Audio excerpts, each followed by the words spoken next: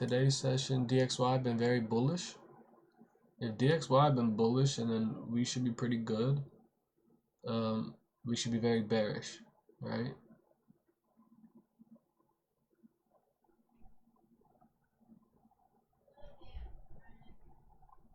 Let's see.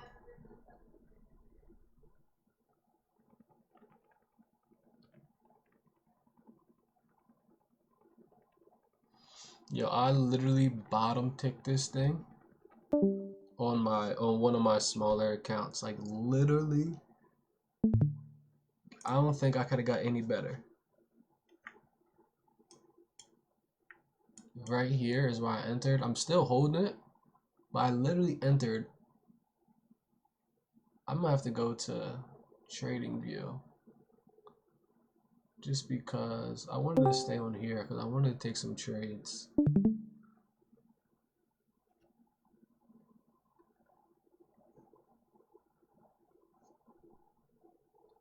Fuck it, we just gonna stay on here.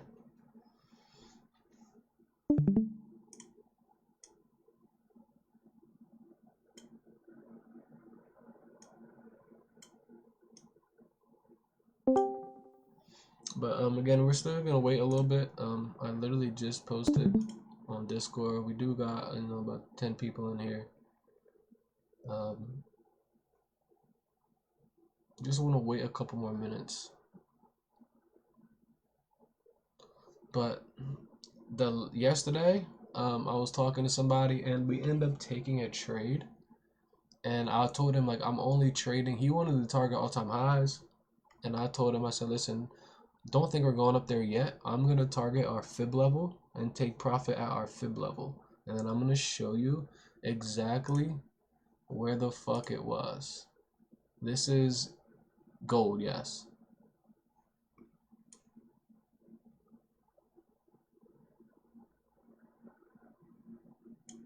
The memorizing candlestick patterns. I don't really even look at candlestick patterns to be honest with you. We just follow market structure. That is like the best that we do, and it is just very easy, right? There's not a lot that goes into it when it comes to following market structure. Oh, this is fire. I didn't know I could do this. Nope, didn't mean to do that. Hold on. I had to figure this out. That was cool.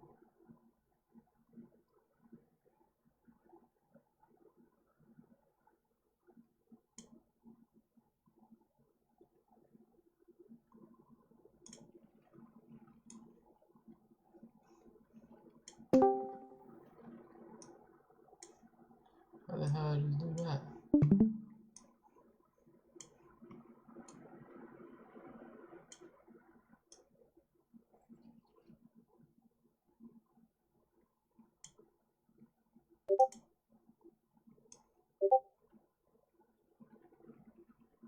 What's going on, fellas? What's going on? I'm trying to figure some shit out, but it's not letting. Oh no, why does it keep doing that? I don't want that.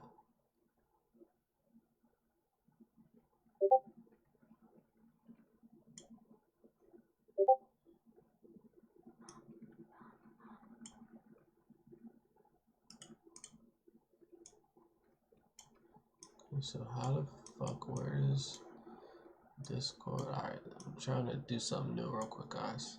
Nah, you're in gold longs right now. Be careful, bro. You're gonna get, look at this range we got going on.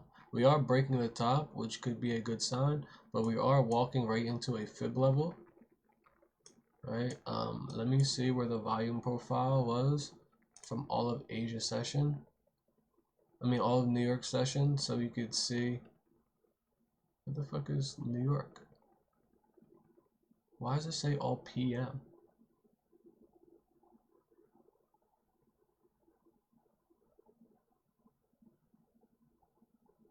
What the heck is going on?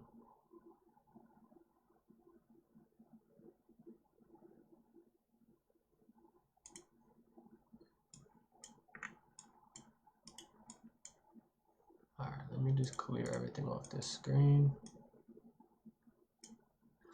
Pop, what's going on, bro? Nah, DXY should be moving.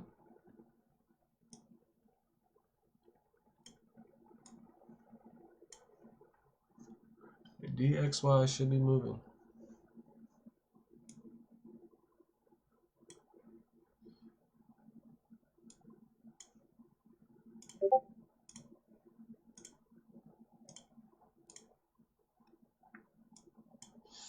DXY is at a support zone, which broke another higher high. So,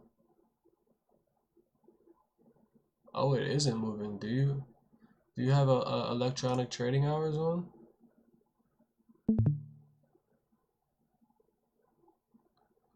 That's weird. I don't know. I don't know. That is weird. Okay, let me check something out. Yeah, DXY is definitely not moving.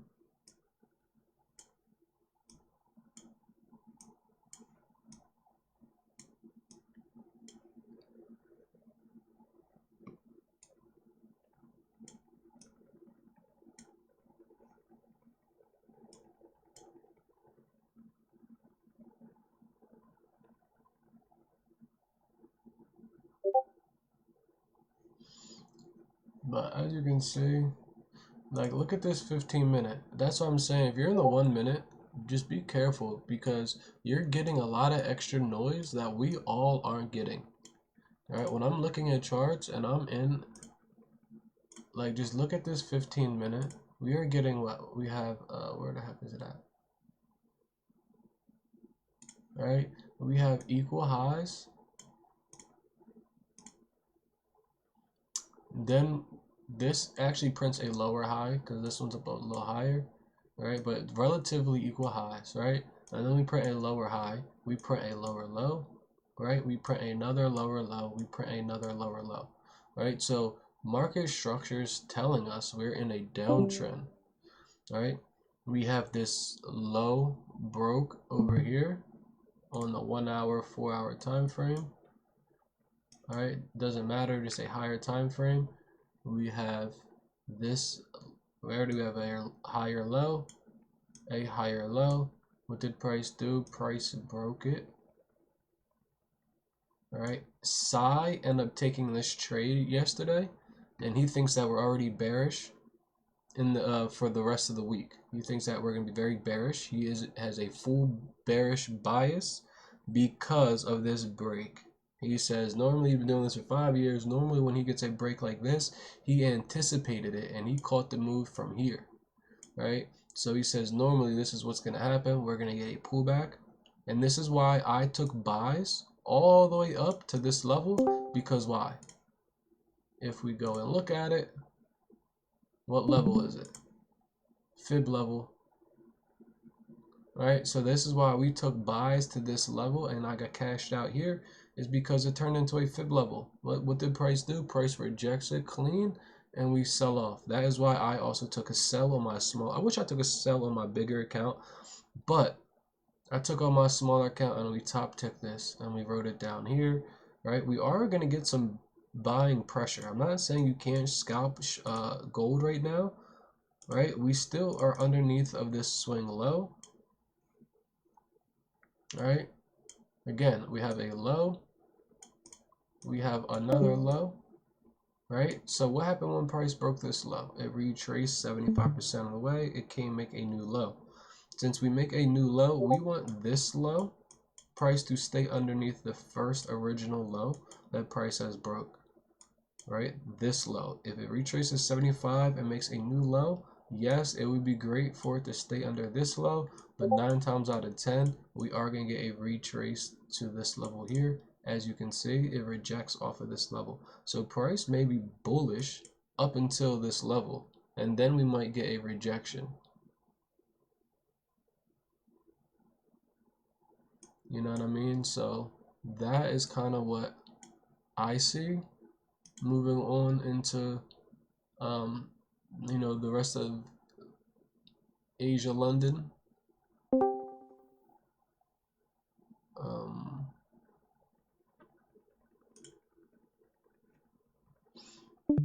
But so basically, what I am looking at and what I see is that we're gonna buy that.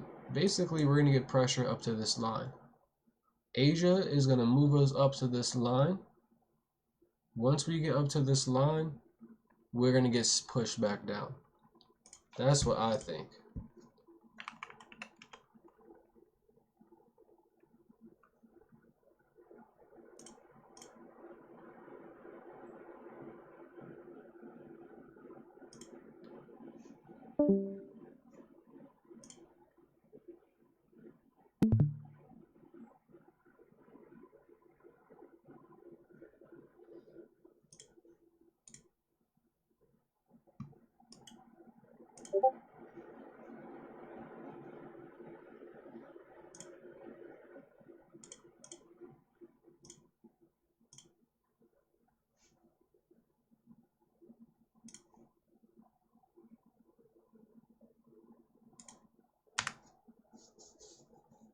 Howdy, y'all.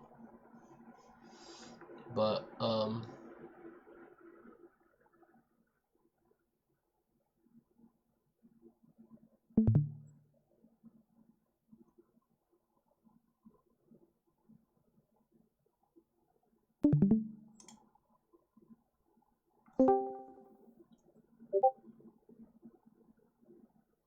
Tradeify has a 0 activation fee. Oh, that's why it's with growth. Never mind.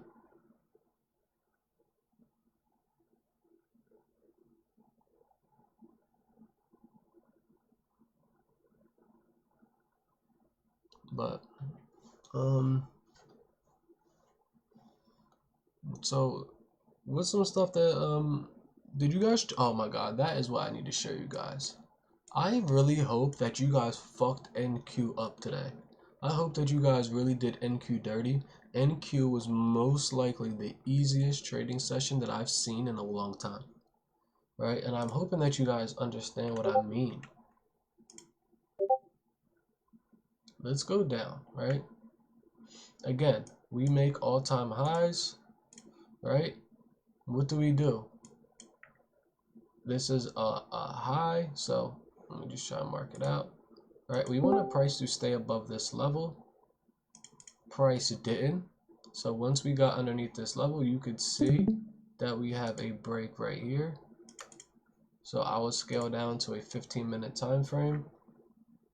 And that break is exactly where I took my entry. Exactly where I took my entry to the T. Go back on my Instagram or on my TikTok and look where I took my entry today.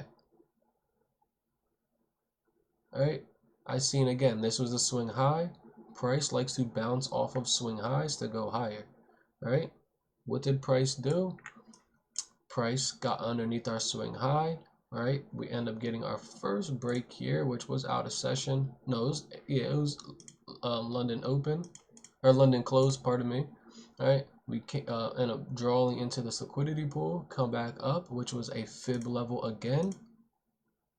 Look, fib level 618. We tap it.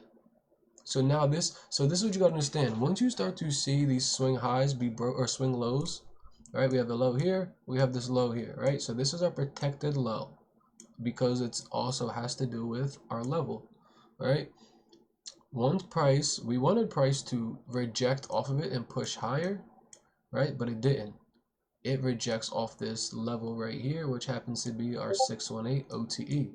So that is my first sign that price does not want to go any higher and that this is a reversal, right? So the next sign is we need to have this swing low right here broke, right? Why? If I draw it out, you could see that it was a support level. Look, price taps into it a couple times, doesn't want to break it, right? So once we make, this is my, let me delete this stuff off the screen. All right, so now we have a low. This is the level underneath you want price to start to get underneath of. as you can see, we are already getting a high, a lower high, lower high, lower high. This is the 15-minute time frame, right? So if we scale down to the 5-minute time frame, this is where it starts to you start to see it play out. Right? In order for price to go down, you start to see these big swings, right? You get a low, a lower high, support, another lower high, right? So swing, giving us what? A break right here. So I just broke the low that we wanted to hold. If this swing low is broke and then there's something going on that the trend is no longer trending, right? So now what happens? We come back up. What level is this? Right? Look where we're at. So this was a support that price has broke beneath. Price broke beneath this support level. It came back and retested it. So now we know that bears are active. Bears are active beneath this level, right? So where's our next support line? Right here, right? So now I'm looking at if we get underneath this level and we retest it and we take sells anywhere. As long as price rejects this second level, we should be going lower, right? If you want more confirmation like I did, I wanted price to print me a lower low.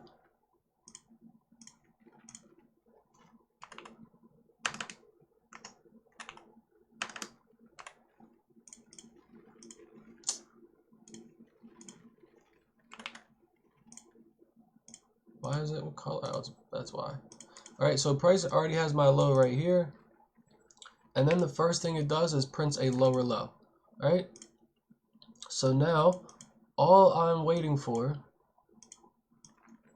is for price to retest this level. Once price retests this level, as you can see, that's your entry. That is your entry. That's it. Yes, this is NAS.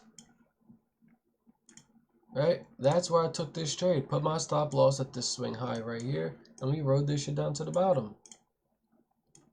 We risked 150 bucks and we did like 1100. All right. Stop loss was actually, I think, was at, let me go down to the let's see. Yeah, stop loss was at this swing right here. And I entered a little early. I entered off of the break. Once price showed me right here, I entered literally right here. So when price came back and touched, didn't even go on any drawdown. Right? Let me go check and make sure that that was where my entry was.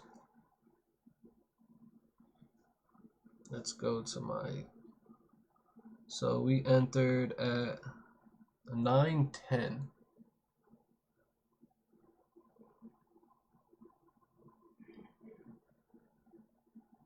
Oh, okay, I did. Okay, so no, that wasn't my entry, which was still a great entry. My entry was off the second break, sorry. Look, so this again, more confirmation. I ended up waking up late, and that's probably the only reason why I took this trade a little bit later, right? But look, we print another lower low, right? So we have our initial low, and then we get a lower low, right? And then what do? We get another lower low. So where do we want price to retrace to? Right here. We want it to retrace to this lower low. Once price, if price is going to respect our trend, bro, it's never coming back up here, right? It's never coming back up here. So what do? Take the trade, right? This is where I end up getting in. 9:10. I got in like right here, but it's only because I knew price was going to make a new lower low. It just happened. Look, low, lower low, lower low. You know what I mean? Like it just continues to happen. So once you could do that, you could enter here. So when price gets that pullback, you never in any drawdown, right? But that is literally, look, watch. Look at this low that price makes. Now look at it make a new lower low. And then let's draw a box to where that lower low was. And let's see if price goes above it, or does price retest it? What does price do, bro? Price retests it and goes lower, makes a new lower low. You see what I'm saying? So that is how we do it. That is market structure. This is how you get into these trades and stay within them, because price is always going to respect levels, bro. Right? Asia pre-market, no, Asia opens at 9. Asia pre-market opens up at 8.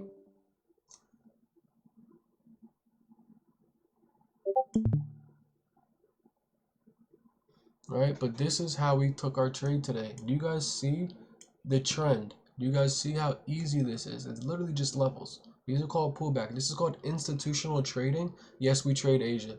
Just only Asia open and Asia close because they're the most volatile hours, and we only trade Asia gold because gold Asia London New York is the only asset that ranges over 4,000 pips per hour is gold. That's the only asset that will give you movement in every single session. NQ ends up doing during Asia session around 40 to 100 pips per hour, which is super small, right? So gold is literally BRB. All right, bro.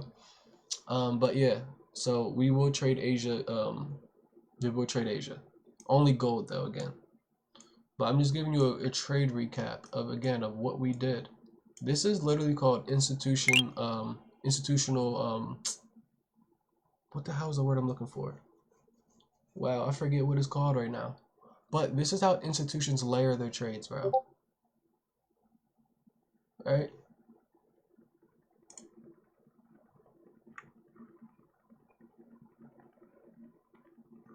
Where the fuck is it at?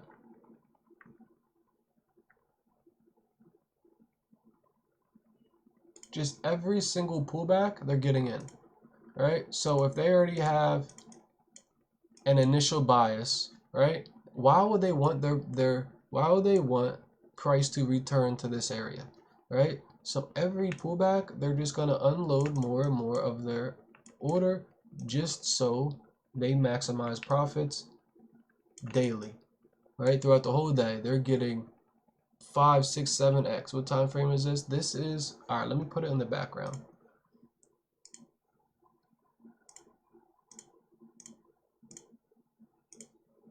All right, so 2 minute, 5 minute is what we're looking at right now. All right, that was the 2 minute though. So you only look at 1 hour higher highs and lower lows. Yes. So what we're looking for, even a 30 minute. 30 minute or above is what I like to tell you guys for market structure, right? We just want to see price printing lower lows in a downtrend, or we want to see price printing higher highs in a uptrend. If price is printing higher highs in a uptrend, it's the same thing. All we do is wait for a pullback and then we get in. Right? You always mark out the next level high. Once you mark that, say if price makes a high, ready? Right here, right? Price makes a high. So now I'm just gonna wait for price to retrace to that high. Once price retraces to that high, I take my entry and we target the next level of highs, right? So this is what? That's 350 ticks, right? You could have got a cool 600 ticks, right? But that is what we target, right? We always target the next level of highs. This right here would have been, a 7R, 6R, right? But that is all we do, right? Again, what does price do? Watch. Price makes this high right here. So all we do is wait for price to come. If this is the high and price goes underneath of it, once price gets back on top of it and we've retested, that is where you take your entry again. And as you can see, what does price do? It touches it again and we go through the moon. Like we literally just haul ass to the upside. Right? Again, we do have some type of drama that caused this push, but look where it fell to. Look at this resistance level. Price fell right to it. That is why I took this buy. Literally, what time was this? 10 a.m. Yep, we took these buys and we held them all the way up. We end up cashing out, but regardless, that's all that I do, guys. I don't do anything different. I literally just wait for higher lows, higher highs. Wait for a pullback to that level that I'm expecting, which is always a previous high, support or resistance level. Once price shows me it's going to respect that level, and then I take my entry. Let me go to gold.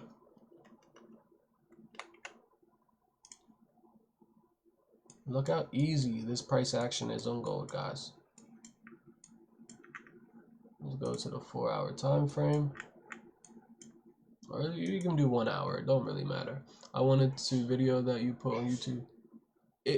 So I did post the video on YouTube. If you want to watch it, breezy.trades 13. That is my thing. Subscribe to it so you get the notifications every time I post.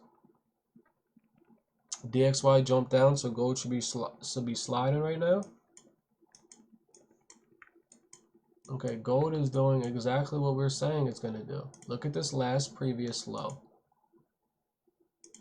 Right, last low.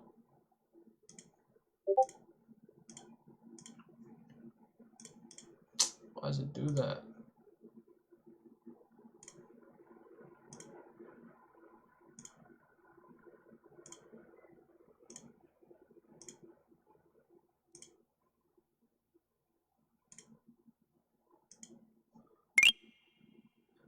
It's alright, we just started. We just started, bro. You really didn't miss much. I'm really just going over the trade recap. So I will go back over to it.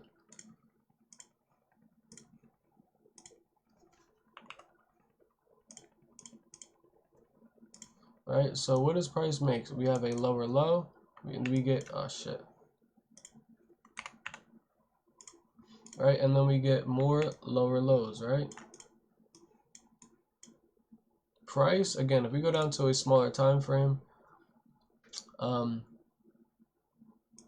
pullbacks are a little more higher, and then underneath the low that we expect. Need to be here in the first second it starts. But again, that is why we use fib. Every single time price retraces, it always retraces to fib level, right? That's why we catch them all the time.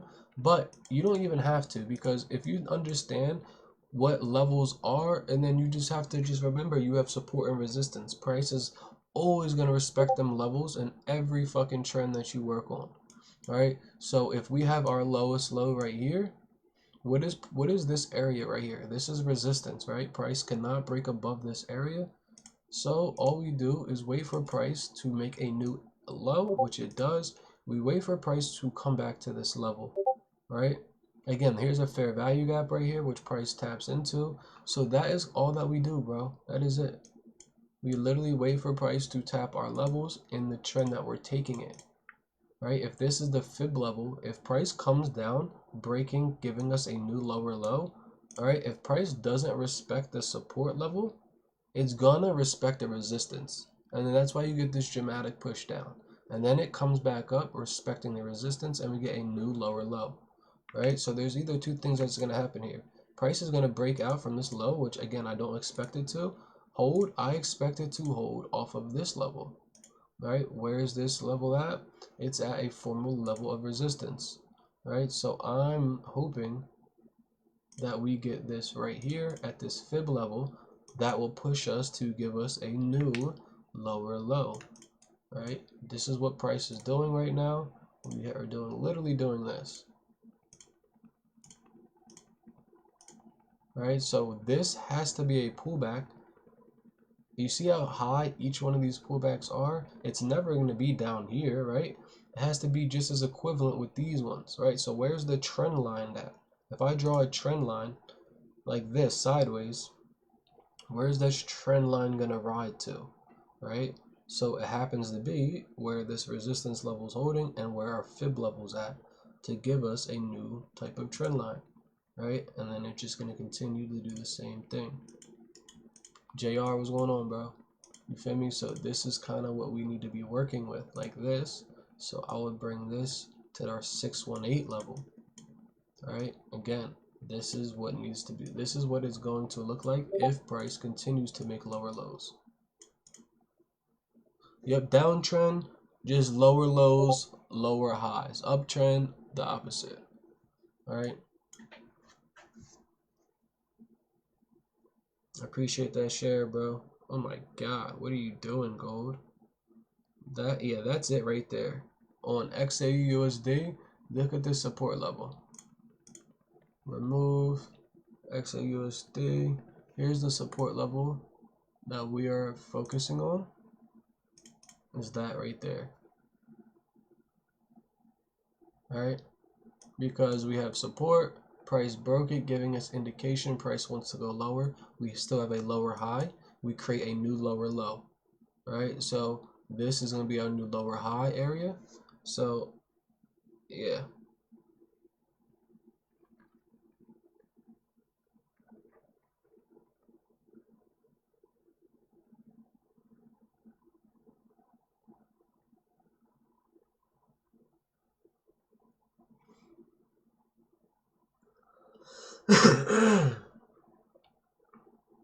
And it happens to be a fib, bro. Like, that's why I'm saying this stuff is so cracked.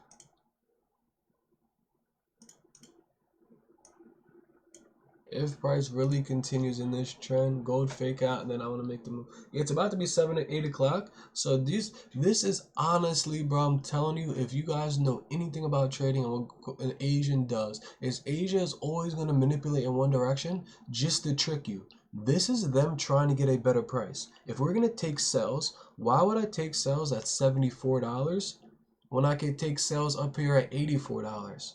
Right? They want more money, right? They want that gap to be closed so they have more of an opportunity to make money because they're trying to get out before London and New York, right? If there are majority of scalping for that day, right? Again, you have Asia session, they hold trades, they have long trades, but they have to understand that they open and New York closes, if that makes sense, right? So they have to try and position themselves so New York can carry them into profit without stopping them. You know what I mean?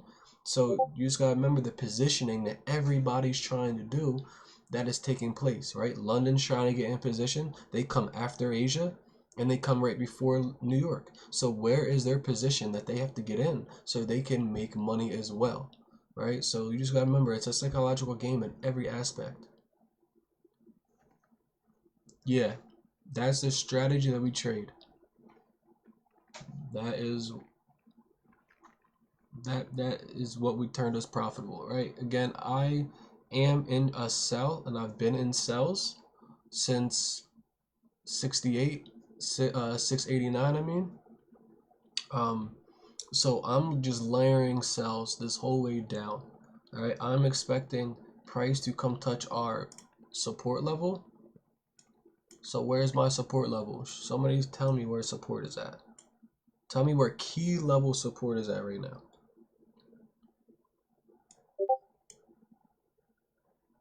Zero.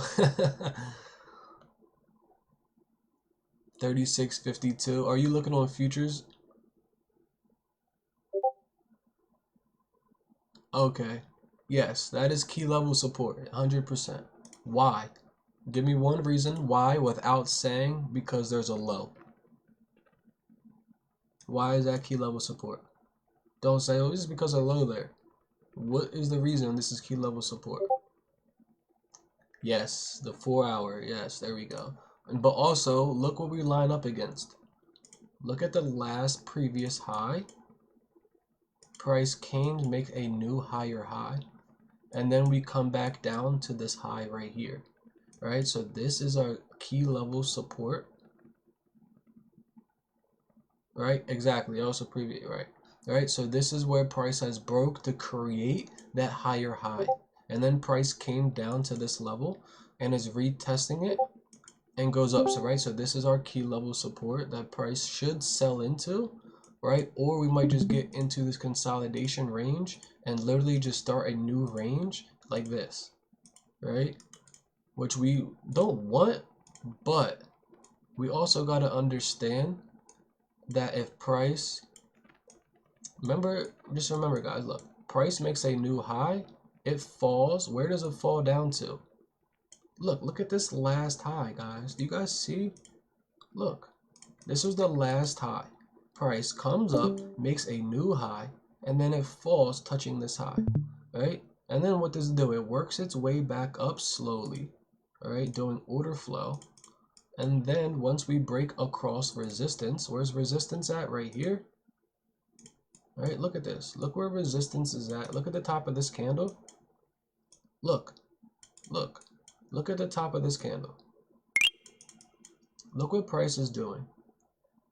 Look at, like, you see what I'm saying? Now look. All right, so we know, even if I get on the top of this candle, right? Regardless is that this is a resistance zone, right? Price is making the squeeze. We get a break above this level. All we know is if we come back down to this high, we're taking the trade. What do? We come back down to this area and we fucking haul ass. So now again, we're the same, just think about it. We're almost doing the same thing, right? Just a little bit different, right? Instead of having this uphill order flow, we are almost getting a downhill order flow, but that's not a bad thing. All right, if I show you, look at this. Ready? Look at this downhill order flow. And then what happens? What do we have tomorrow that causes a lot of volume? Huh? What do you think this was? 9 o'clock news, right?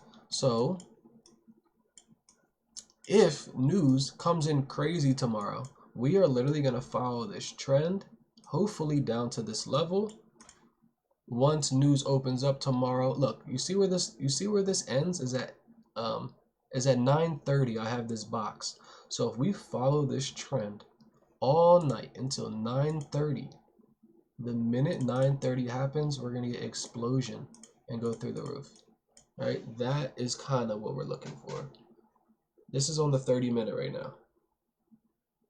As you can see in the background is always going to show you the time frame that I'm on.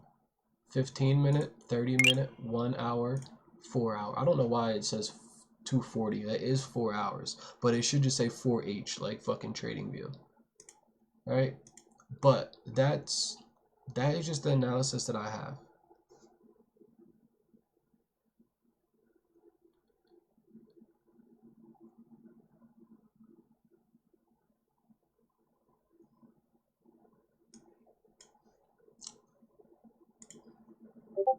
Became close to fib and rejected where it broke resistance. Right, so now look, we are rejecting on the 15-minute. Look, we're rejecting fib. We're getting, purple candle or a red candle. All right, there's an inversion right here. We literally are tapping these things, and look at this pressure.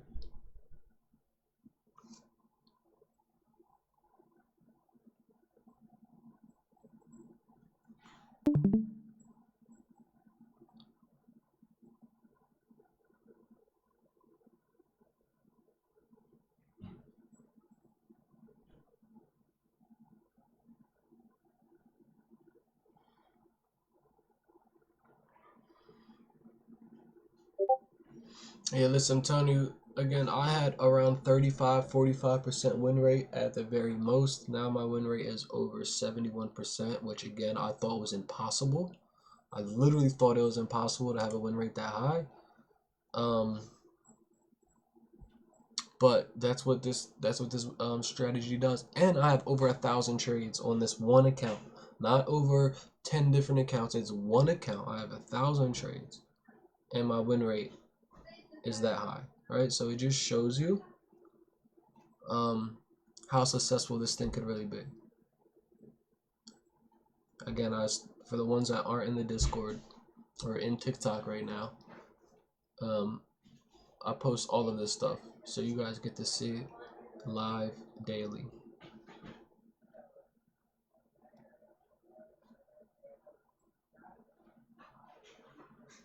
$951 trades. You trade Asia only? Hell no. Hell no. We barely trade Asia. We trade London.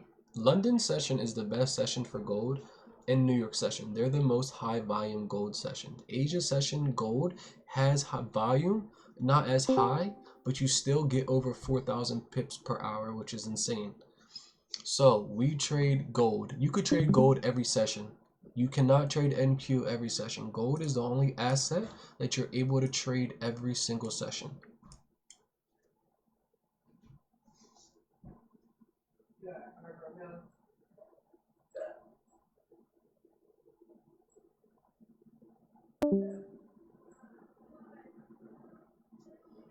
Alright, but you mostly trade gold, then 99% of my trades are gold. 100%, 99%.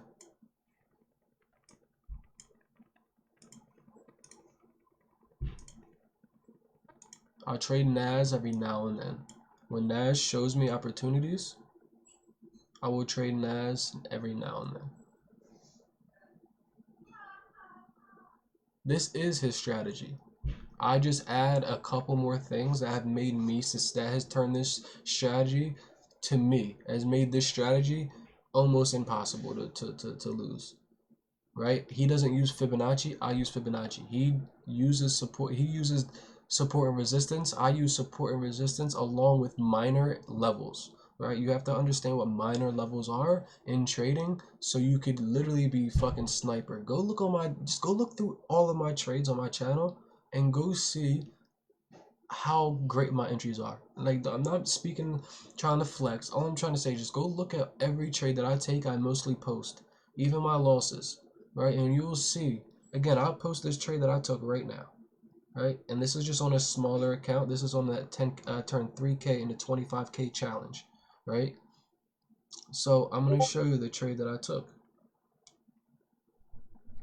The entry is on XAU USD, right? XAU USD, right? I took it at 3649.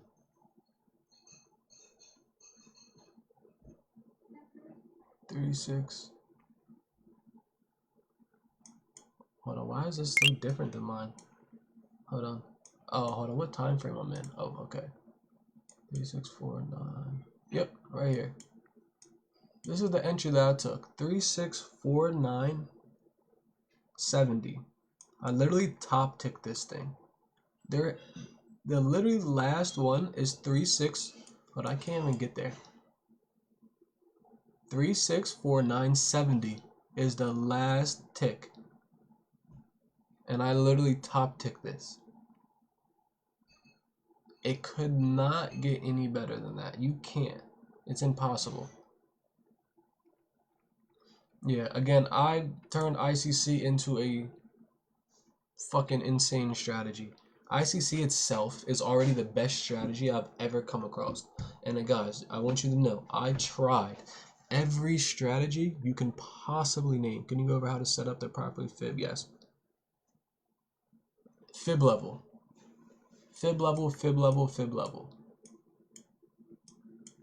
From the swing. If you're in a downtrend, this is how we do our fib levels. From the swing high to the swing low. Right? This is the swing high. This is the swing low. Where did price start to retrace from? Was this right here. It retraces to our level. Right? 618, 705, 786. This is called OTE. Right? We take the trade off of the middle 705. There are certain times, we call it the 618. Okay, I think I'm not sure what if the golden pocket is referring to 0.5 to 618, but regardless, I'm almost positive the golden zone is just what OTE is called. I'm not 100% sure, but regardless, that's how you do it, and this is how we caught that trade, right? Off of OTE, bro. I normally take trades off of 705. If I go down to a higher time frame, I do think that, okay, you see the rejection off of it right there?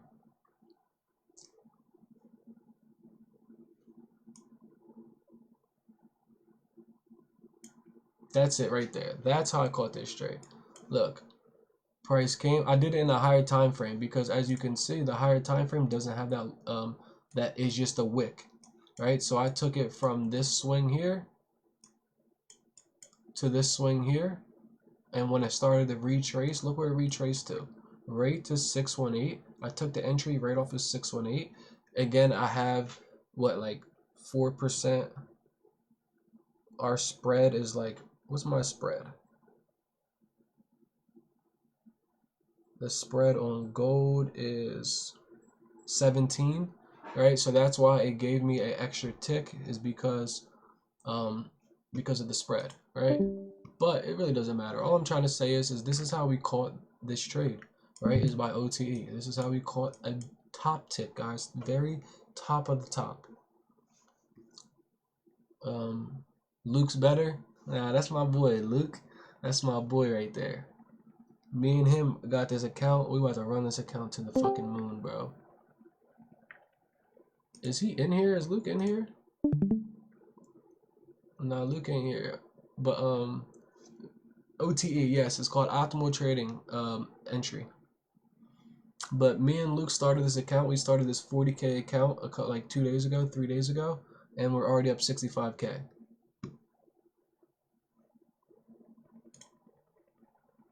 Luke's mind's hop off. But me and him have this joint account, and we're in the trade right now.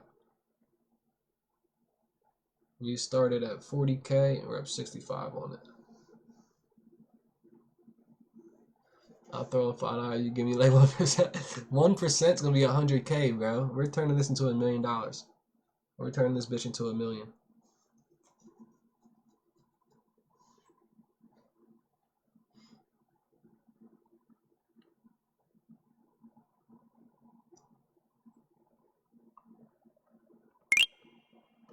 But we just getting a lot of resistance off. And then again, look guys, if you guys see, this is a fib level, right? From the swing high to the swing low. And look where price is at right now. It's at 705. Right? So this is why, again, I like to take an entry off of this. Right? I would love, you said, we just chopping around this. Yeah. You're not going to get any movement for the next hour. 8 o'clock's on a roll in. We're going to get a little bit of volume kick in. And then what's going to happen is 9 o'clock is when the volume is actually going to kick. But this is the zone, 705. You put your stop loss right at this right here. If you have a good amount of money, you put it up here, right? But the way the trend is working right now is that it's literally giving us lower lows and higher lows. I mean lower highs, sorry. So how we above 618 and below? Where the fuck did you put your mark? Oh, maybe, are you on gold? Let's see what gold got. Gold is probably different, that's why. Oh, we're on we're just on 618 on gold, yeah. We're literally at 618. So we might get a little bit more pressure because GC1 is maybe a little bit behind. So we may actually come to this level for GC1, which will be 786 for XAU USD, which is still OTA, right? I have a weird trading journey. I started trading stocks back in like 2014. I was doing options, I was doing penny stocks, IPOs, stuff like that. I was doing pretty decent. And then I just didn't have the drive, didn't really care for it too much, so I stopped. And then I got back into options trading. But once I learned about Forex and futures is when shit was like, oh yeah, we could do how much? I could do what? That is when everything took off. Understanding how to trade Forex and futures with leverage, right? FX is the only thing in this whole fucking trading community that will give you a lot of leverage.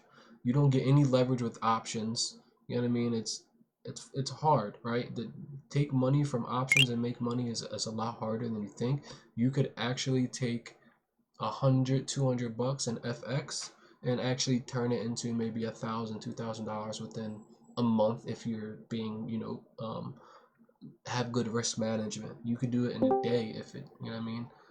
But yeah, I figured we're gonna go up to this level. I think we're gonna go to GC's 705 before we push down.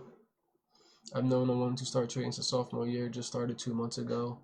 Alpine was talking about how you blew 10K in options. Yeah, again, I had a good account. I did like 3,500 to around 2,500, 1400 to 1900. Yeah, around that area. That's a wow, I'm bugging. 3500 to around 19K. And then we end up losing it all because I just didn't have the knowledge behind it. I didn't understand exactly what I was doing. But this last year is when I can say has been the best. I started to gain knowledge around January, started to really look into demo trading and understand what the fuck has been going on. And then April kicked in, and April has just been like a vertical climb. It's just been straight up and down. Straight up, no down. Straight like crazy. Hold on. You want ketchup? No, I'm good. You put it right there. You don't want ketchup? No, I'm good. But can you show how to get the ICC levels? Yeah, for sure. Let's see. I heard April to August were the worst month. If that's the truth, bro, I cannot wait for the next 6 months. If that's the truth, because this was probably the easiest. Matter of fact, what month was hard? I think it was hard because I was trading NQ. Right? I promise you, if you're having, I'll show you how to get the levels. Let me speak real quick. If you're having a hard time trading and you're only trading NQ, I just advise you, please, just give me 1 month of trading gold and tell me if it's different. Listen, when I first started trading, gold used to fuck me up crazy. It used to do me dirty. Like I couldn't, like there was nothing I could do about it, only because I was so used to NQ's price action, right? I was so used to all of the manipulation and highs being grabbed and lows being this, and like I was so used to all of these things being in factor. When it comes to gold, all you have to know is what a higher high is, a lower low, a lower high, and a higher low. That's all you need to know. All you need to know is how to find the pullback and get in the trend and let the trend. Listen, bro, look at this shit. If you would have waited for a trend reversal, so where is a trend reversal? Right? If we're printing lower highs, where's the last lower high at? Right here, right? We were printing high, lower high, lower high. So if price breaks above this lower high, all I'm waiting for is price to tap back to it. Once price taps back to it, I take my entry, and look what would happen. We could have took this entry back in August 25th, and you're still in, look at this crazy profit. You're all the way up here, right? That is all that you do. It's the same thing in a downtrend. All you do is wait for a level to be broken. Once that level is broken, you take the trade in the opposite direction. Again, look, price was going up. This is the last low, higher low. Once price broke it, wait for a pullback.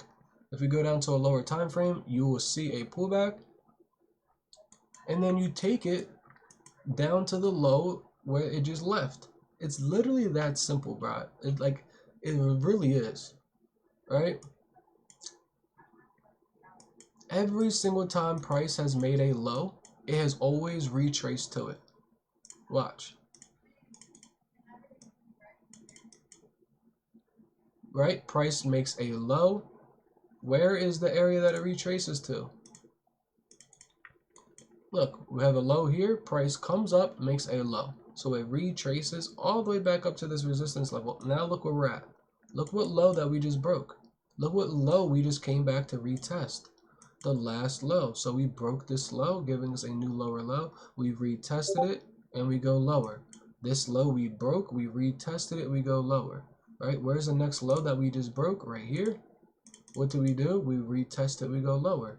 So now, if this low gets broken, we have a market structure shift. All we do is wait for price to come back and retest it, which is this right here, and we go higher. And then you just continue to do it in the uptrend. Where's the high that it broke? Right here. We wait for price to get above it, creating a new higher high. Once it retests it, you take your entry and go higher. So this is my indication, this is my correction, this is my continuation. It's that simple, bro.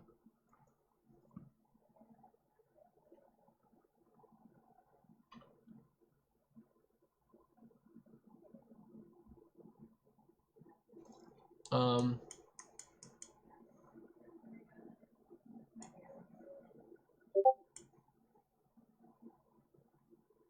5 green days.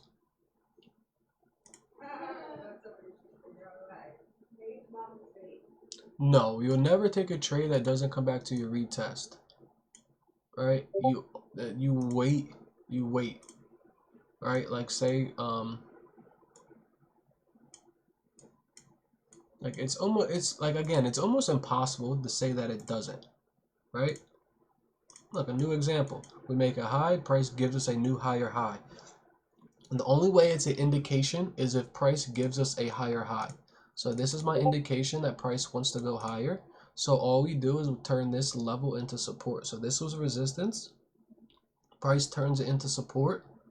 Once you start to get bullish pressure in a lower time frame, you take your entry and you let it ride. Look, this is the high right here, right? Let's mark it out. What does price do? It goes up, it retests it, and then it goes higher. Look at this last high right here. What does it do? Goes up, retests it, and goes higher. You see what I'm saying, guys? That is, look, and then look. It just literally uses that same high. It retests it again, and we end up going make a new higher high. And then look at this high. Look at this high. What does price do?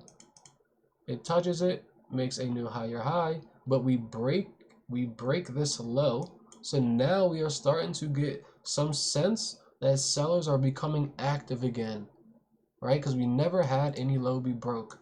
So we get that first break, we end up making a new initial high, but what do? We get right back underneath of this high here, and we stay underneath of it. So what happens? We touch it, and look what happens. We reject off of it. So that is why we are doing what we're doing. You have to understand your levels. Yes, you have to take you have to take it. Okay, I'm gonna go to a different asset just to like show you guys that it's everywhere. This is the trade that we took yesterday. For those who weren't here. All right, but watch. Price came down. We swept London and Asia low, which gives us a pool of liquidity. Now all I did is wait for a fib level. So where's my fib level going to? From the bottom to this top right here. This top right here. Price came up. It starts to retrace. Look where it touches. Look where look. 618.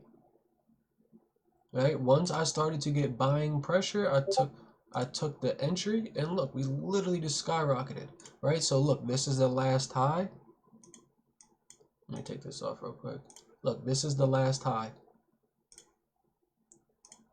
What did price do? Price came up, it retouched it, it went higher. Where's the next high? Right here. Right? This is just the last level high. Price came down, so now it's going to make a new high. This is the last high. So what did price do, bro?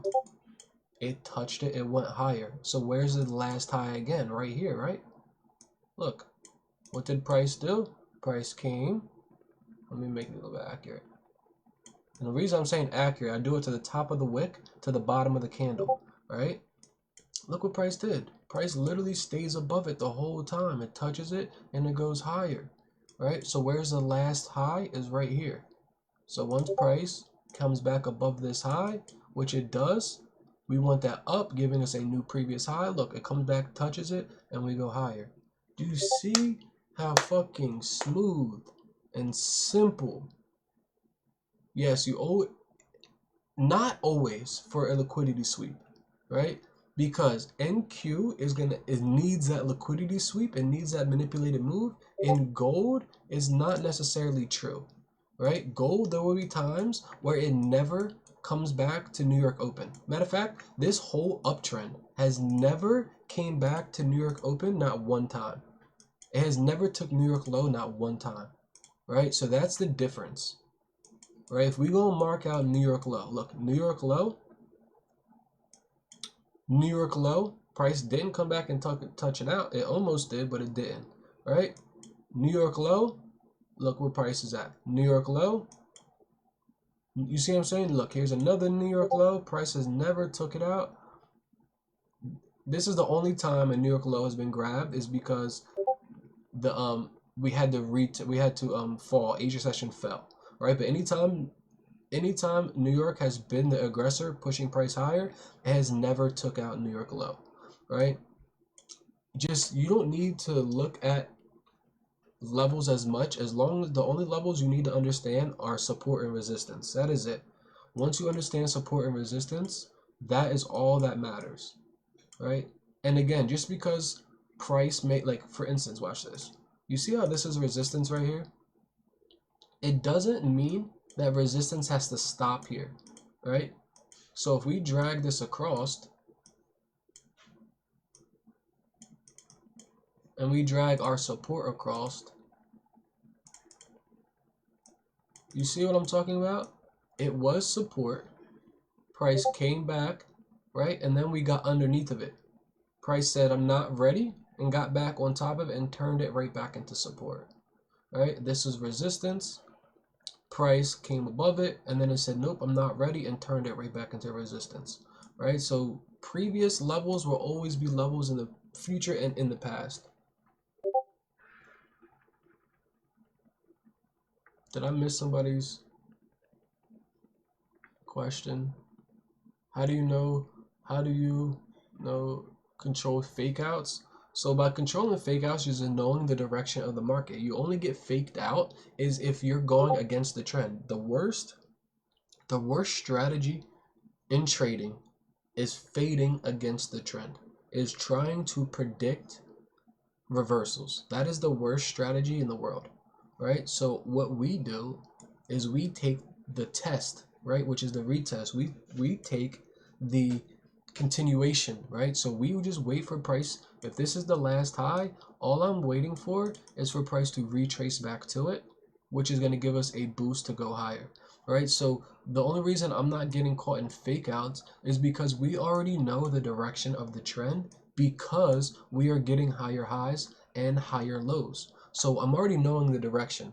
So if price is going to continue in that direction, I don't need to think about fake outs and reversals and all these different type of things, is because this is the last low that price is being protected by. So if price goes below this low, and then I know that price is going to reverse. But if we go back and look, let's just go look at every low in an uptrend, and let's see if price has ever closed beneath it. Started off here, equal lows. Price makes a higher low right here, and then we get another low, right? Another low, another low, another low. You see what I'm saying? Price has never came down past a low yet. So the minute that it does, that is when price will start to trick you out. Lost 500 on the funded? No, bro. Right? So that is just all you have to understand, is that them previous lows are going to act as a guard, right? So that high, that previous low is going to act as a, you see how we make this high and then we make the low? So this low is protected by this high. This high wants to push it higher, because if it goes beneath this low, the next level of support is right here, right? So that high is going to be the guardian of this low. It's always going to want to protect it, right? So every time we make a new high, we retrace to that low, price goes up, makes a new high. So we want to stay above that resistance level or that previous high, right? Again, the minute we break that structure, which we do right here, now we get a whole shift in the market, and everybody's mind is scrambling, because the best people in the world follow market structure. They're saying, dang, if this low got taken out, then there's something that's going on behind closed doors that we don't know about.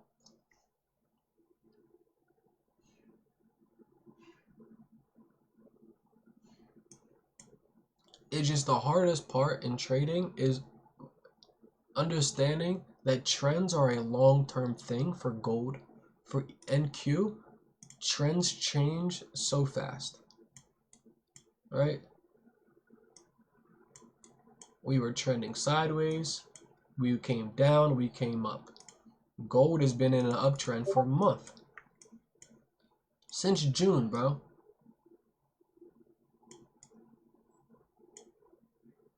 pardon me, since July. The end of July, we've been in an uptrend. Really, since June 30th, we've been in an uptrend. Because if we bought anywhere in June 30th, we were in profit. Throughout, if we bought at the lows of June 30th, we were always in profit. Right? So either June or July 30th, we've been in an uptrend. So you can't say that about NQ. NQ is all over the place. We're in a nice uptrend, fell for a downtrend for a couple of days, went right back up, went sideways, went down. Like, you get more consolidation, manipulations, and all these different things in gold. I mean, in NQ. All right, that is just the hard part. Is because for some reason there's just a lot of liquidity that has to be grabbed and moved, which doesn't make sense, but it's just a reality. Like, again, this was manipulation. Look at this drive down to capture all of these Asia London lows, and then with the price hard ass up. All right. So just you gotta remember that the first like 30 minutes of open is always gonna be some form of manipulation. All right, so just be careful if you're trading NQ. It's hard. NQ is not an easy asset to trade. Like, for instance, look what happens. New York opens up high, taking all of the highs. So if it took highs first, look at this high. 9:30 open takes, look, Asia high, London high, right? And then what does it do? It comes down and takes London low, Asia low. So right off the rip, your mind is saying, hey, if we took the highs first, we're going to take the lows and continue lower, taking previous New York, previous Asia, right? So everybody got tricked out trying to take the sells. But what happened? Price reversed. And then how do we catch this trade? How does I mean, I can't be the only one who caught this trade, right? Once we started to see that price was underneath this level, all I waited for was for price to retest this level, right?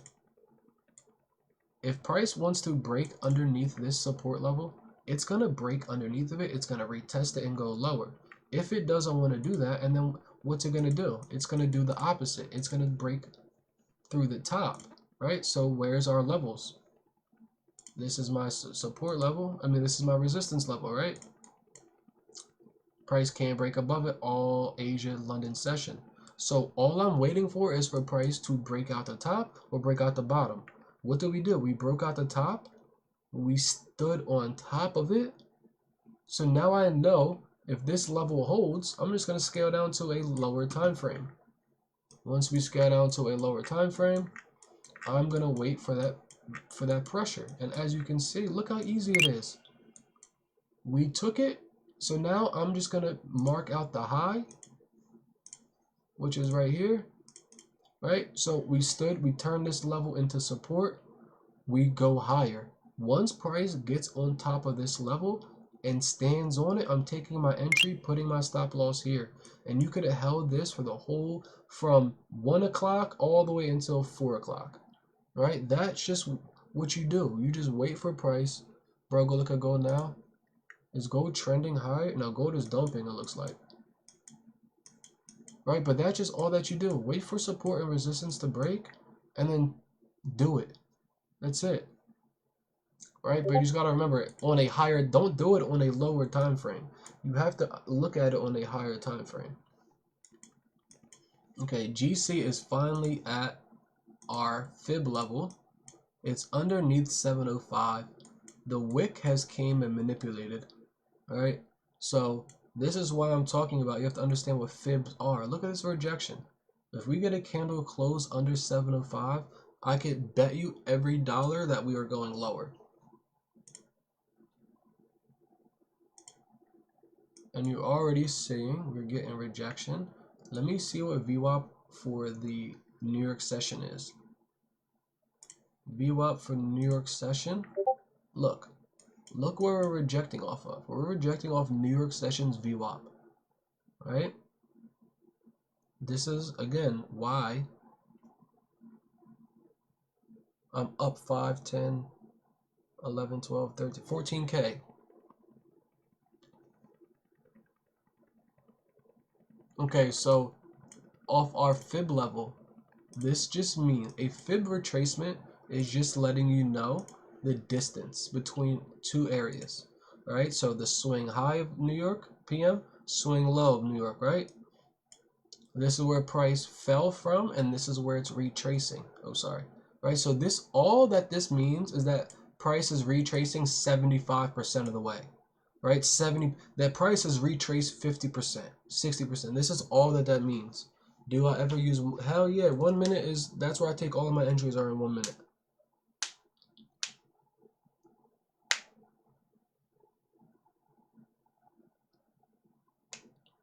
You trade openings?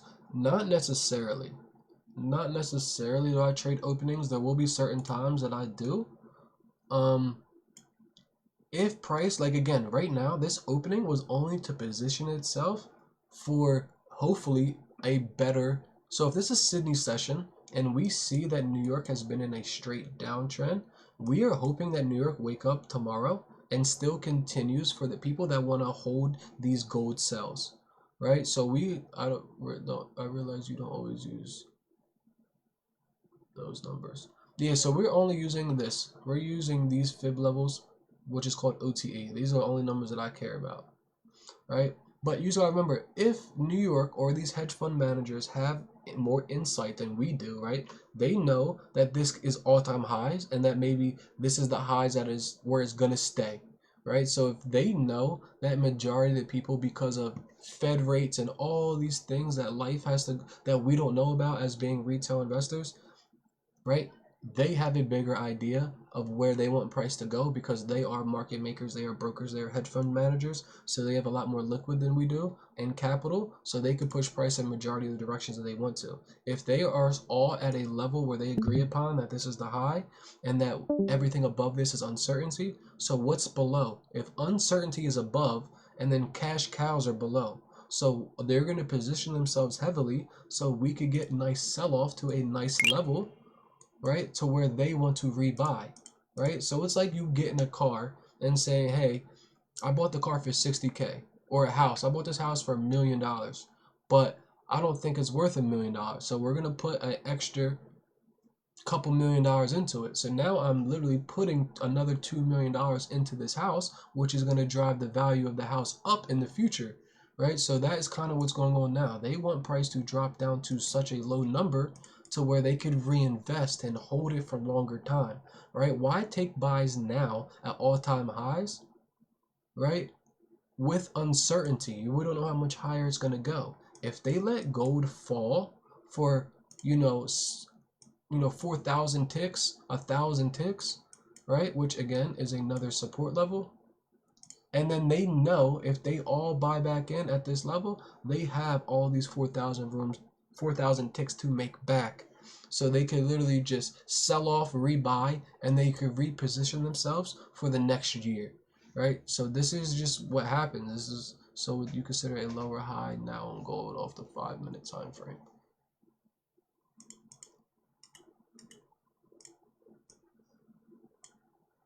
Yeah, so we, as long as this holds, yes. But we just gotta remember, where's our last high? This is the last high right here. Right? So what does price do? Is price in the 5-minute, is it bullish or is it bearish? If we just look at this session for right now,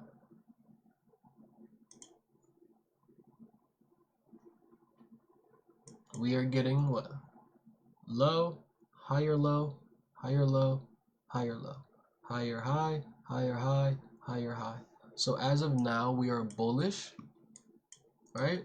So we want price to get back underneath this level.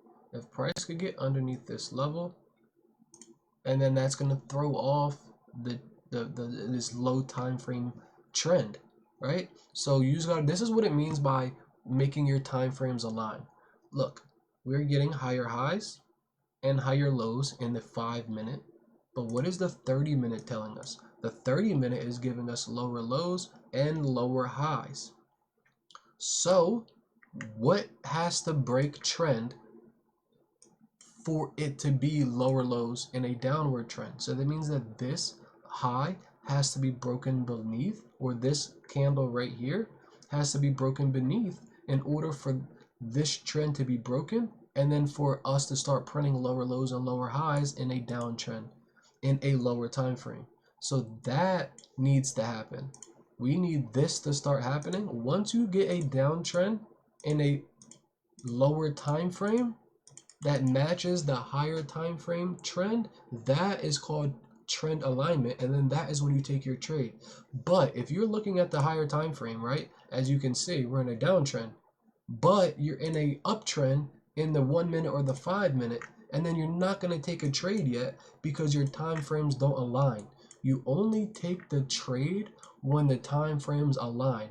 So you have to wait for this 5 minute, 1 minute time frame to be bearish in order for you to take the trade with the trend. You can't just say, hey, the 5 minutes trending, let me take a sell, because the 5 minutes in a down, or the 3 hours in a downtrend, right? But the 1 minute, 5 minute, 15 minutes in an uptrend. So the trends aren't aligned, right? So, or the time frames aren't aligned. So make sure that the high time frame is in a downtrend, and then you wait for the lower time frame to break that downtrend, and then, or the uptrend, and then you go with the downtrend.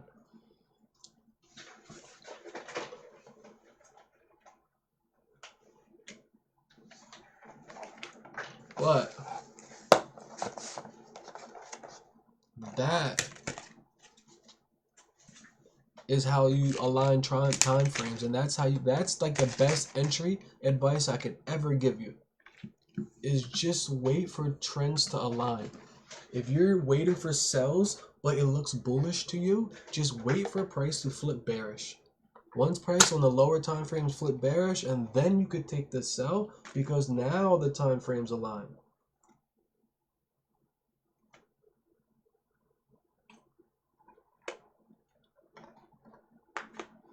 But I feel like people haven't missed, like they always mess that part up, is that they take the trade like, well, the higher time frame was in a downtrend, so I took a sell.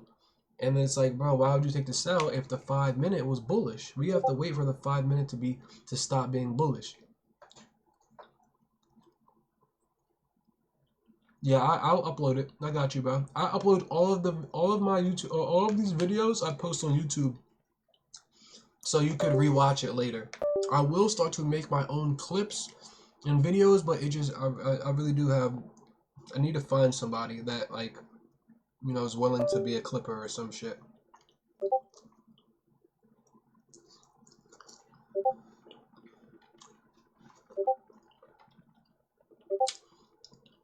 I'll be fired. Again, if that's something, we'll talk. We'll talk in the DM. I'll send you a DM after this and we'll talk, bro. I appreciate it.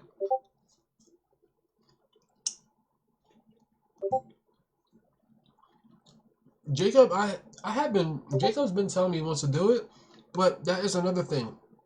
The time I want him to do it, it wasn't, every time I would try and do the audio, it would say no audio found. So let me see if I can, I'm gonna send both you guys, and if, it doesn't matter, the more the merrier, you know, at the end of the day, if 2 people do it and then 1 person isn't doing all of the work, you know what I mean? So at the end of the day, we need as much as we could get out there, you know what I mean? So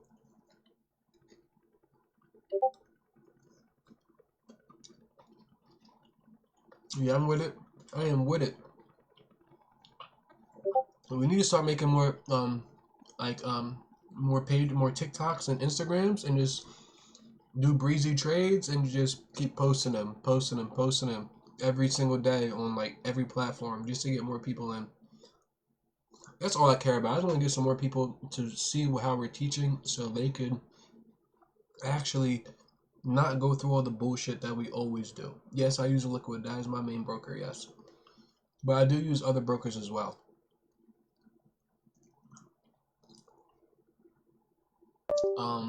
Bubbles, I thank you for saying that. I hope that you do get some type of knowledge from what I'm saying. I hope that it clicks. You know what I mean? At the end of the day, it's all that it takes is for 1 person to say the right thing 1 time. That's all that it takes. Once somebody says it to you 1 time and it clicks, it's like everything else in the world doesn't even matter. Literally, I can't tell you how many videos that I watched of the same thing just said differently by 1 person, and it was like, wow, Well, why didn't everybody else just say it like that? You know what I mean? So that's it, bro. Somebody did ask another question.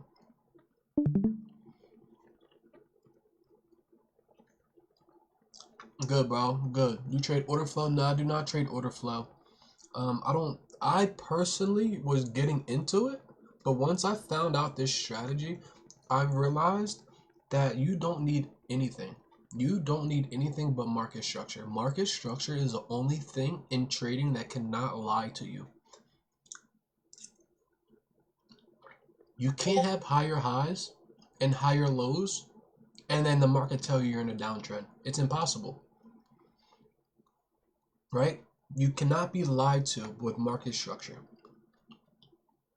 You can't even be manipulated with market structure. It's just timing. Where do you place the fib?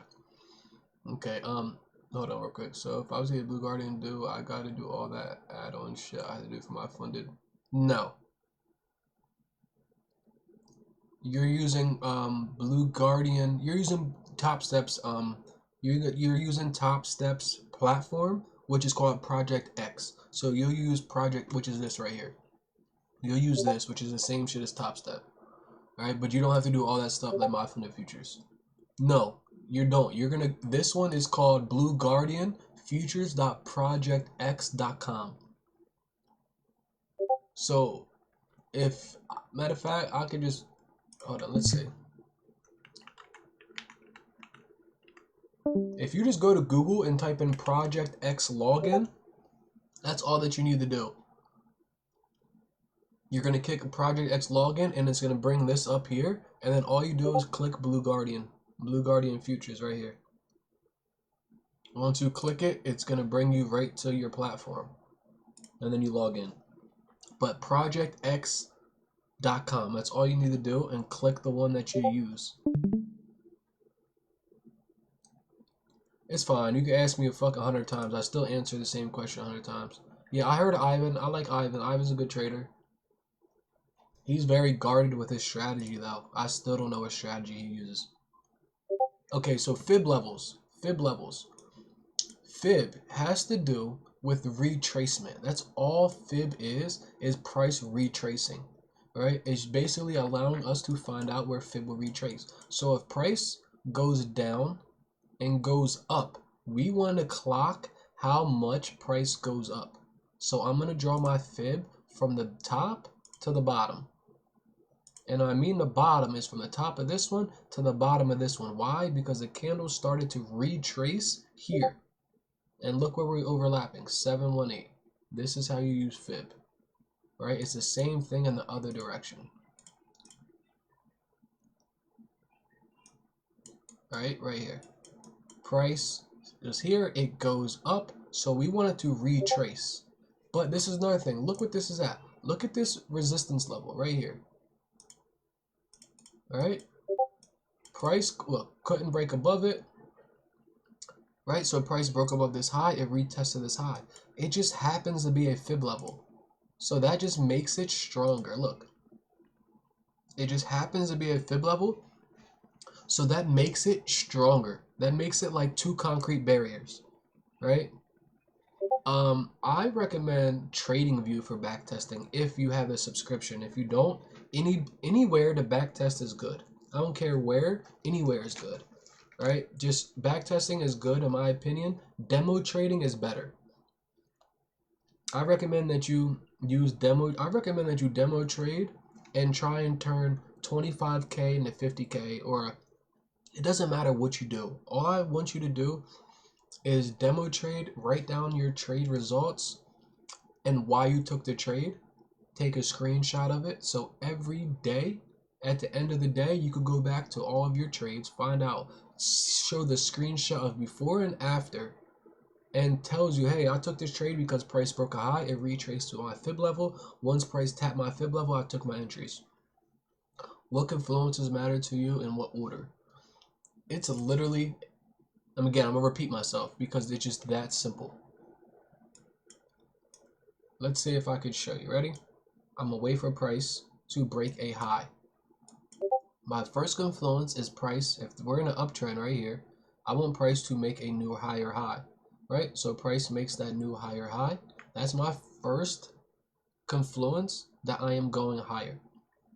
So now I'm going to scale down to a lower time frame.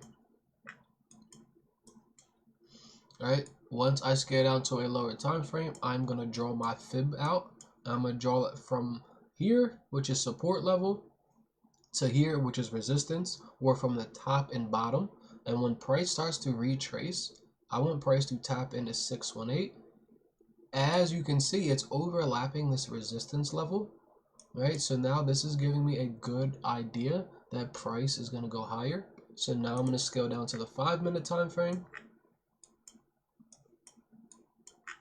All right, and now I'm going to draw out my minor levels of support and resistance. So where's my minor level of support and resistance? Where's price goes sideways? Price goes sideways right here, right? Price couldn't go above it, right? Scale down to the 1-minute time frame. I'm looking at the same thing, right? Take this off real quick, don't need it. But all I'm looking for, again, I already know that we're bullish. I'm looking at gold right now. Did it break that level, or do we have to make it? I'm not. Give me 1 second, and then I'll answer that question. Right. So now, remember, in the higher time frame, this gray box is OTE, and it's also with this high that price wants to bounce off to go higher. So I can't take any buys yet. Why? Because we're in a downward trend, right? Price is making lower lows and lower highs. So I need to wait for price to become bullish in order for me to take this trade, because we already know the direction of the trend is bullish. So we're not going to take buys if we're in a downtrend. So now what do? I'm drawing out my new minor levels. This is resistance. This is support. So if price breaks the support and then we are wrong and price is going to continue in a downtrend. If price breaks above this minor 1-minute resistance level, and then I'm already giving myself clues that we're going to be bullish, right? So now what are we doing? We are we're getting pullbacks, and we are getting higher highs and higher lows. So all I'm doing is just waiting for me to get in, right? I'm just going to continue to mark out my highs. Once we mark out the high and price decides to break above it and then stay above this high, right? If it retests it like it does here, but it doesn't get all the way down here, again, most people aren't going to get in because they think that they're waiting for the retest here. So let's say you don't get in here. All you're going to do is mark out the next high, right? This is the next high right here. So what did price do? Price got above it. Take the entry here, right? Look, the next level of highs. What did price do? Price broke above it. We take our entry here. We already see we're in a clear uptrend. We already know the higher time frame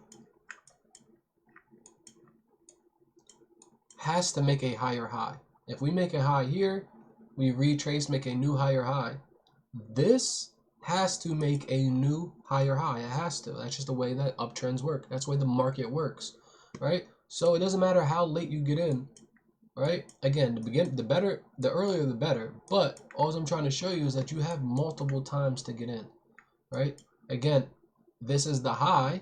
We know price has to make a new higher high, so we can take it off of any of these price breaking that high. If price broke this high right here, we want price to stay above it. Once price gets back above it, we know it has to make a new higher high.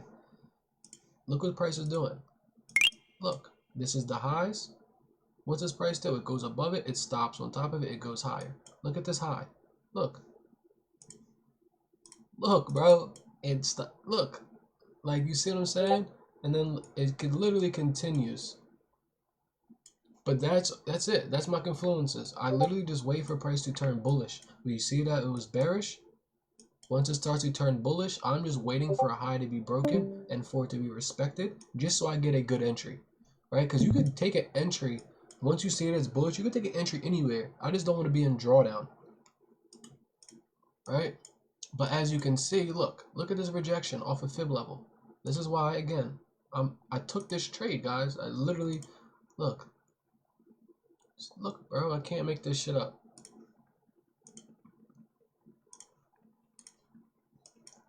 Look, rejected off fib. Thank you, man. Open up my third eye. Hell yeah, bro. So when do you use the fib the other way around? If you're in an uptrend, you're using the fib from the bottom to the top, right? Bottom to the top, price comes hit fib, it goes higher. If you're in a downtrend, you just do from top to the bottom. That's it. And then you get that dumbass move right there. Why did you just do that?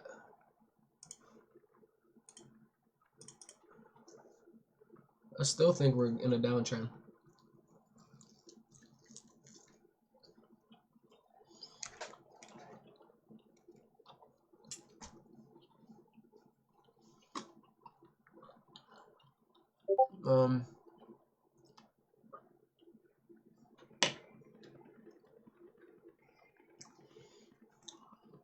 Because that's just called fractals. That's called a balanced market. It can work either way.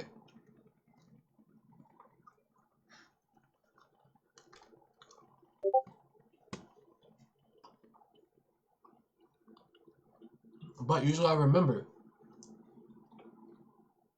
if you're in an uptrend, you're not gonna set your, okay, I can show you my fib level settings real quick. Just take a screenshot.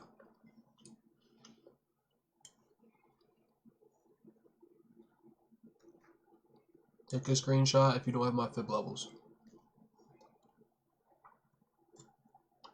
You're gonna have to add this one.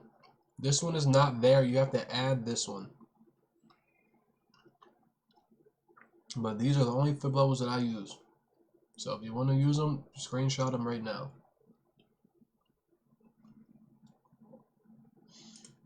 Just remember, if you're in an up, damn, that's a big push right there. I don't like that.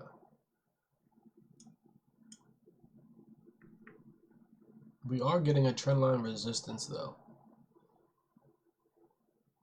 I wonder if there's any type of activity. What's today? What's today? Wednesday? Thursday? What the fuck is today? Hit lockout. Yeah, you got to, bro. Again, my advice for everybody trading prop firms, please. Today's Wednesday. I appreciate it. Please, can you guys just please, bro, put $400 and it locks you out. Yeah, MGC and XAU do have a bit of a difference sometimes. Why is it? Yo, I gotta fucking find out why it keeps doing this to me.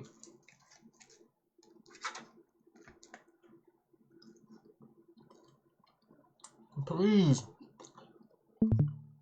lock your go to this shit. Go to risk settings. Personal loss. Turn that bitch on to $450. Liquidate and block. Trades per week or per day. You should never be trading more than 4 trades per day. Save that bitch. So you can never overtrade and you can never lose more than the $450 that you have said. Because if you do a mental block, you're always going to try and take the extra trade. You could use, okay, so for you, because just use that broker for CoinX. I mean for MT5.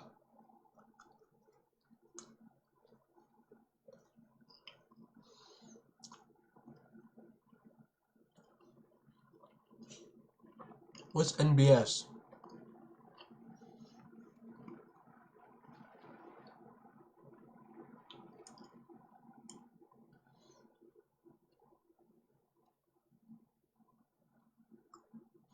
Well, look at this rejection that we get. Look, there we go. There we go. There we go. Push. Look at it. It's 8:40. It's about to be 9 o'clock. Oh, I see. Thanks. That's fire. I never heard of that. Oh, okay. Hell yeah. Can you explain to me about that $4? Yeah. On Top Step, On any account, it doesn't matter what funding account that you have. It's a $400 rule, or not $400 rule. It's just a $400 risk management. You turn on your account settings and risk settings. Put 450 bucks. Turn it to liquidate and block. So no matter what, if you lose 450 bucks today, it locks you out until the next day. Right? Do that. I'm telling you, it will save your account. I had an account with 21 red days because I had this setting on. 21 red days. Can you imagine that? Tell me anybody in this that ever held an account with 21 red days.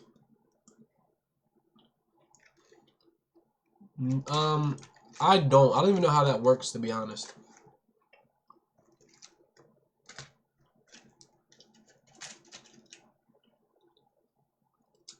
What does trailing mean? Like if I make 500 bucks, it adds that 500 onto my, like, I don't even know. So right now I am in a gold trade. I'm swinging it, so I've been in this trade for a while. But I took more positions off of this fib level right here.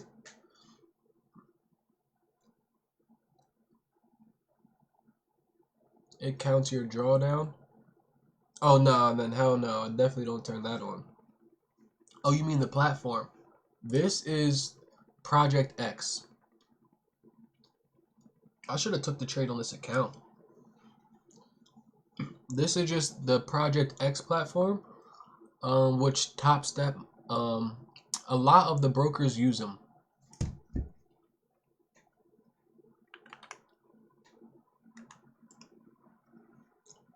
Anybody that, if you use funded accounts, these are all of the these are all the funded prop firms that use Project X. So if you use Top Step, you're using Project X.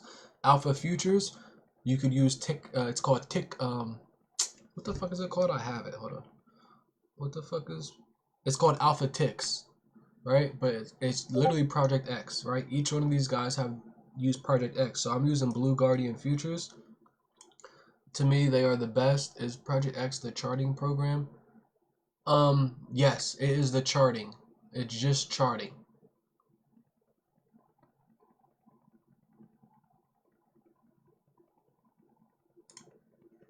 But again, we normally just use TradingView.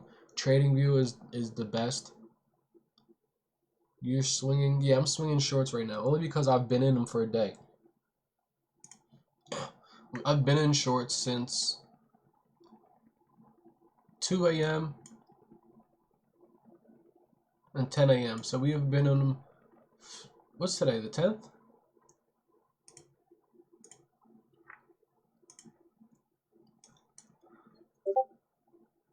Oh yeah, we've been in shorts since the 9th and then today at 2:30. Yeah. So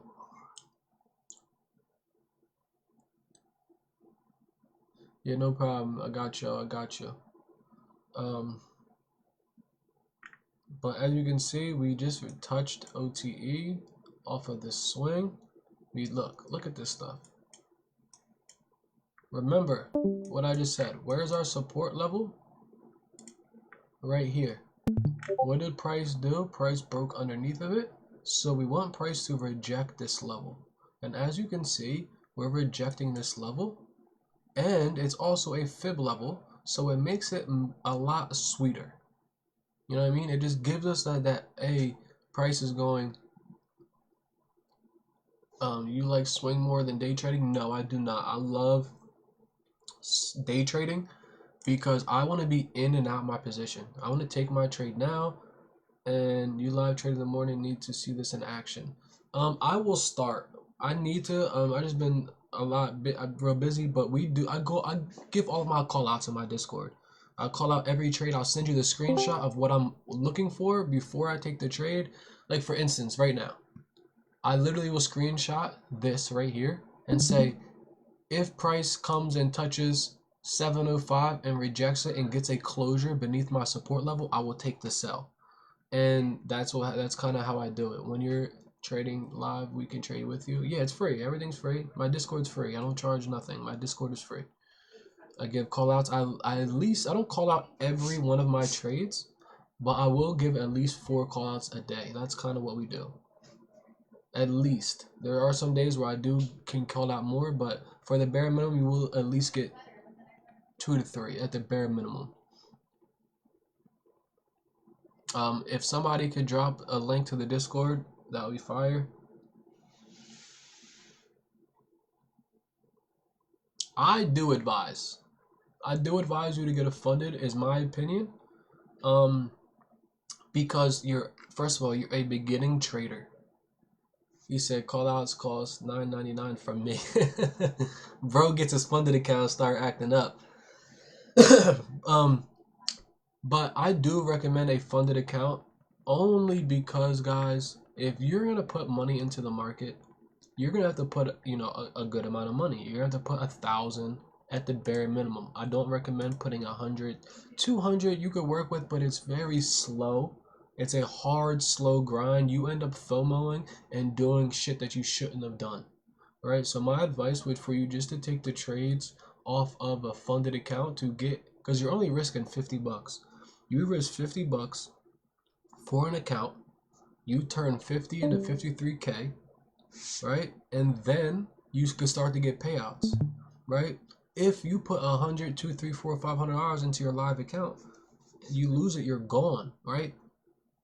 So I advise for the people to get a funded account, because if you can't turn 50K into $53,000, and then you're never going to turn 100 bucks into 500 or 1,000 into 10,000. You're never going to do that. So that is why I recommend to do the prop firm route first, is because you need to see how you're acting when money is on the line. You don't want to go right into real money of your money, because you're going to have emotions and all these things that are dictate how you trade.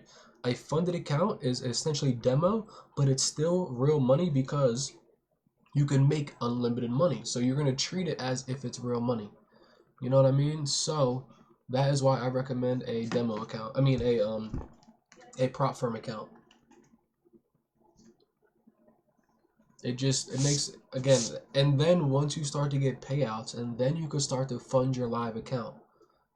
That is just the smartest way, bro. It's the smartest way, right? Take the money you earn from them, save your money that you work for, right? Once you start to get a good buffer, 5K, 10K, you put like $1,000, $2,000 into your live account, and then you just continue to put every month put 400 into your live account. After a year, you should have a cool $10,000 in there, 15K depending on how good you're doing, and then you can start to trade your live account. You know what I mean? But consistently take payouts from prop firms. If they're going to give you free money, you might as well take it. If you're a good trader, prop firms is an unlimited money glitch. It's unlimited. I'm spending 50 bucks, and you're literally going to get a payout of, let's say, max 5K every week over 5 accounts. That's 25K a week that you're doing just off prop firms, bro. Just off prop firms. And that's just one firm. Imagine having 5 accounts with 5 different firms. You're doing 100K a month.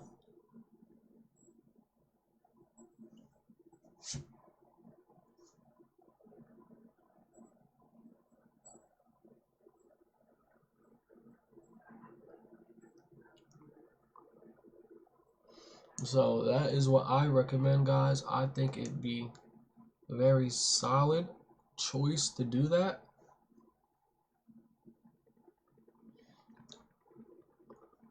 I got you. Do you put stop losses at the highs created or the last low depending on the market? Yes. So if I took this trade right here off of this OTE, my stop loss is at this high. Unless there's a high within. Okay, so there's a fair value gap right here. So I would put it at this FVG instead of this high, just so I have a nice tight stop loss. Alright, if again I'm in the 2-minute time frame, so like right now, if I were to take a trade, which again it might not be a bad idea as long as we get rejection off of this level.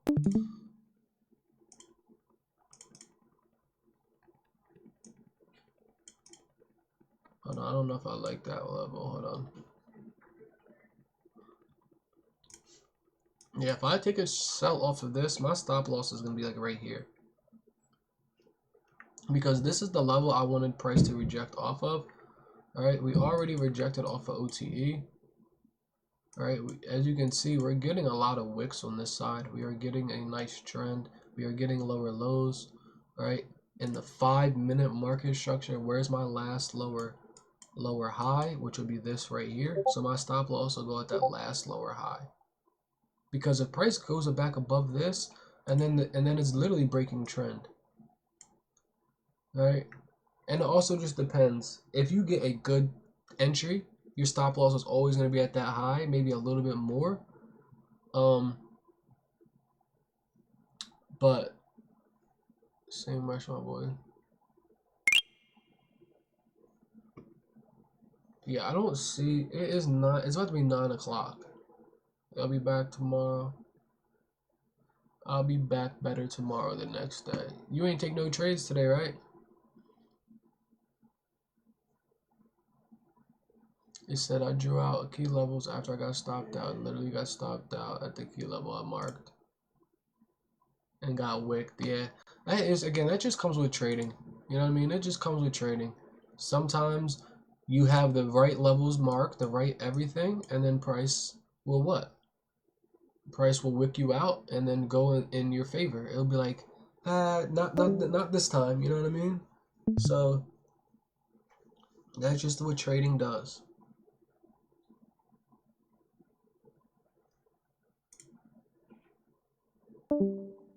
Alright, we are getting at VWAP. I don't like to see us bounce off of this. We got underneath of it and then we came right back on top.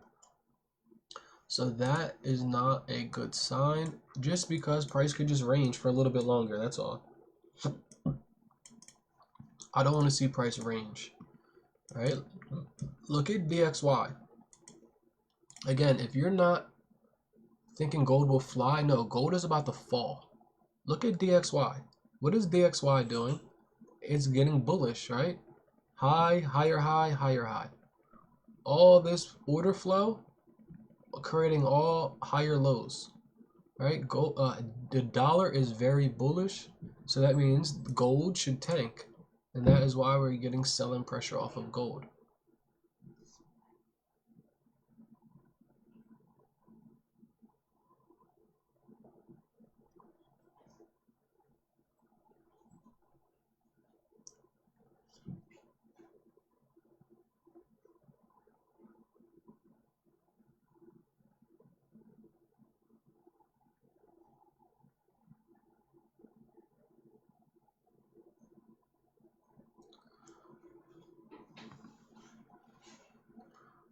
All right, again, remember I told you VWAP bounce, so I'm hoping. Look, 9 o'clock opened up. What is London gonna? I mean, what is Asia doing right now? Asia is pushing. It is giving some form of manipulation. All right, so let's see if we can catch some more, and see if we get a reversal off of Asia. Where's OTE off Asia? Which is right around this level here. So price should hold at this resistance level, or at least not break above it.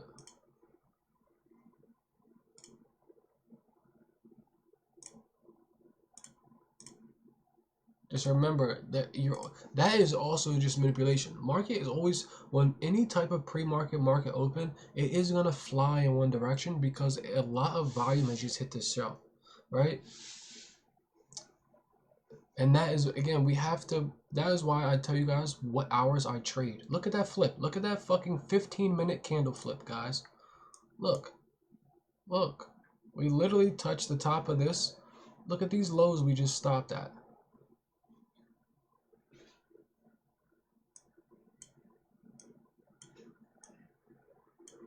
Alright? What?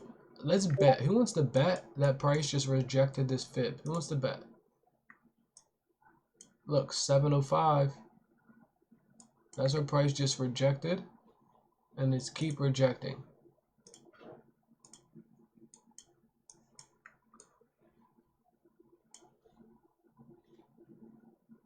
Draw it from the bottom to the top. We want price to touch our OTE. As soon as it touches our OTE, that's our entry. Well, again, we don't enter right up. I mean, you make it look easy, bro, but you gotta be able to remember. Again, it comes with time, bro. What hours do I trade? I'll write it real quick.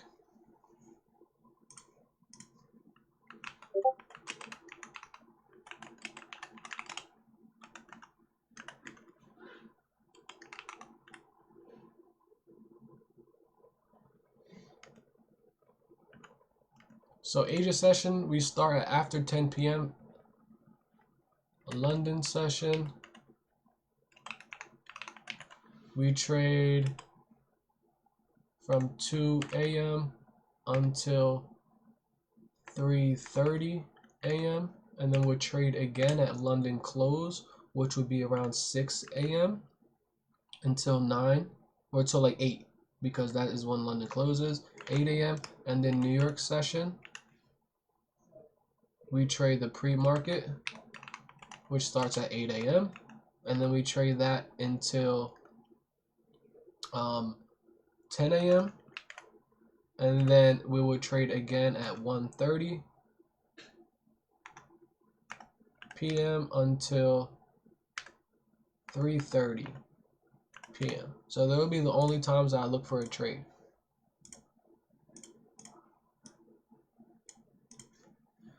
After 10 p.m. again, we like to actually catch Asia session around midnight, after midnight.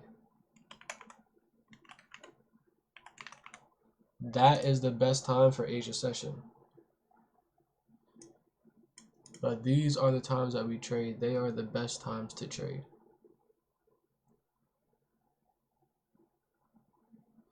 So gold should be falling right now, and it's falling.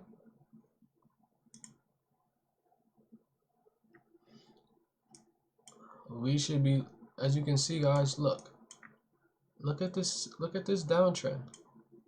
We have all what? High, lower high, lower high, low, lower low, lower low. What has to happen next? A lower low. Where's the pullback going to be? Right to this level. Right? We have to print a lower low. We don't print a lower low, and then it's not, you know what I mean? And the structure isn't holding right now, right? And we could just consolidate.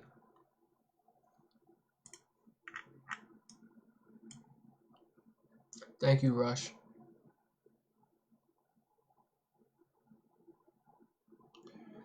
Yeah, you just gotta be, so what are you targeting? If we take this sell, again, I'm gonna target a lot longer than you guys do, right? If we're gonna short scalp it, let me go with a scalp first. If I am scalping anything from this, where is the next pool of liquidity, right? What time is this? This is New York PM low. So this is my first TP, right? Which is 800 ticks, which is big. That's a big fucking move.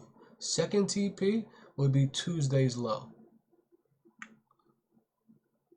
right? That will most likely be final. A scalp is basically a quick trade. A scalp is something that you're holding for minutes to hours long, no longer than 8 hours, right? That's scalping, right? Matter of fact, let me take this. Scalping is anywhere from minutes to a couple hours. Day trading is normally something that you do from, like, you know, you try and catch a trade from 8 a.m. until 2, 3 p.m. You know what I mean? So like a 6, 7, 8 hour trade. That is what day trading is. Scalping is something that you do like 20 minutes, 30 minutes, 40 minutes. You know what I mean? We want fast, quick action. I don't like that rejection. That was a mean fucking rejection. It just, VWAP is giving us so much problem, guys. VWAP is giving so much problem. We just might consolidate from highs to lows for a while.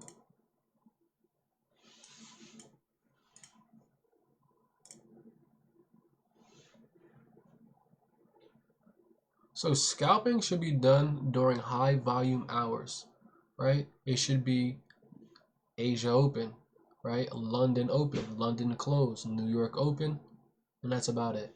You want to, like, when I trade New York session, I want to be in a trade for, like, let's think about it. Watch. If you catch this trade on New York, remember each candle is 15 minutes. So this is a 15-minute candle. All right. So this is 340 ticks. If you traded one contract at $10 per tick, this is a $3,000 move. All right. This is in 15 minutes. In the next 15 minutes, 1, 2, 3. So in the next 45 minutes, you could have made $2,160 just off of this little move alone. All right. Look at this move up. 15, 30, 15, 30. All right. So in 1 hour, we could have made from top to bottom, and we could have made 222 ticks, which again at $10 per tick is like $2,280. All right, so that is literally, we could have caught these moves 1, 2, 3, and made a cool 10 bands in fucking less than 3 hours worth of work. That is what scalping is. It is understanding pivot points and areas of key interest and exploiting them so you can take trades. Again, it just has to go with the setup of what is coming on in the day. If I'm in an uptrend from New York and I come into New York session and we get explosive volume, there may not be a area for me to take a position trade and hold it for the day, just because price may be moving too sideways. So that may be the time, like right here, right? Look at this session. Where are you gonna? There almost is no area that is allowing you to take a clean trade and hold it and make maximum profit. It's like this. Imagine taking a buy down here last night. We took buys down here last night, right here. Right here, we took buys last night. NQ. I'm going to show you where we took buys last night on NQ. Look, right here. I took a buy last night here on NQ and we hit for 5. This is a scalp. This is exactly what I'm talking about. I did a 5R off of this trade. Risk 500. We made 2,500. Look how little this was. Look how fast this was. 5, 10, 15, 20, 25, 30, 35, 40, 45 minutes, $2,500. If I would have held this trade, look how long this shit is. If I held this trade, I would have held this trade from 8 p.m. all the way until 8 a.m. And instead of making $2,500, I could have made 25 was 5 was 5. Wow. That's like 50K. I have to hold on. 5, 10 is 5K. Sorry, 20K. It would have been 20K. 25K to be exact. But all I'm saying is that there are certain times where you don't understand that the market's going to go in your way for a longer time, right? So you get your money and get out, right? It's just certain times that price will actually be in your favor and you hold it based off of price action. And what I mean by that is if the market's giving us higher highs or higher lows. That is what I mean, right? And Asia session is ripping right now, guys. Look, we're in OTA. It's not a problem. It's not a problem. It is not a problem. It just comes with practice, bro. It just comes with practice. Once you start to understand it, you'll like. Once you start to, you hopped in too early. Once you start to what's the word I'm looking for? Okay, look, on XAU, what just happened? Look, what high is this? This is 8 a.m. high, right? So this is Sydney high that we just got swept. Asia just swept Sydney high. So what's the next area of liquidity?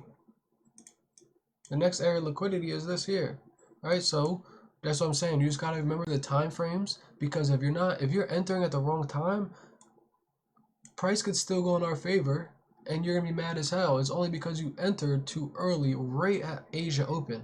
So why would the Asians want to take buys here when they could take a buy up here? right, at 64 when they could buy it at 66 and get 140,000 more shares, right? You gotta remember, they have to position themselves to make money too. They just can't look at the charts and be like, okay, well, we'll take buys here. No, they're gonna say, hey, we're gonna unload some of our position that we had earlier. That's gonna move price up, so we could so we could find liquidity. You gotta remember, if you're doing 40,000 lots, you gotta remember these big hedge fund banks, they're doing 40,000, 100,000, 200,000 lots. They can't just buy. They can't just hit buy the way we do. They have to generate, it's called engineered liquidity. They have to move price around to hit people's stop loss so they could get filled. Just remember that. So we may get some buying pressure, right? We may get some movement up. But the higher time frame as of now is still very bearish. Right? So just remember, I'm not worried until the higher time frame shows me a break. Right?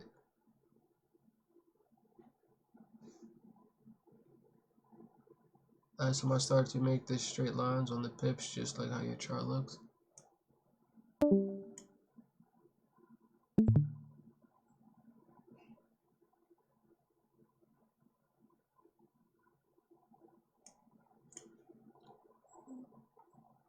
So yeah, just that means I'm doing facts. All right, so just remember again that we still have to get maybe to this OTE level before price decides to reverse, right? Again, Asia session does do a lot of things differently. Asia is a very tricky, in my opinion, is very tricky to trade. But if you get it down and are just patient enough, bro, this shit is fucking unstoppable, bro. Or just be patient, right? If you even looking right now, is that we never even broke structure yet, right? We still have this resistance level that price has not really closed above. We are getting still a mean reaction. Look, we just grabbed liquidity from 8 o'clock high. All right, what time is this? 2 p.m. And we still have this highs, right? So again, where is this high located at? At OTE.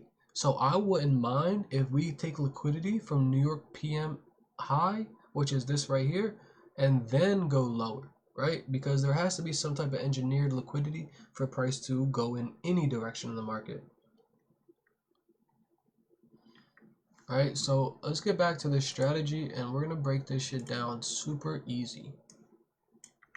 All right, just for the some people that just got in here, I just want to go over so you could understand what I look for in every single trading strategy. Right? We have to understand what higher highs and higher lows are. So price moves higher highs by doing this, right? So this is what higher highs look like. So let's match it onto the chart. Let's find out where higher highs look like on the chart.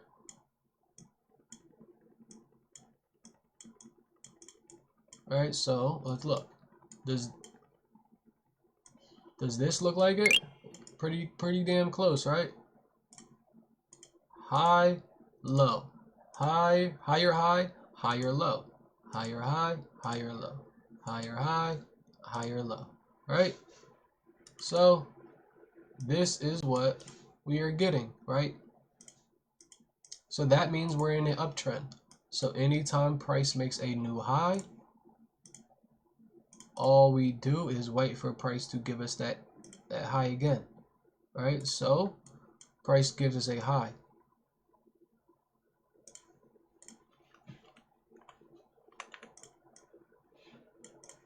So what is this called? A higher high.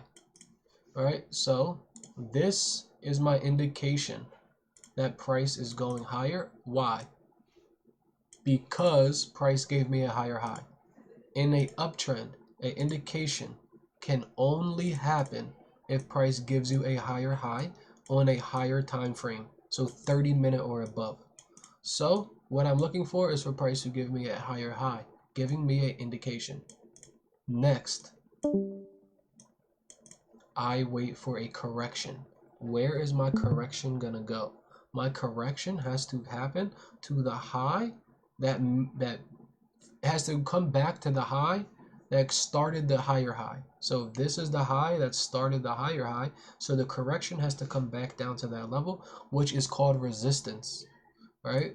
When price cannot go above a certain area, so mind you, in the 2 hours, so for 2, 4, 6, 8, 10, 12, 14 hours, price cannot go above this area. So this is called resistance, right?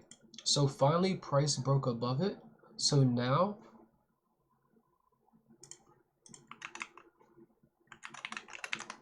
right? So now, if this was resistance, we want to turn resistance into support.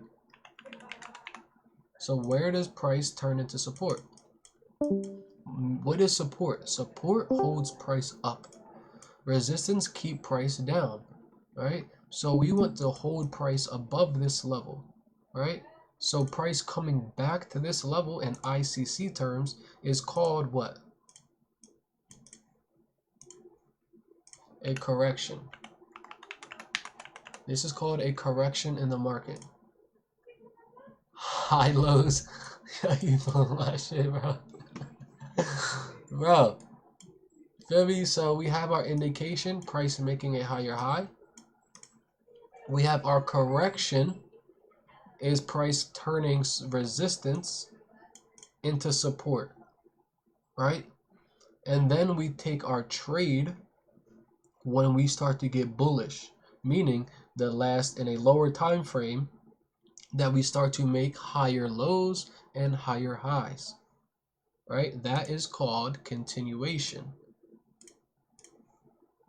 right? We trade continuation,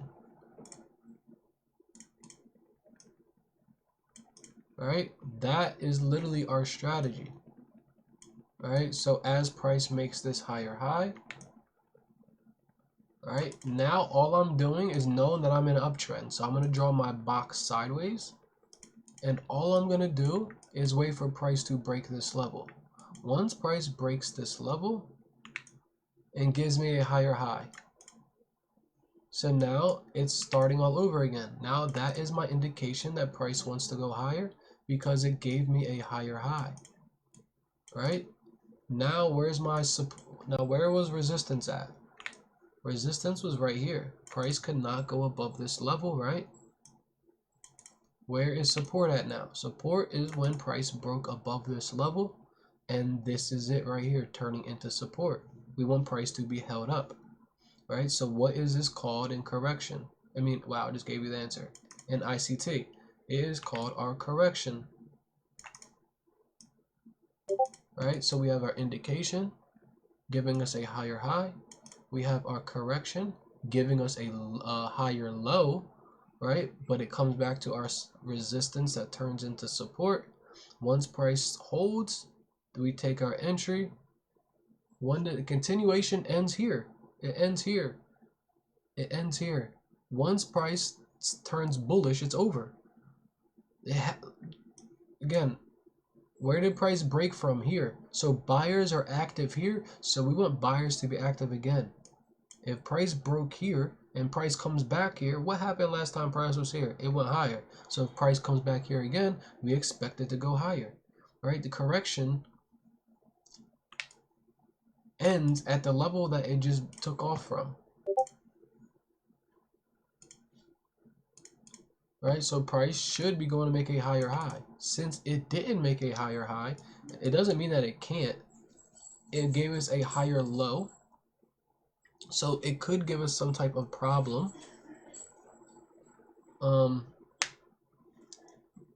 We can just be getting kind of manipulated here. This is where you can be manipulated because people are selling off. But where's our level at? This is my support level right here, right? So again, really realistically, I wouldn't be looking for sales until price got underneath this level if I was actually worried about anything, because price could just come up, test this level to go higher, right? Gold is starting to make its push. I see it. But the continuation is always just going to come back to the level that it broke, guys. Always. It's always support and resistance. Right? Again, if we just do, look, ready? This is the high, right? This is the high. This is support. Alright? So let's draw resistance off this high. Alright, so we have resistance at the top, support at the bottom. Price broke resistance, turned it into support. This is resistance again. Price broke above resistance and turned this resistance into support. It's steps, right? This is the high right here, guys. Right? What did price do? Price broke above resistance, turned it into support, and went higher. That's all that it is. Continuation, we don't know when continuation ends. That's why I just tell you guys to target, 4RR, 5RR, right? Don't sit here and try and hold to the moon because it's going to correct itself. You said continuations always go back? No.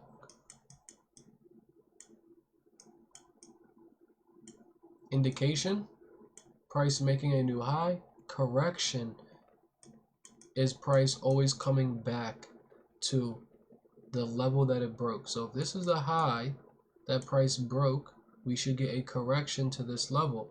This is where the correction ends. If the correction goes below this low, and then it's not ICC no more, right? So the correction has to stop to keep market structure. Remember, this is only market structure that we're following. So market has to follow this structure to continue in that trend. I don't like that. Gold is doing some weird stuff right now, guys. Gold is just being very reactive right now. It is 9:30 and it's being very explosive. We're just getting a lot of manipulated moves right now. We have liquidity being grabbed on both ends. Yeah, it's really weird, right? But just that's all that we're doing. It's over and over again. All right, anytime price makes a high, look, resistance, right? Price couldn't break above this resistance, so it makes a new high. So where does price return to? Look, right? So we take our entry here, put your stop loss right here. The minute it touches it, if you put your stop loss here, you're never in drawdown.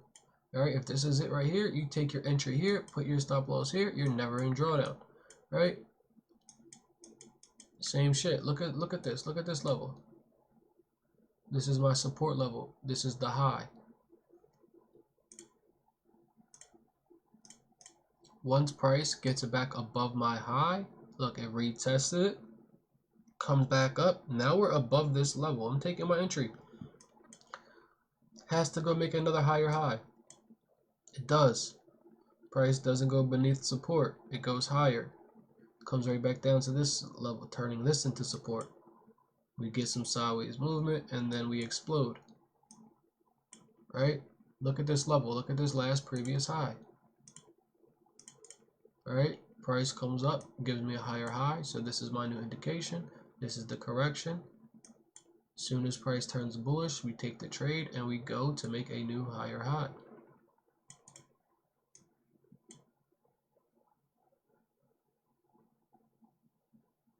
Gold is pumping, bro.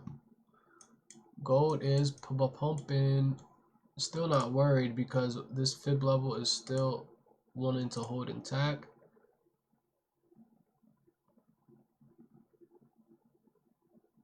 It just, again, could have been too early. We just could be too early. That is all. Gold is definitely not thinking right now. All right. So again, as long as my market structure on a higher time frame does not get smacked, I could care less.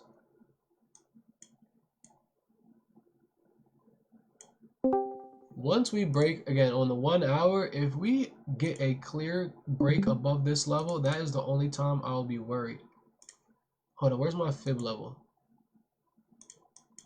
So it's not that level. This level. Let me see something. Yeah, if we get a candle close around this level of my fib level, and then that is when I'll be worried.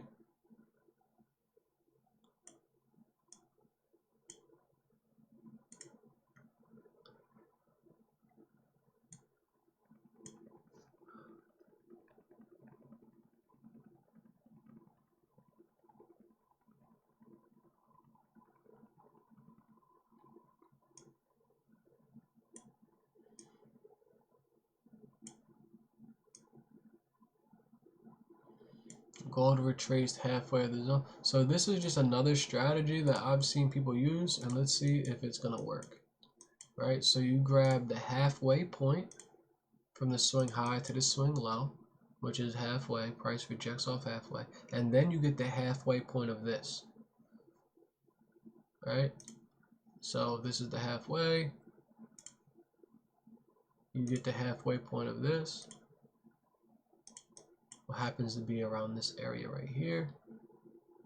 Right, so people literally just take trade off of the two halfway points and sell back down to the bottom. So the halfway point was right here. Alright, that is a trading strategy within itself. DXY is tanking. Oh, we're good. DXY is literally at a good level for a push.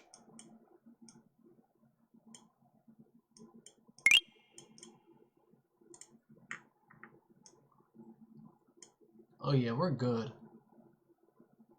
We're good. Gold is good, bro. Gold should be good. It's good. Yeah, I think we're good.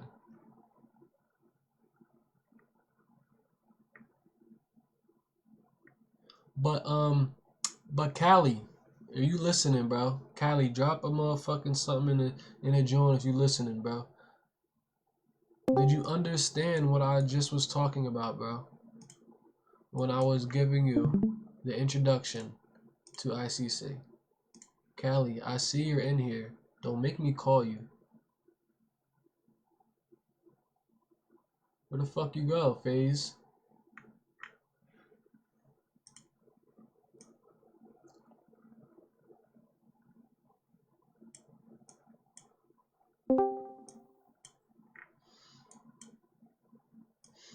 Just remember, that's literally it. Again, it's never going to be 100%, right? There are going to be times where price may actually break beneath support before we carry higher, right? But for 99% of the time, price action is always going. Dang, that boy made that.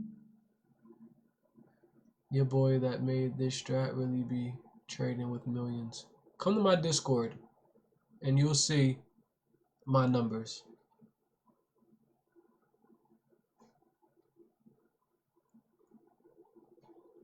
I'm in there, bro. So did you see the number that I'm working with?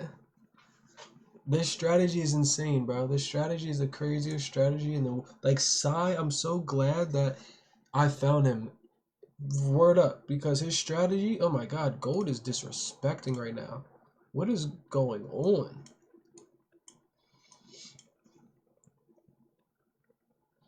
Gold is disrespecting right now. I'm taking a big position off of this fib level. 100% taking a crazy position off this fib level. What in the fuckery?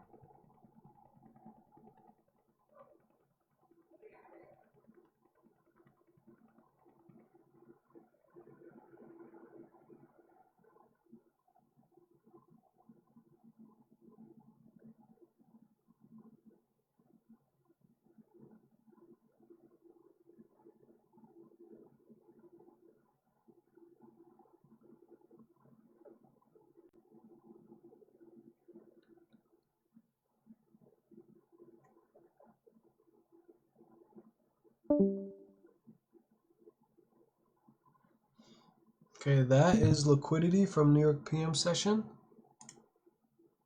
Oh no, why is it on my chart? Why does it say I grab liquidity?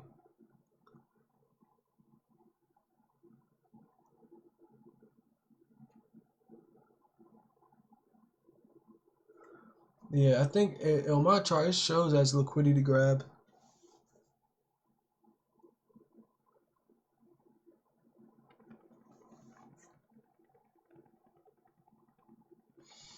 Look at that rejection. I hope that's a nice rejection off that candle. Alright, so let me clear this chart and show you if you guys wanted to take entries and where and when. So we are very bullish in this fucking last 1 minute time frame. We are creating higher highs. This is the last swing low that price should get under before you start looking for sells. Alright? And then you want it to get underneath this level. If we get underneath VWAP standard deviation band, what kind of position? Like 50 lots, 100 lots? You like the way I explain it in more detail? That's good, bro. I don't know how to say your name, Sai, but just send me a DM and I'll send it. Whoever can get into the Discord, just send me a DM and I'll send it. I'll send it to you right now. DXY's dumping hard. Wow, what just happened? I was just looking. Oh no, we're still good. We're still good. That's actually a good dump. CC, all right, there we go. CC, yeah, just send me a and I got you. If DXY doesn't want to hold this up, and then that might be our only issue. All right, but it does look like we are still holding strong. I appreciate it. If none of them links work, again, just send me a DM and we'll make sure you get in.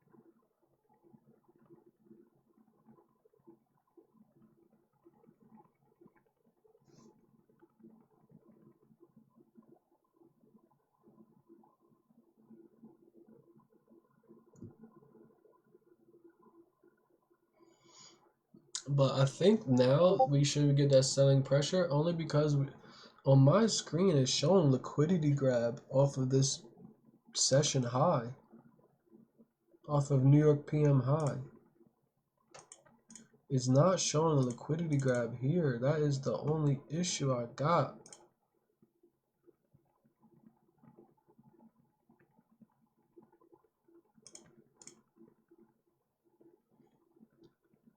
$30 on gold.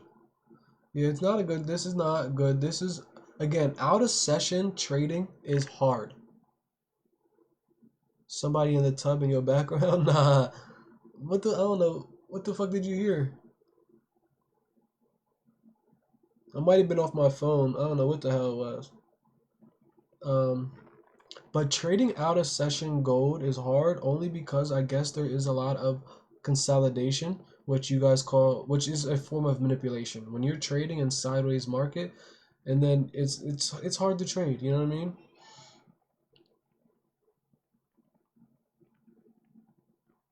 I'm never trading Asian again. Yeah, again, just like, that is why I tell you guys don't trade Asia until after 10 o'clock. After 10 o'clock is when Asia will finally allow you to catch the trend. If you get in before 10 o'clock, you're going to be liquidity. You will be liquidity. You want to wait till after 10 o'clock.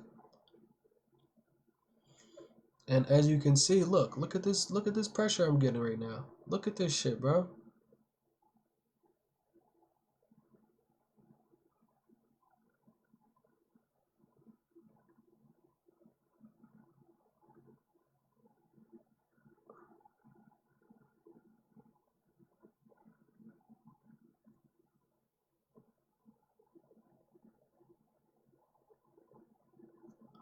I gotta start doing this shit on my other. I'm actually, matter of fact, I'm about to do this shit on my XFA right now.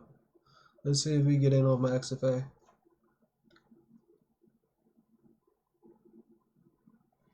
Let's wait for a tiny pullback underneath VWAP. I'm gonna wait for a 1 minute pullback on VWAP and see if it lets us get in. Remember, I told you we wanted to look. Remember, I already have it. Look, I wanted to break beneath this. The true break we should get here. This is the retest of VWAP right there.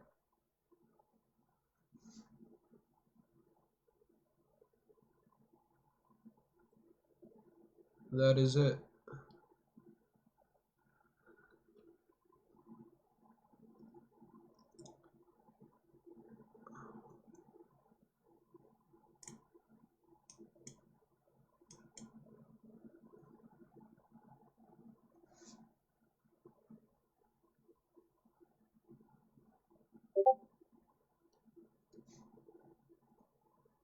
No, why are we looking for longs?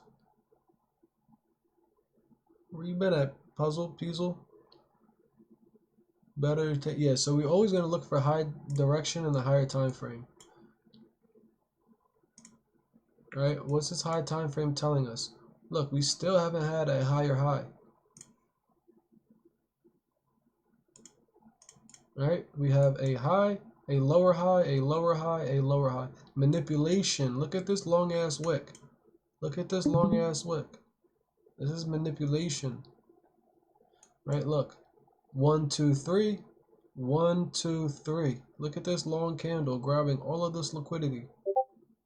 Right? So we're hoping that this is just still a manipulated move right here. Oh, nah, you good, you good. Just making sure you're on the same page, that is all. Yeah, of course. Of course, of course. That's why I tell everybody, ask all the questions that you need. Never fucking sit here acting stupid without asking questions, or you're gonna be just like everybody else, right? Closed mouths do not get fed. This is the last low right here that we're hopefully retest. That would be a good spot for an entry. If price decides to hold on it though, we gotta hold on it.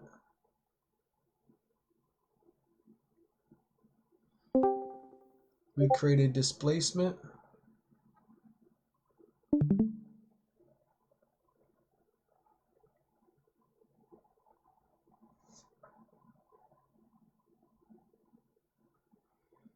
Yeah, I think that's where we're gonna get in at right here. We get a 1 minute candle close underneath VWAP, that is a good sign. I just don't like this morning what's this, a morning star?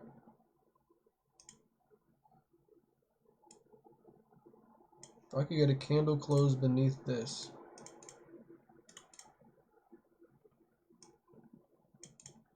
That would be nice. That will start our downtrend. We already rejected this area, which is a good sign. Could I use a Buller band with this strategy? Let's see.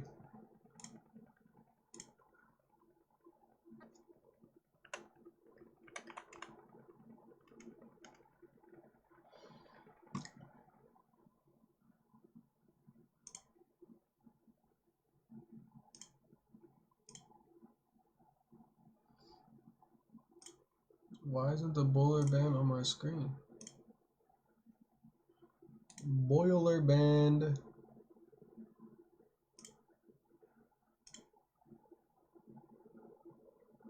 I'm almost positive the Boiler band and VWAP are like.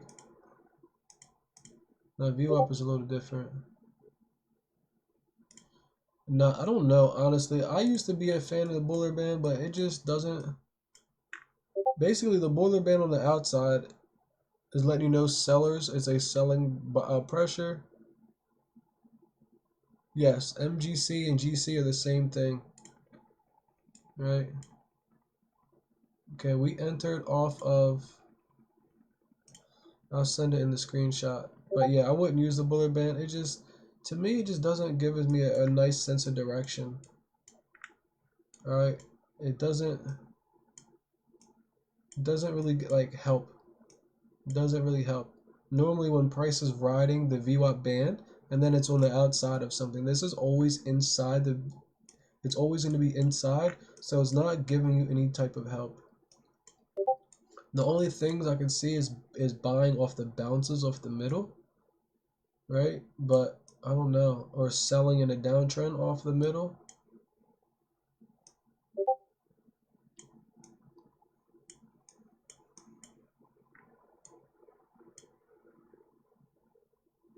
Yeah, I'm in. I'm up 560 right now off of that pullback.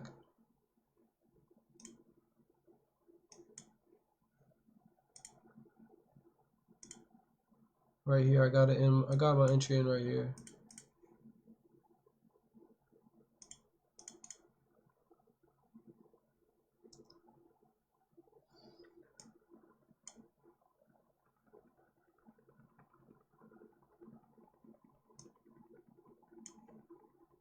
So let's just hope they stack as stairs and they just continue to do this. It's not a problem because the high time frame is what matters, guys. We just hope that this just isn't. Again, let's just hope that we're not too early right now. Yes, we do. Do you ever use the previous day trades with current trades when price hits a certain point? Hell yeah, you're always gonna use session. Like if that, again, the higher time frame, you're always gonna use the past couple days, right? If I'm looking at this higher time frame and price is here, I'm drawing out my box here. So right, this is what the first, the second, the third. It took 4 days for price to come back down to this level. So you're always in a higher time frame, you're always going to be looking and waiting, right? What we like to do is, again, we will take buys up into a certain level. Once we start to retrace, we will start to take short scalps until we get to these levels. I tell us not to, but there are certain times when I do. I'm not going to lie. There are certain times that I do. But we always wait for price. It's always going to come back to that level, guys. 99% of that time, bro. Like, even if we start to look a little to the left. Look. Look. Ready? Watch this. This is the daily time frame. Fib level. Price comes up, smashes our fib. We go higher. What is this? Hold on, let me get it off of our... Right? Look. Off our low to our swing high. Look where price is respecting. Look. Look at our fib level. Look, 618 to 705. Off of our low every single time. If I was trading, if I knew this around fucking May, oh my god, we'd be rich. Like 2 billion up right now.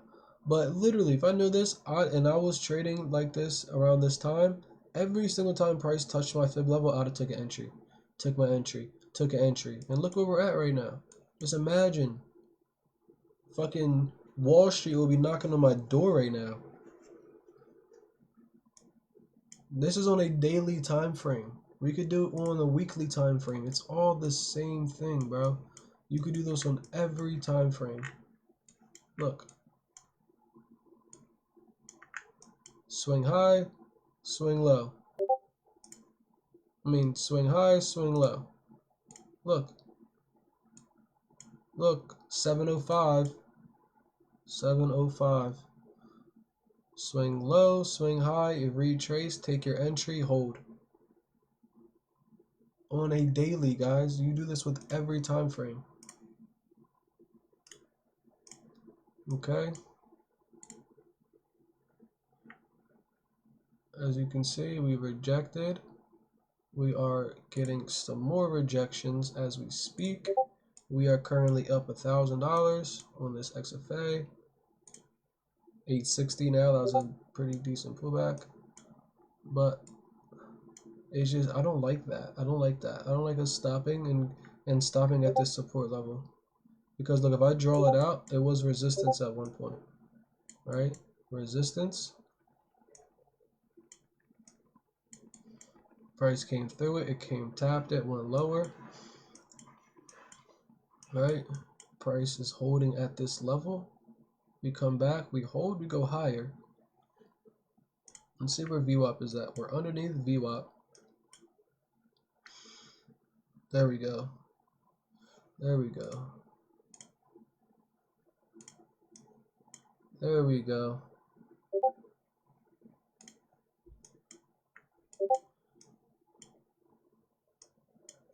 That's not, I don't like that. Because we can consolidate now.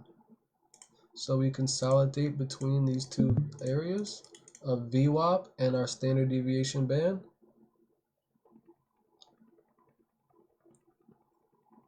Yeah, listen, I took the first sell the other day up here. Took the second sell at the same level right here, and then I took more sells here. So I took, prices came back to the level 3 times that I initially took my sells at. 3 times. But I will be posting this trade on TikTok and for the Discord for everybody that wants to see it. But we are in it and we're up 1400. And that is just off this XFA, not even on my live account.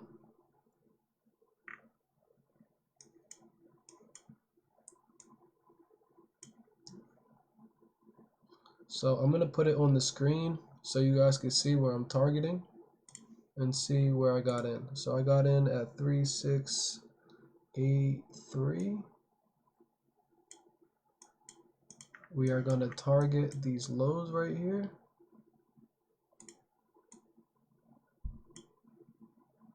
Which is gives around a 6R. And I was in $220 worth of drawdown.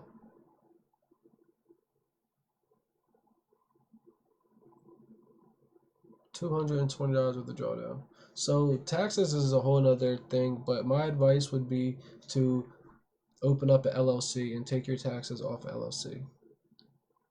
So you're not getting taxed. Your business is being taxed.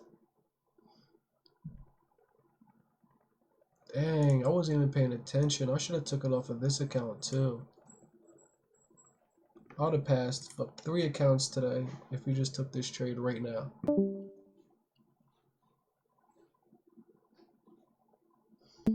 Yeah, I feel you. Yeah, look, at the end of the day, I'm about to get it funded. I would go to Blue Guardian, spend $50 for a fucking $50 account, 50K account, and there's no activation fee. Or My Funded Futures. They're the two that I recommend because they're super cheap. So now that shit want to sell, man. This shit not exactly. That's the hard part, bro. You have helped me get my confidence. Good, bro. I'm glad. But you see, JR, it's just timing, bro. Timing. Right? And as we see, it took New York PM session high before, which is this right here. No, that's not it. Okay, on my screen. Yo, who told you about the LLC? Yeah, you funny as hell, bro. You funny as hell. But that's just my advice with the LLC though. With that could have top kicked if I got in early. Yeah, it happens. I added positions all the way up. Remember I told you guys I got a 40K account with my friend, and we are trying to get it to $1 million. It is crazy, but we are already at 65. Started with 40K, and we started this week. So I did layer this trade all the way up. So let's see how where we're at.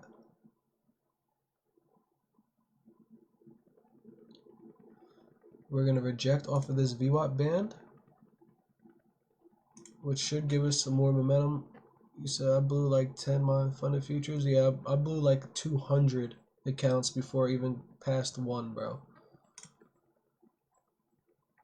Right?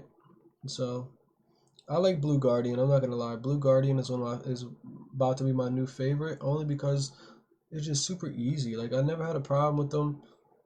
They're just somebody used to own them. One of these big firms. Discount for Blue Guardian is Match, MATCH. It give you 50% off. 51% off to be exact. They're just the same as Top Step. There's no difference. The only difference is that instead of having a 50% consistency rule, it's 40, which is not a big difference. It's $100 difference. That's it. Instead of making 1,500 per day, you can only make 1,400. So it's literally $100 difference. I could care less. It's just that activation fee. When you pass a Top Step account, you have to spend another $150 to get your funded account. With Blue Guardian, there is no activation fee.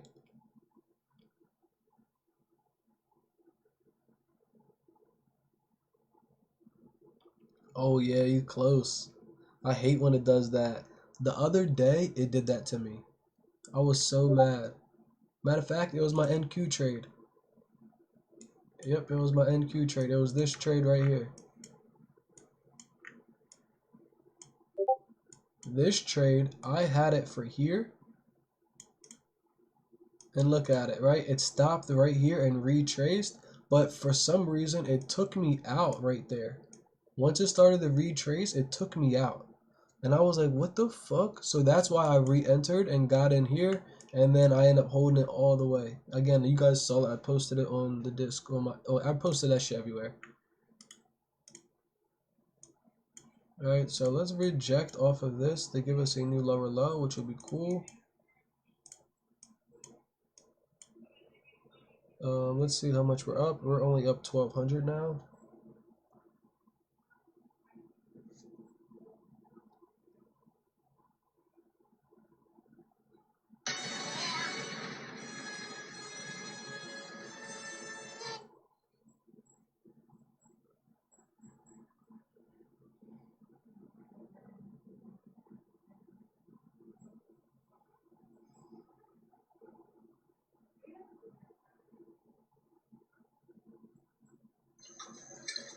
I really should. It's just that when I drink, sometimes I get a little crazy. I told you I could get a little crazy.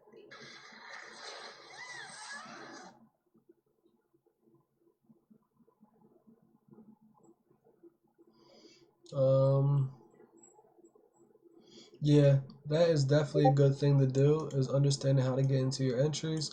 And again, I was risking 1,000 for this trade, and I was only in 250 or $220. I think it was 220. It said $220 worth of drawdown, and it was only a tap. Look where my entries at. Look at the minimum drawdown I was in. Look at that. I don't even count that as drawdown, bro. It's because I wait for the pullback and trying. I know if price goes above this level, it's gonna be a whole different direction. So I just wait for that pullback, bro, and just smack it. All of my trades are always so crazy top ticks, bro, because of that pullback.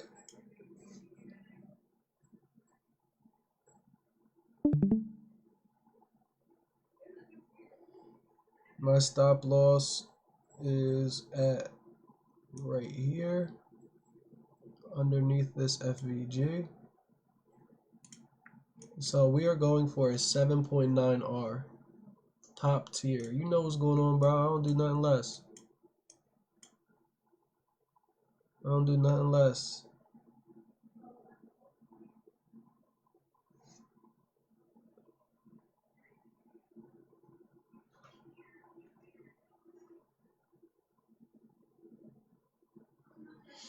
You know what I'm saying? I like Blue Guardian, bro. It just I like the platform that it uses. I like this.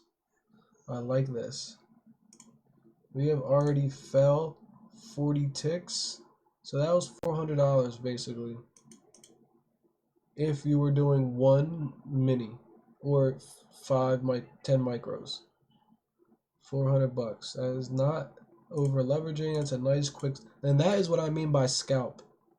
Taking this trade for 5 minutes. 1, 2, 3, 4, 5, 6, 7 minutes to make $400. That is what I mean by a quick scalp. That is literally your daily income at a job you could have made in 4 minutes. That's it. Like, you know what I mean? That is that's why I just want everybody to get into trading. Like, I wish people that like go to work and bust their ass every day. I wish they just find me and be like, oh, let me just take this trading serious, because something could be. You know what I mean? Yeah, that is some people's weekly income for real. But look what's going on now. Look, we have our low. Price broke underneath of it. it got back underneath of it, right? It retested it and it went lower. Now we got underneath this low, right? So we are literally just going to continue to layer trades as price continues to go underneath the lows, retest them. That is like how you can continue to get in over and over and over again. It's been too long. For real, bro. It took me way too long to get this information. That's the truth, bro. People want to gatekeep information. People want to make you pay for it, which I understand. You know what I mean? But like I get it. I mean, there like if something is valuable, it is most people don't want to give it away for free. Right? But most people who don't give information, people who value information so much and make you pay for it are the ones that don't know how to put that information to use. If these guys were making hundreds and thousands of dollars off the market, they wouldn't be caring about giving you a strategy for free. Because no matter what, Sai gives his strategy for free, right? He's making millions, millions and millions a day. If he was broke, not making nothing from the market, he would be forced to sell a strategy to make him look good, right? Because I know many people who don't know how to trade, but have a good strategy, but they can't stick to their rules and their fundamentals, which turns them into bad traders, right? That's the difference. That is the difference. Yes, I'm in a short of gold right now. I am actually right here. This is what we're in right now. Exactly. This is the trade we're in right now. If you want to see it, go to my Discord. Or matter of fact, I'll post it in my story so you guys can see.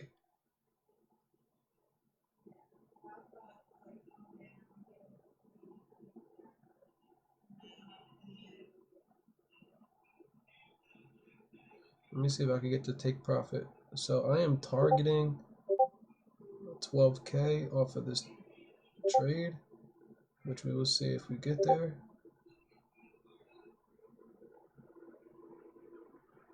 What's my TP? My TP is these lows. Is New York low.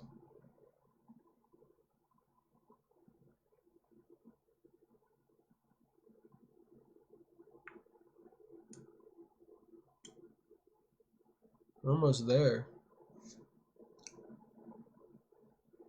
Hold on, that's not my TP. Oh, that's why. My full TP is these lows here.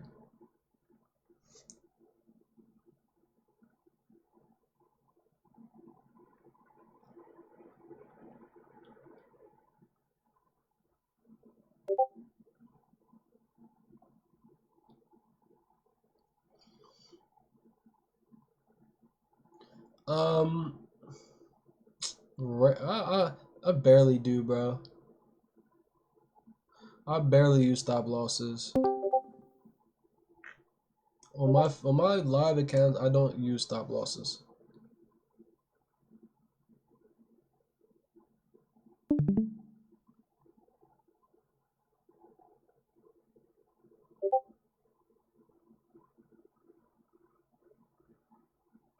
If we get this break, bro, this is gonna be big.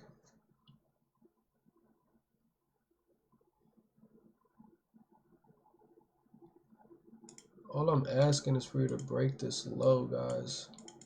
Look at that volume. Oh my god. Look at this volume come in the market. That is either a lot of stop losses being hit from 7 o'clock open. Look at 7 o'clock. Look at that volume. That has to be a lot of stop losses being hit.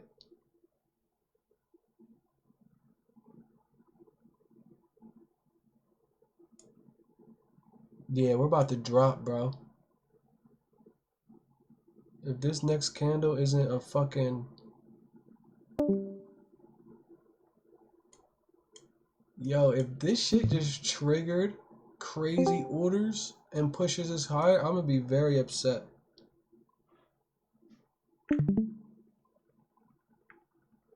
This is either a lot of stop losses or this is either a lot of buys, bro.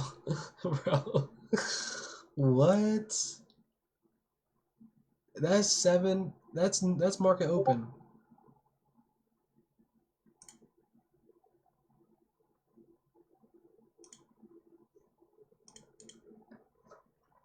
That is 7 a.m. That's, oh, bro. I'm out. Just hit TP. Good shit. That's still a good TP, guys. Look, that's a 5R right there. That's a 5.9R. That's a great trade, guys. Great trade. So whoever took that, kudos. Kudos to you. I'm still holding because I'm either fucking losing 390, that's where my stop loss is at, or we're hitting for 10K. Alright, there is no in between. There is, but I like my chart super clean, so I'll add it to myself. So you trade everything or what? I trade gold. I trade gold, I trade gold, I trade gold. I trade NQ when I'm bored.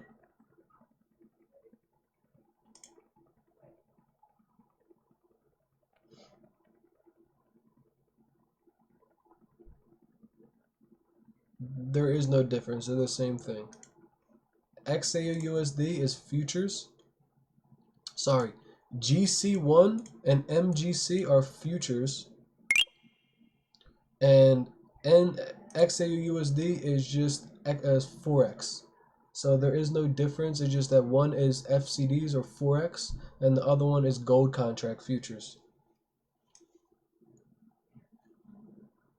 All right, again, and just be careful. Like, this is where you guys have to understand. You see how we're in the 1 minute? And I showed you how easy it was that we were layering. You see how let me just take this off real quick so I can show you something. You see how we're layering and we kept rejecting the low to go lower, rejecting that low to go lower. This is the low and we didn't reject it to go lower, but go to the 5 minute time frame and realize that we have no pullbacks on the 5 minute, so we have to have a pullback on the 5 minute, right? Where's that pullback going to be on the 5 minute? It's going to be to this low right here, right? So we should get some pressure to this low and then we could continue. But you have to remember is that it has to play out on every single time frame, right? It's going to play out on every single time frame. So just because you see pullback in a 1 minute time frame does not mean that it's going to be like that forever, or that we're reversing. It just can be that price has to give us that pullback for that 5 minute time period, right? And as you can see, we're getting that, right? This is also, hopefully we get this VWAP line to this level, which could be like right around here, and that will also give us a nice resistance level.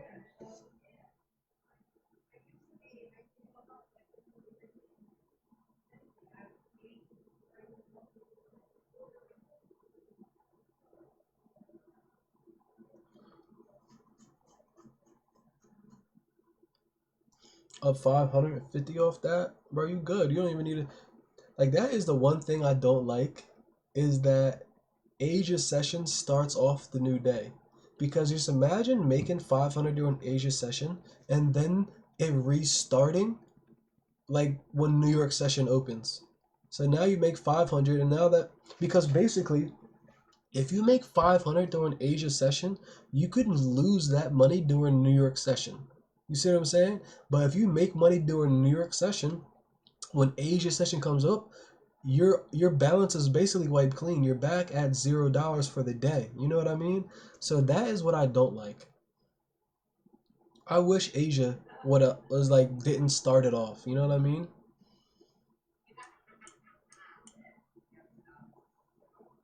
So I'm gonna draw a line from this wick, and I want to see price reject it. All right? Do we have a fair value gap in a higher time frame? There is a fair value gap right here in a higher time frame. What happens to be where our VWAP is at, right? So we may even get a pullback all the way the fuck up here, just because as VWAP is resistance and there's an unmitigated fair value gap that has to be filled.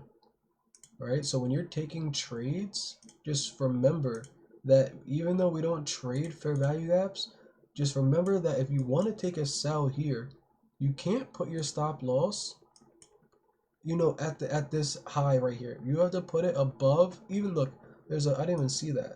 Look, there's a fair value gap right here.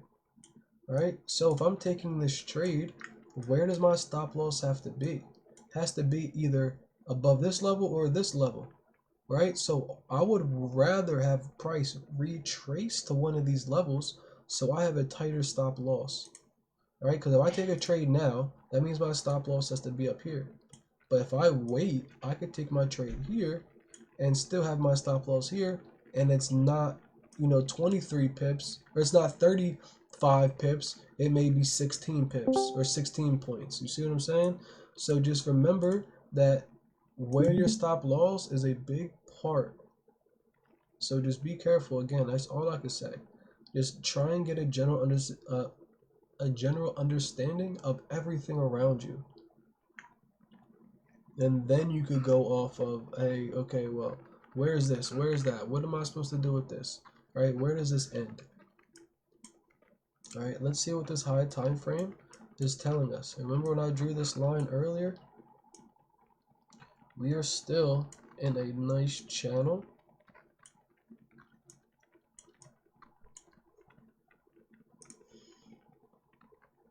All right, look at this wick.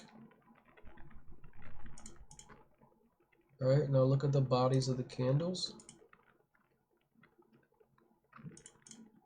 All right, so these are just the extremes where price could touch off of, but we still want just to get lower lows across this line. All right, we don't want anything really to break above these higher highs yet. But as you can see, look, we get a lot of pullback, a lot of ups and downs, right? So if you want to take any type of trade in this area, knowing we're in a downtrend, you want to wait for price to get as close. If we know price is going to ride between this area,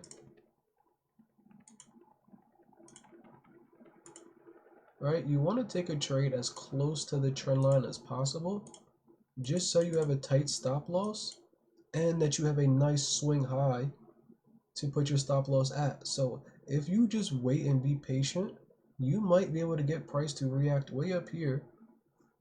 So you have a nice stop loss at this high here, super tight, and then you have all of this range to work with.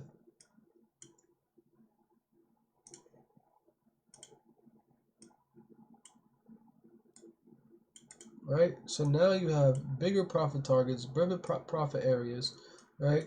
Once price decides to drop, it's never going to come back into your to whatever it's called, your drawdown, right? But if you tend to take it here, right, you could be in drawdown again, right? Because let's say you take it here, or even a little lower here. Now we're in a channel. So price comes down, you're in profit, and then you're in drawdown, and then you're in profit, and then you're in drawdown, and you're like, what the fuck is going on? Right? Just remember that channels have a big part in taking positions. Great teaching. I appreciate it, bro. Right? Remember, channels have a great part in taking positions. It's just so you know, if I take a trade now, we're in a channel. If price decides to pull back, it's still giving me a lower high, but I might be in drawdown. So let me wait, and let me just see if I could catch it here instead of catching it here. Let's wait if I could get a nice pullback a little bit later in the day. All right, so just don't be eager, right? Let price walk to you, bro. Don't be eager.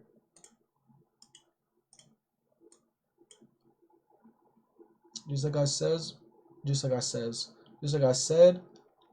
we're still getting major resistance at this level. We are getting VWAP to walk down a little bit, right? Most likely what we're gonna get is a wick to touch this area to fill FVG in the higher time frame. This 15-minute FVG.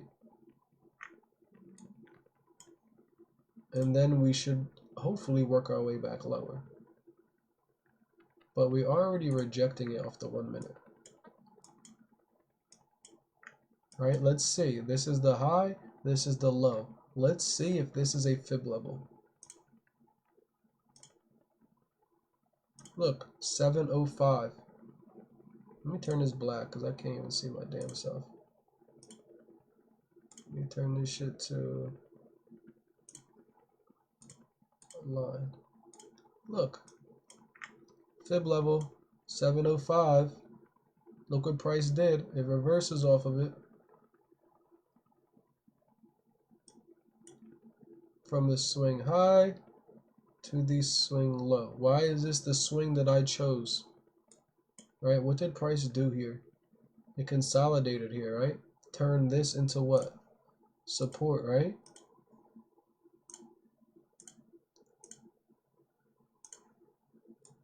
So this was my support level. I drew my fib from my new support level to the swing low. I waited for price to touch our level, 705. As soon as it touches our level, you take the sell, and we should get some play. We should at least come down to these lows at the bare minimum. Yeah, I would have sold. I would have got in off that 705, 100%. 100%. Stop loss above the support level or above this high. That is another great entry. I'm already in this sell. That's why I didn't take this entry. I'm already in it.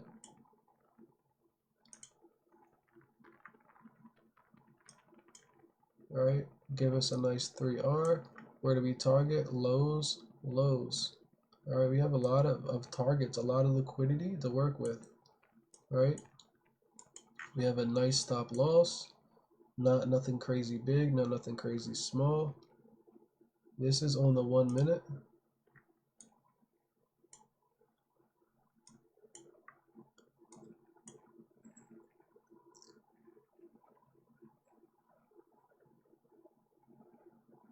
Endpumpfund.com. Why you want to end Pump Fund? Pump Fund been making millionaires since 1999. You don't want to end Pump Fund, bro. The fun just began. I know I'm fucking with you, bro. I'm really just fucking with you.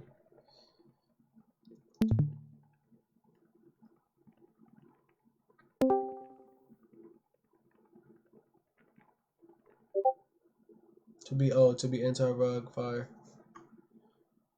Cam, my boy, what's going on, bro? Oh, you took the entry up there with me. Good job. Good shite, good shite. Up 400. That's all, my dude. Say no more. Where's my stop loss? My stop loss. For the trade that I took.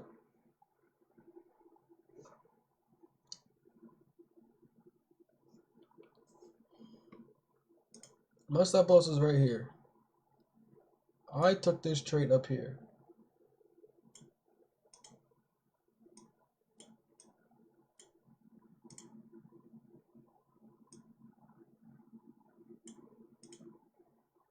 We took this trade right here, guys. If you wanted to know where, for whoever said, what is your strategy? My strategy is called ICC.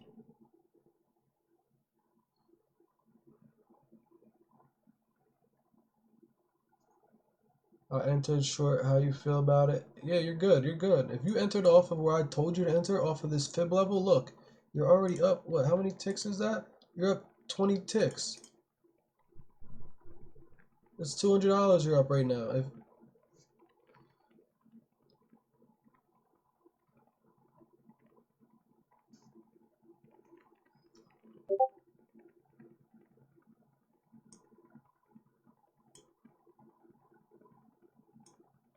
And we're still falling. I'm telling you, we're gonna go print a lower low. I am aiming again. My TP is down here at these lows. 674. My full TP, I'm holding all the way until Asia low at 651. That is full TP.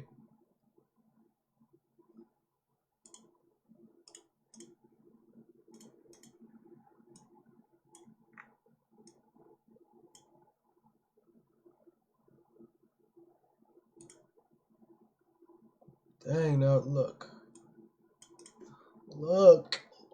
You guys see how smooth, bro? Like, you guys, before we even took this trade, 3683, stop losses. Yeah, that's a fine 60. That's a good stop loss. But before I even took this trade, what was I telling you guys? Literally, If this is my low, we want price to break underneath of it. It retests, you take your entry. Where's my low at right here?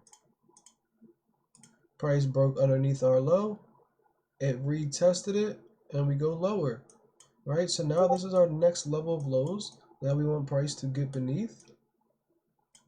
And then we just literally do the same thing. We hope that it doesn't turn this into a support. If this gets turned into support, and then that's going to be, we're just going to get chop. Alright, we don't want that. Alright, we want to break. So we could get a nice break beneath. Right, make our way back. Fall, touch it one more time, just to get some liquidity out the way. Fall again. Right, and then just literally continue to do the same thing. Draw your line, wait for price to return to it, take your entry, right? Wait for price to do the same thing. This is what price does. Alright? Just be patient. Again, this is like we called out trade yesterday in the live. If you guys took this trade during live, you're smashing. You're smashing. We are up finally 2,500. I'm posting in the Discord right now. Cracked. Cracked this shit wide open.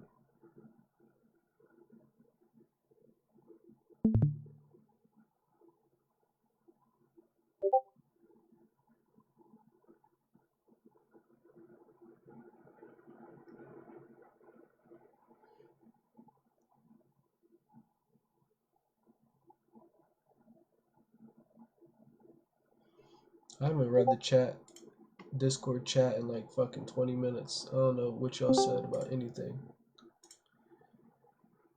I plan to hold this for as long as you can.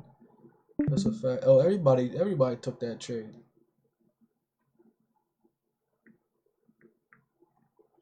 Damn, everybody just took that trade, bro. That right there alone would have passed funded accounts, bro. This alone. 360. Nah, if you would have did 5 minis, you would have passed that.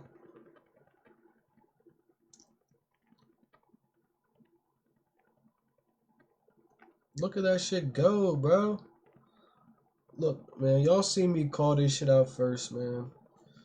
I mean, y'all seen this shit. Y'all seen what's going on. I only got 3 minis. Oh, it's alright. I got 5. It's alright.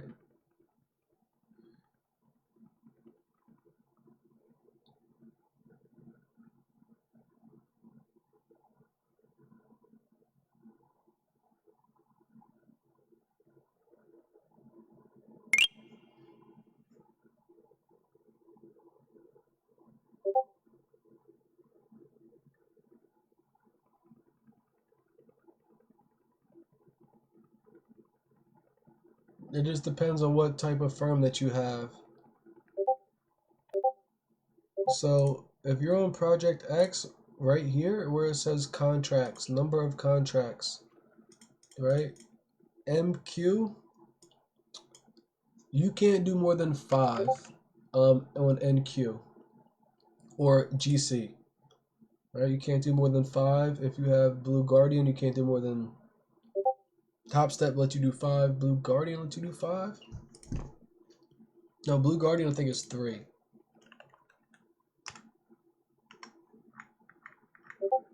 But it doesn't matter. Yeah, 3 contract size, which is 30 micros. 30 micros. I'm in for. I didn't even mean to. Yeah, it's 3, right? I didn't even mean to. So NQ. So yeah, it's half. Yeah. So if you're doing 3 minis, you can only do 30 micros. If you're doing 5 minis, you can only do 50 micros. Top Step, it's 50 micros. I accidentally took this on micros, so I had to add 40 more. So I'm up on 50 micros.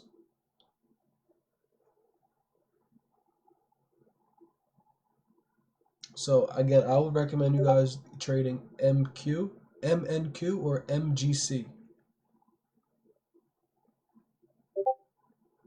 Just so you can do micros and not minis. Trade the M's, yeah, I would. It just, again, if you're, I do MGC. MGC is just gold. MNQ is just NASDAQ. Oh, okay, alright. But again, we don't trade NAS as often, so I could care less about fucking NAS. I honestly, like, I don't like to trade my other fundeds. Like, I will trade, again, because I have multiple ones, but these evals, I just don't know why I don't trade them during Asia session. I need to start doing it because this trade would have passed all 3 of my evals right now.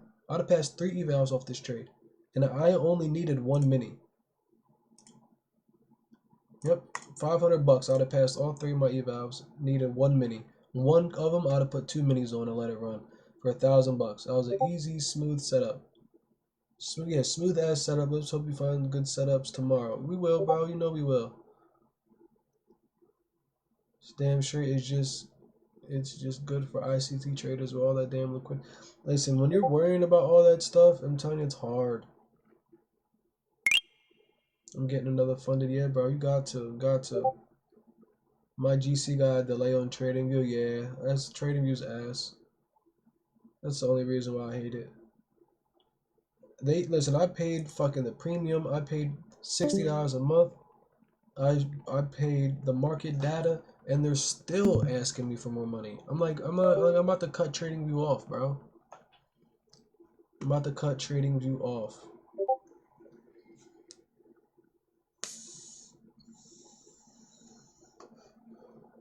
How you make me pay $68 a month and still make me pay for market data?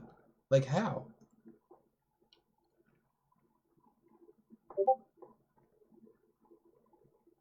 TradingView better than trading. Oh my god, Trade-of-8 is like trading. Like imagine being a trader in 19 fucking 01. That is what Trade-of-8 looks like. It's trash. Show me other TradingView which I like. It just depends. I like Trade Locker. I like starting. I am starting to gravitate towards FX. I like Trade Locker. I like MT5. Right. Um,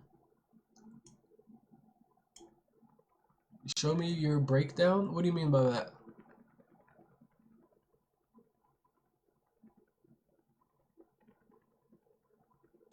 Bro, do you not see we're in a trade right now? We're in this trade right now. Where were you at? Money sign? We're in a trade right now. We called this out like fucking, what time did we take this trade? At 9:40 we called this trade out.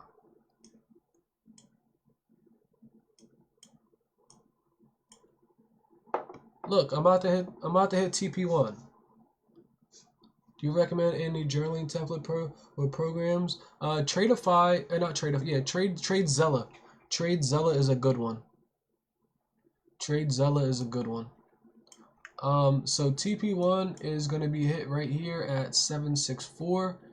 I am gonna move it to where my full TP is, just to show you guys what I really am aiming for. TP2 will be, matter of fact, I think I'm gonna move TP here.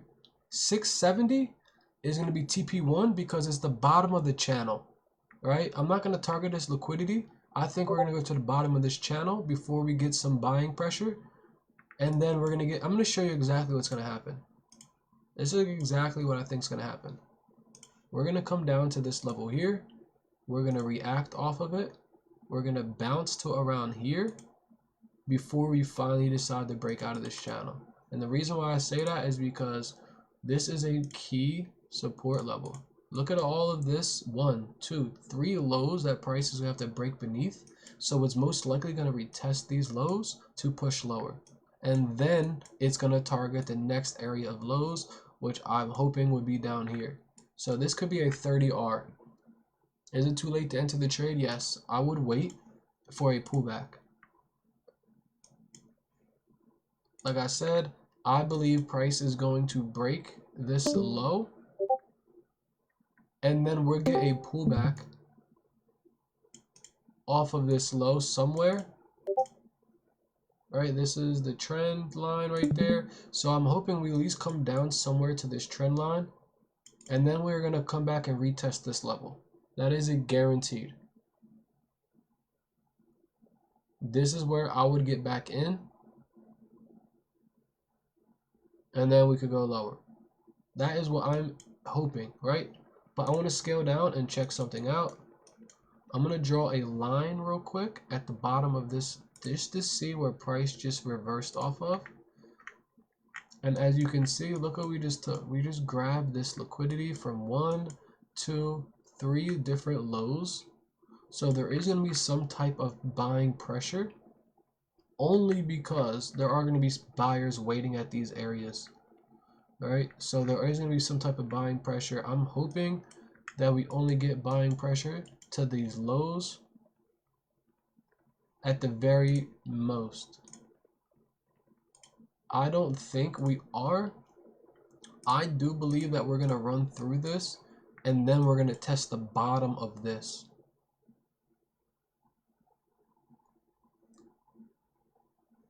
Six, 7, 9. What are you talking about? You think we'll pull up? I don't think we're going to pull that high.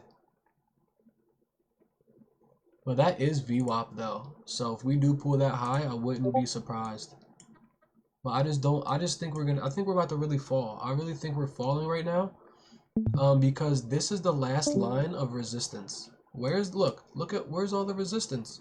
New York is giving us no resistance. We should be falling, guys. We should be falling.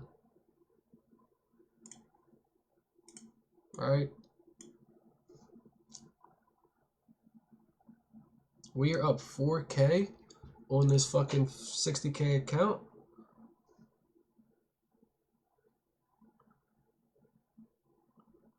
Let's go. I needed that, baby. Luke is about to wake up happy as hell. Luke is about to wake up happy. When Luke went to bed, we was down like 3K.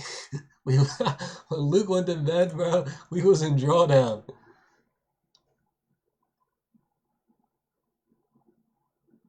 Luke about to wake up. We about to be up like 10K. He gonna be happy as hell. I added hella positions, bro. I added hella positions off this account, bro. 1, 2, 3, 4, 5, 6, 7. I added 7 more lots. Yo. I'm telling you, if we break this line right here, bro, we're gonna free fall, bro. The link in my bio isn't working. Send me a DM and I'll get you the link right now.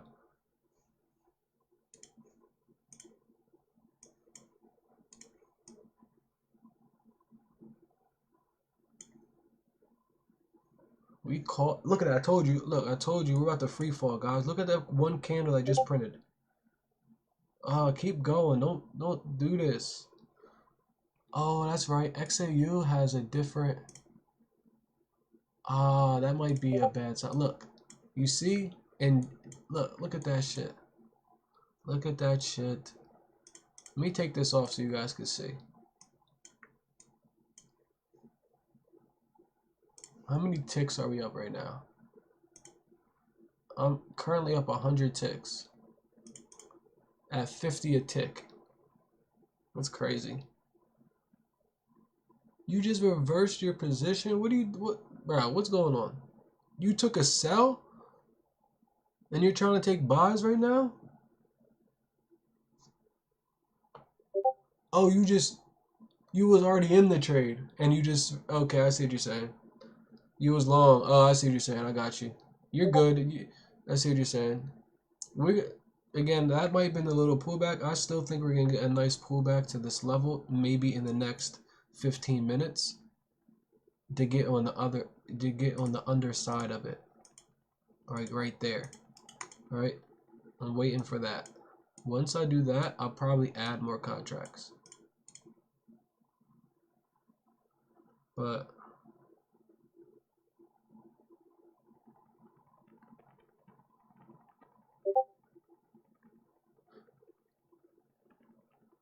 yeah, I don't know why he was long, bro. That's a crazy. But that's what I'm saying. At the end of the day, it's not why was he going long. It's because whatever strategy he has is just not as accurate as what we got. That's all that it is.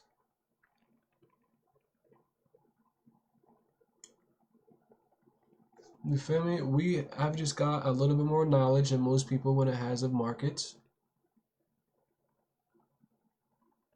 Yeah, I don't know what. Yeah, he's. I don't know what strat he's using either. But if he was using our strat, he wouldn't be going against the trend. Then what's the remember? Do you guys remember why I took this trade? What were the reasons that I took this trade, guys? What was the 15-minute telling us? What is it telling us right now? Right? Lower high, lower high, lower high, lower high. Right? It's all a learning experience. That's all. Bro, listen, I can't tell you many times we all failed in order for us to win. You're never going to be a straight gunner in trading. You're never going to be a straight hands down winner every single day. It's never going to happen. Right? But, yes, exactly. We are very bearish. So this pullback didn't break any type of structure. If this was the last high, what did price do? Price came right to an order block and we took it and went lower. This is called a supply zone. Price came to a supply zone, took our entry, and we went lower. Do I think it will go back to all-time highs? There is a possibility, yes.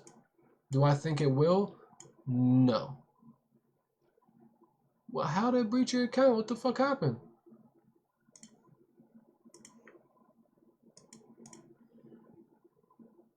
Right?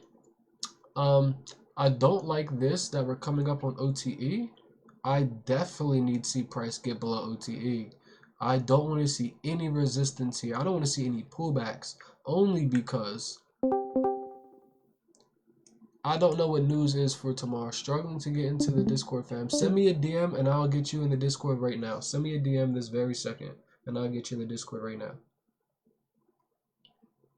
I don't know why that link isn't working, but it doesn't matter. Just send it to me and I'll send it right now. Holy shit, that's a lot of messages. CC, send it to you. Austin, I'm sending it to you right now. Ron, I don't know if you're still here, Ron, but here you go. How many fucking more? Share video. Oh my god. Alright.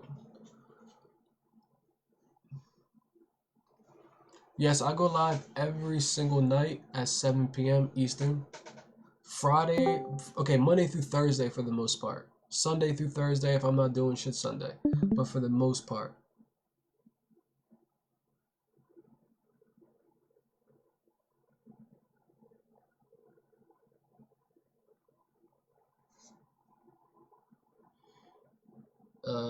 Journeyman Grace, send it to you.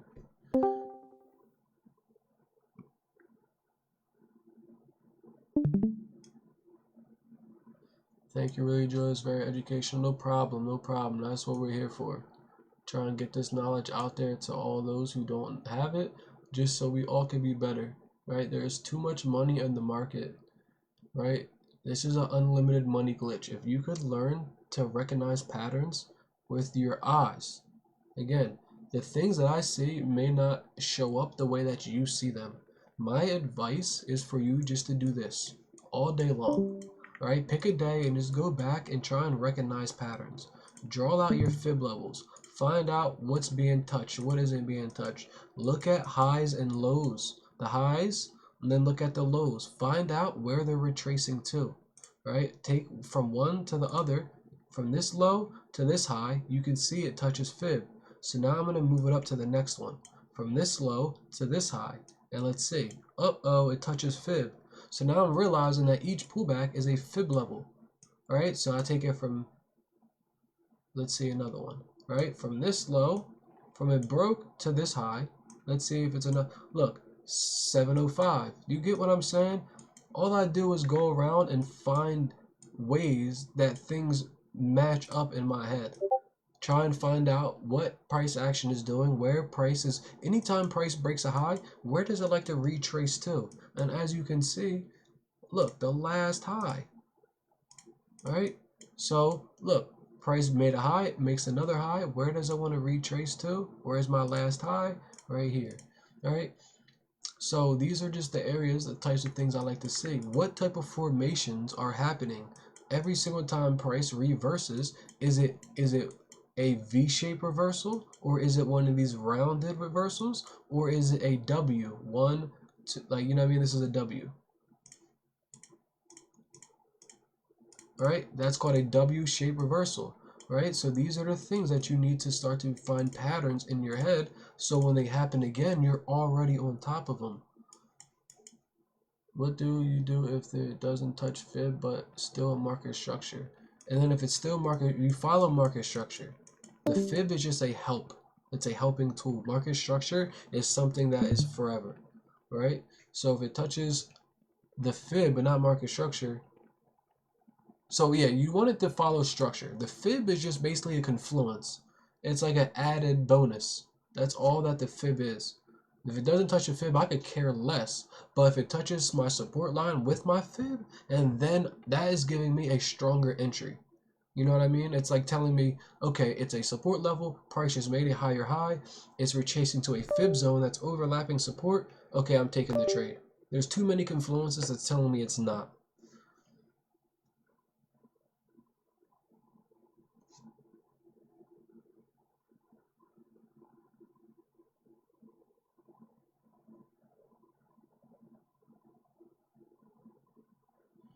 Right, we are about to get some pullback though, because if we start to look at the channel. You know what I mean? It is, if we decide to not follow this, it's gonna be very surprising, right? 9 times out of 10, you're gonna get this nice channel for a pretty solid ways. Right? It would be wonderful if price just said, nah, fuck that, not today. Right? But as you can see, look at this channel. Look how many days it was. Right? From Wednesday all the way until Friday, right?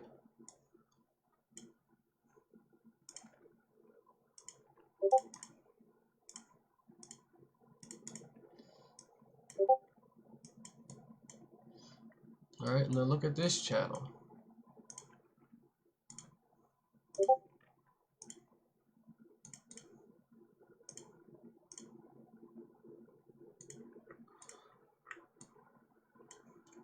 Make it a little bit tighter off of these ones.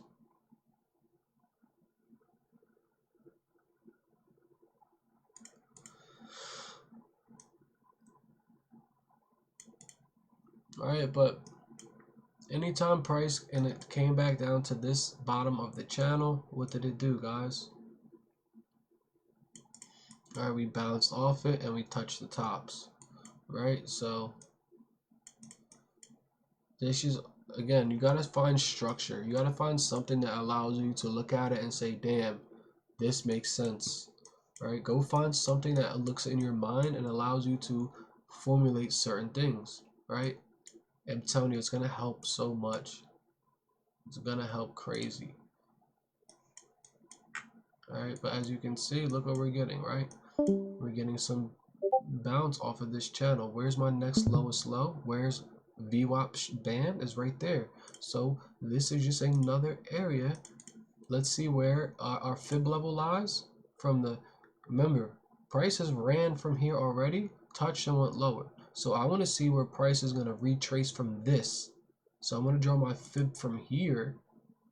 And as you can see, look where my fib level lines up. My fib level lines up at that low where I want price to reject, and it's also at my green standard deviation band. So that's confluence 1, VWAP. Confluence number 2 is fib, and confluence number 3 is this lower low. So that's 3 confluences that this trade is going to be a good trade.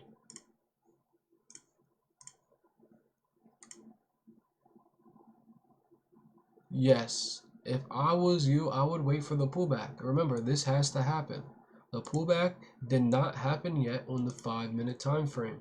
So there has to be some type of pullback. On the 1-minute time frame, look, how many pullbacks did we get? We got 1. Price came down, pulled back. And then we got 2. All right, it makes that low. Price came down, pulled back. right? And then we had 3 going on right there, right? So we may not get all the way up here, but if price wanted to,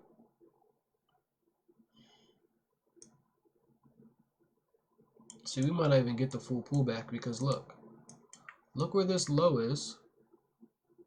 So I drew it out from this low, and look where we're at. So let's go back down to the 1 minute, and you see that this is a area that price had made a low and gave us a lower low. So we draw out our box, and we see that price rejected off of this.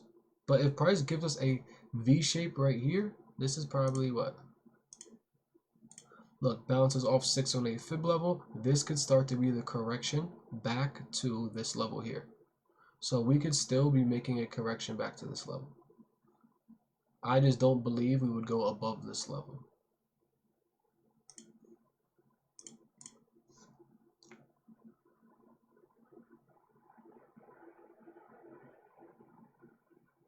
I should have off the same nah, word. I just want price to fall, bro. I just want, like, I need 11, 12 o'clock to roll around and for this shit just to drop. Like, if you guys see, guys, like, what is resistance? What is liquidity? Right? Where do you see resistance and liquidity? Right now, this was a support level that acted as resistance, right? Price, we didn't want price to go through it, right? So now, where is the next level that price is going to get hemmed up at? Where? Here, right? This is something that price for 30 minutes, 1 hour, 30 minutes, 1 hour, for, you know, an hour, almost 2.5 hours, that price could not get below this level, and we reversed off it nicely. So this is the next area that we are looking at for price to fall down to, because we had buyers here last time. So we are expecting buyers to get in here again.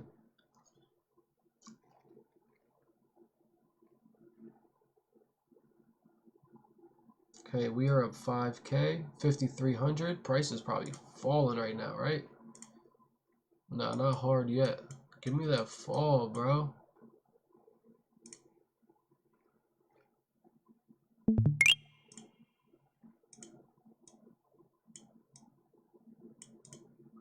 Alright, equal lows don't look good. It's just going to give us some consolidation for a while, give us a form of manipulation, and then go lower. So if you're ever in a situation like a trade like this, right, we are in a nice trend. If we start to get this equal lows and we don't get a break, we should get a break soon, right? We had equal low here, we got hemmed up, and then we finally got the break, right? So this should not really give us, it's either going to be a nice breakthrough to give us the retest. There we go. There we go. That's all I wanted to see. Look at that volume spike, guys. Look at that volume get tapped into play.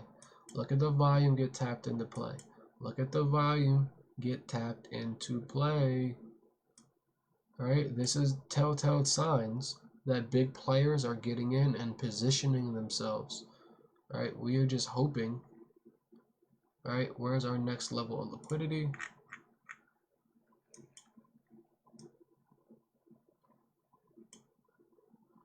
This is a breaker block. I just hope this isn't a smart money concept or a smart money reversal concept. Remember what I said about this fucking fib level, bro? I just hope this isn't a smart money trap.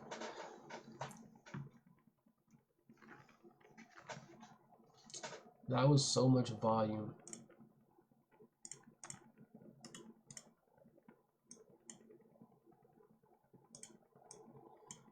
Dang. That was so much volume. I don't like it.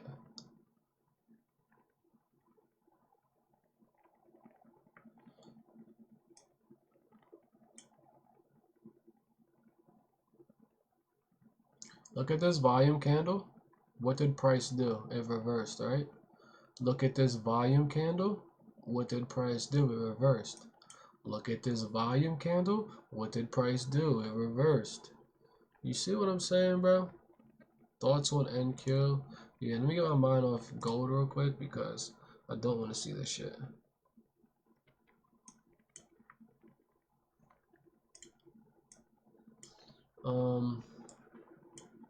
Let's see, what's gold showing? I mean, what's NQ showing? Let's look on a higher time frame to get our bias.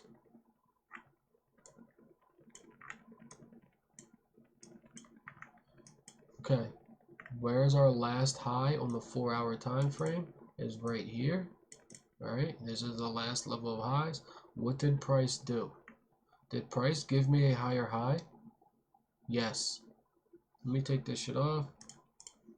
All right, so let me draw it one more time. What level is this? Did price give me a higher high off of support? I mean, off of resistance. Yes, it did. Price came up and gave me a higher high. So what is this called? This is my indication that price wants to go higher.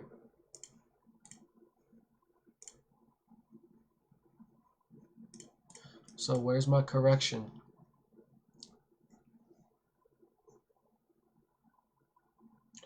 My correction is coming to where? This level right here. That is my correction in the market. Why is that a correction? Because what level is this?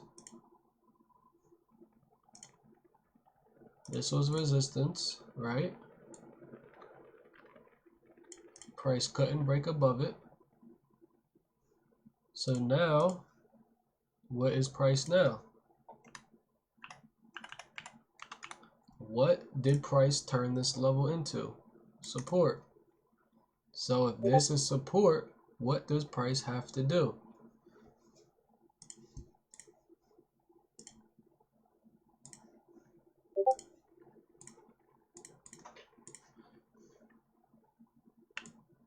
We have to make a higher high. Exactly, new higher highs, exactly. All right, so this is a good time to take longs. Why? Because we are finally getting higher lows and higher highs. I would wait for one of my highs to be broken, which we don't even get yet, really, right? We're not even really fully bullish yet. We do get our break right here. Once we get another one off of this candle here, that is when I could say, hey, okay, we're finally bullish. So once we get that retest is where you could take your entry. So once we get that break, that retest, go up to make new higher highs. Stop loss below the low. Target a 3 or a 4R. That is what I would do. And guys, I appreciate you guys all for the follows. I know I haven't been talking about that at all and all of the likes, so I do appreciate all of you guys.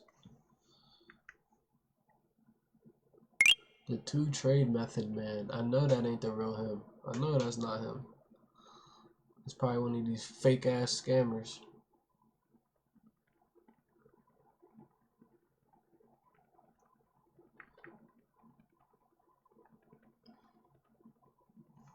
I don't even know what the fuck I said, bro. Can you just rewatch the live? Because you're gonna say, what did you say? And I'm telling you, I don't know what the fuck I just said. My mind is smashed. You said what time frame this is? This is the 15-minute. Anytime, you know what? It's always gonna be in the background. 30-minute, 1 hour, 2 hour, 4 hour daily, 5-minute, 1 minute. Right? So it's always gonna show you in the background. So if gold entered that pullback or touched that area for pullback, again, I would wait to this level. Why should I wait till that level? What did I say was so significant about this level right here?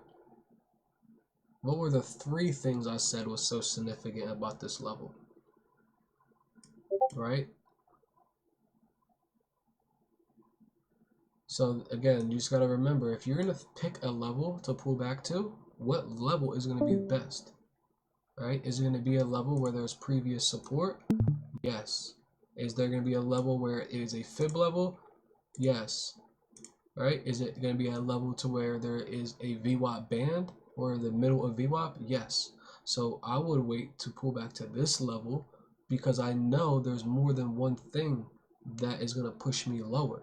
If you're going to go back to this 1 minute level, and then it's not 100% certain that this 1 minute level is going to push you lower, even though it could. I'm not saying it can't, right? All I'm saying is, and we are getting the VWAP band here, right? I would just, me personally, VWAP is just the volume weighted average price, right? So again, if we look on the higher time frame, right, you could see that, look at all these equal lows, right? So I want price to touch here before I get in, because look at all of this volume that's going to hold price down. You know what I mean? So I would rather have price come here to touch and go lower, only because if price comes back higher, it's going to break this whole type of structure. You know what I mean? So it's going to be a lot more weight of, there's going to be a lot more pressure pushing us down here, and then a lot of pressure pushing us down right here, right? Look, where's the pressure from this? If you take an entry here, what's stopping price from coming to here, right? There isn't nothing. But look at all of this weight and candles that's going to stop price from going higher here, right? That is what I'm saying. And I'm not telling you I'm 100% correct. All I'm saying is that I like to minimize risk. Are you still in shorts? Yes, I'm still in shorts. I like to minimize risk. We are currently up 3,800 off of this trade. 4K now, 4K.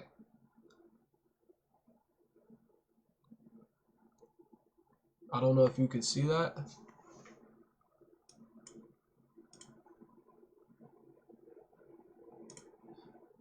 Where the hell did TikTok go?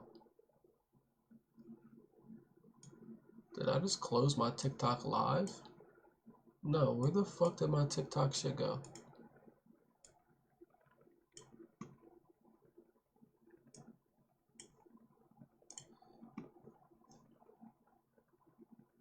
Yeah, so I would wait for the retest, even though it's looking like price is falling from that level. But I wouldn't, yeah, I don't know. It's literally like my TikTok just disappeared. Oh, there it go. But I don't know if you guys can see that. Can you see that I'm still in the trade? I'll post it in the Discord. Matter of fact, I'll post on my story so you guys can see. Story time.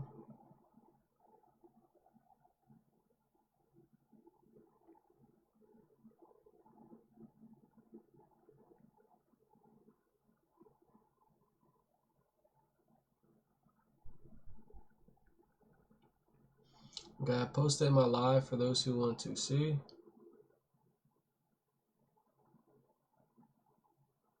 I mean, on my story. What the fuck is going on? Yeah, there we go. But look, you see how we get that push off of that? It does suck when that happens because you're like, damn, I'm kicking myself. I should have took the entry here. But I would rather miss 1,000 trades and enter wrong once. Right? It's better. It's better that way. If you can't enter I can't wait to learn this. Honestly, this shit's crazy. Shit's super crazy. But nerf my blade. Send me a DM. I'll get you in. For some reason, it doesn't want to work. So just send me a DM and I'll send it to you right now. They gotta fix that shit, bro. I hate Discord for doing, like, they make the shit expire every 7 days. I just sent it to you, Mike.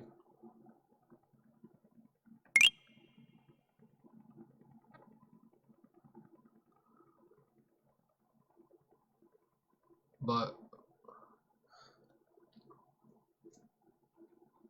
yeah, again, we'll get everybody in. So any chance, yeah, send me a DM and then we'll send it to you right now. It just doesn't let me copy and paste it into, I don't know why it does that. It just doesn't let me copy and paste it. I have to like literally send it to you. But it doesn't matter. I gotta figure out how to make that shit work. But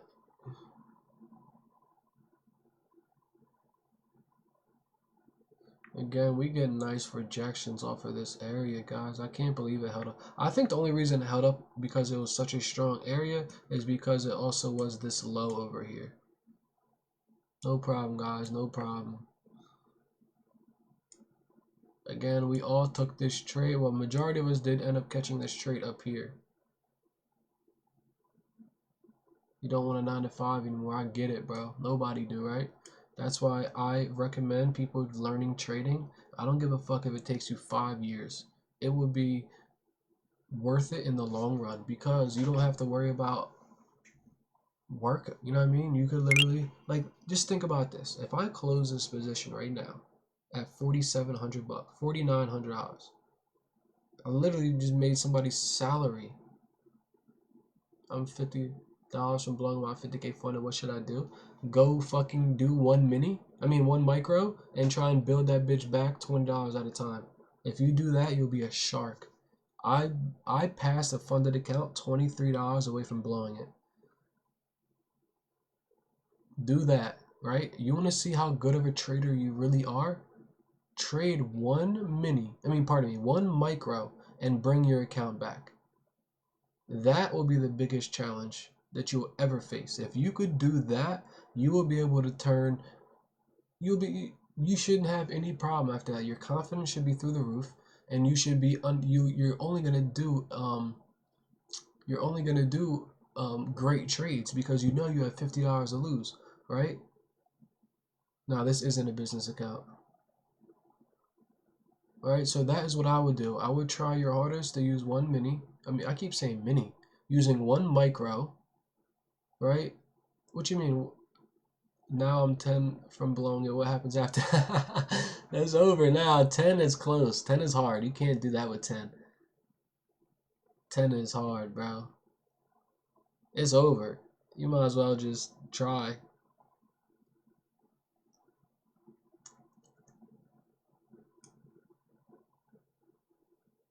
Try and scalp a position.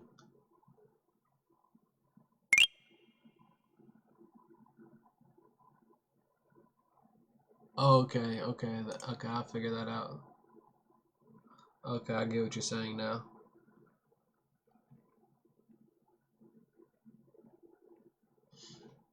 You could, what do you have, Top Step?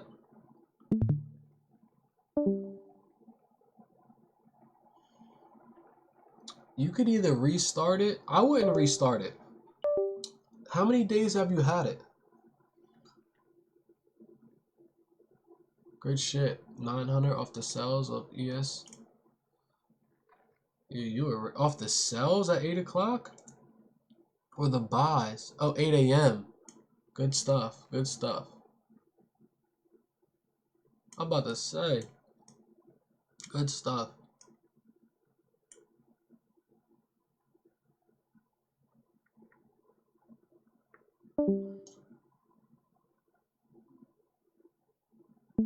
I don't know. I would buy another eval. I don't, just because it gives. If you restart it, it doesn't restart your 30 days. It just restarts to whatever day that you're at. Dang, bro. I am honestly a little upset at myself. Only because I knew I should have. You have entry in NAS. Only because was gonna take this on all of my other funded accounts, all of my other evals, and I would have passed 3 evals off of this trade. We caught it right here, Jamarlin. We caught it right here. This is where I entered. It's in my story if you want to look at it. But this is where I entered, and look where we're at. Yeah. What indicates a retracing gold and how to re-enter? So it's just the way that the market works, right? If you look into a time frame, right, price has always broken a low or a high and then retraced back to that level, right? So we haven't, well, we just had some 5-minute retraces. I was hoping we would get some retraces to this level because it was a VWAP at one point. Now the VWAP has lowered, so we only got a retrace to these levels here.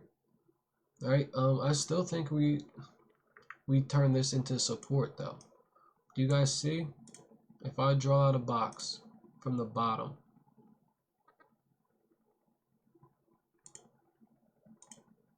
all right, we turn this level into support, and then we have our resistance up here. So I'm just hoping that price breaks beneath this level, just so we don't have to worry about price ranging. Because if price turns this level into a support level, and then we have a problem that price can just do this, right? And we don't want that. We want price to rip through this. If price can rip through this, and then we do exactly what our strategy teaches, and we honestly do this. Wait for the retest of this level here. Once we get to level here, I take my sell, and then we target the next level of lows. All right, put your stop loss right at, I like to put it here because this is where the wick was versus the top of this. So I want to put it here. That is where my stop loss will go. I would like it to do just like this.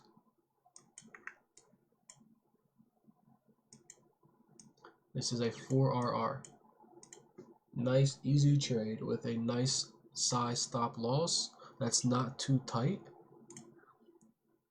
and getting you stopped out. Right? But that is what we want. I need a break below. Alright, I need this. We have another. Yeah, this just sucks. Yeah, so anytime price consolidates, even right now, right? I just showed you what we want. Anytime price makes support and resistance, consolidation, wait for it to pick a direction, wait for it to go above or below. Right now, we're in consolidation. We want price to go below, to retest it, and to go lower. That's all we want. Once price retests it, put your stop loss here, take your entry, and go with the trend. That is it. That is what we did up here. Look, price consolidates. I end up getting in early, only because, again, I've been doing this for a while. But I would have told you guys to enter right here. Right? Price was consolidating, going sideways, going nowhere. This was support right here. What did price do? Price broke underneath support. Take the entry, put your stop loss here. And then look what happened. We would have fell. So now it's just doing it all over again. Alright, we are getting lower highs, which is still indicating that price is struggling to find buyers. Alright, that sellers are just unloading. That people that are trying to anticipate reversals are getting smashed right now. Right? This is called absorption. Alright, that's why you're getting these buyish pressure, but you're not getting any really volume of at all. Alright, look at the volume.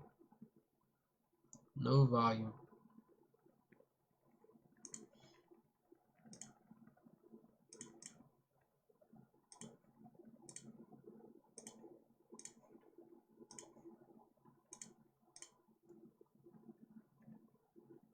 Okay, we will be here. But yeah, guys, that's it. You just wait, like in a downtrend. This is what we're waiting for at the bottom. In a uptrend, we waited for at the top. Just you gotta make sure that you're going with the higher time frame trend, right? Because you don't want to go against the trend. Because again, the lower time frame could be giving you exactly what you want, but it could be walking you right into a higher time frame point of interest.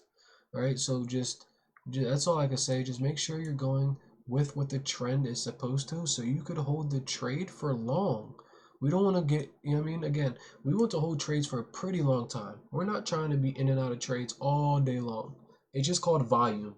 It's a volume indicator. If you come up here and just click volume, that's all that is. It allows you to see all the volume being taken place at which area, right? So when you start to see spikes in certain, red candles over and over again, you could see that somebody's placing a lot more volume. Like, look at all this. Look at the average value and then look at all this. So you could tell where big players were positioning themselves. So in my opinion, all of this layering,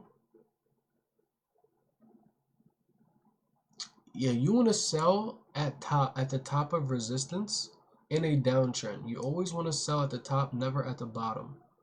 Right? So that's why we wait for pullbacks. Right? The best time to sell is up here, not here, because remember, price is always going to give us pullbacks. So if you take the trend now and it pulls back, you're going to be in drawdown. So if you take it here, right? Again, if you took it off any pullback, look at you would never be in drawdown. Look, let's start here. If you would have waited for price to come back to the resistance, took the trade, no drawdown. If you would have waited for price to come back, right, took the trade, look, no drawdown. If you would have waited for price to come back, take this right here or here, look, you are no. This is why I'm always, all my trades are fucking top tick, no drawdown. Right? So you always just wait for, in a downtrend, always wait for price to pull back to resistance and take the trade off of resistance. Right? That is what we wait for. In a uptrend, it's just the exact opposite, right? We want price to pull back. If this is the high, we want price to break it, retest it, and take it off of the top, off the support and not the resistance, right? You see how we have our we turn this into support, this is resistance. We want price to pull back, so when we take the trade, we have minimum drawdown. All right, we take the trade here. Look, we have like no drawdown, bro. Barely any. This candle right here. You see what I'm saying?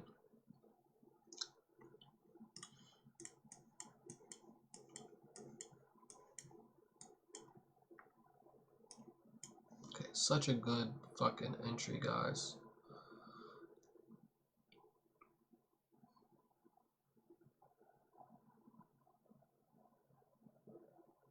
We're running now, bro.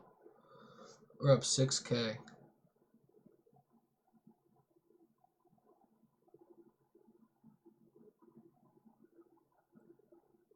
Oh my god. Oh my god, bro. I am up 10K, Luke. We are up 10K off that shit, bro. Can we add here, bro? Bro, did you see? Yo, oh my god. I ain't gonna hold you. I was a little nervous earlier when we had that pullback. I was trying to get a hold of you, bro. I just kept adding lots, bro. I just kept adding, bro. Once we got up, we went all the way up to fucking two. Oh yeah, you said morning. I didn't even see you back. We came back to a fib level, and I just kept adding lots, bro. I ended up adding like another 6 lots from where you added, bro. We're up like almost 10 off of that, bro. That's crazy. We are too sharked up, bro. Us together, I swear, it's bad combo, bro.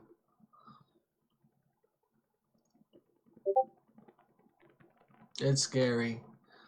Like, oh man. Funding next. Funding next is alright. That's a strong pullback. Where do we just hit? That's a fair value gap. That was a strong pullback.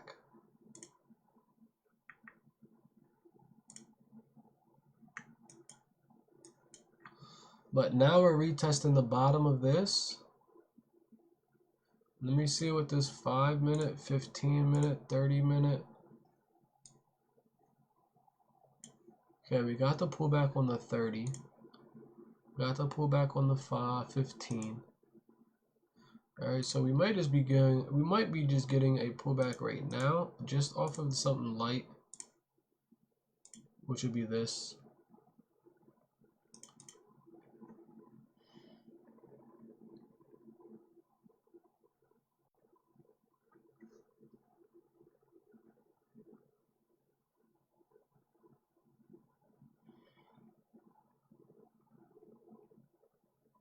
Dang, Luke, I can't, yeah, I think we're about to disrespect this account, bro. I'm telling you, this shit about to go crazy, bro.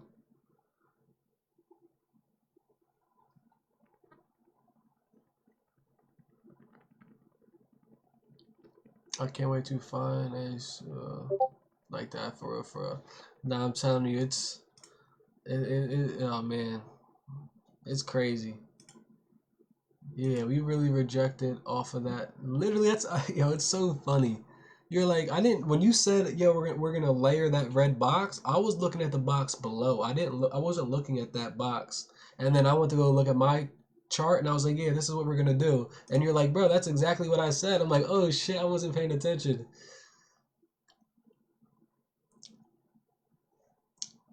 Yeah, so we should be only coming up to this level. Again, we can come up here and reconsolidate before we go lower, but that's most likely, again, some of these are just manipulated moves, just to trap more liquidity, right? So we can honestly still work our way in this area before we end up going lower, right? Sometimes this is what has to happen to generate more liquidity because, again, if we look on a higher time frame, let me delete this shit real quick.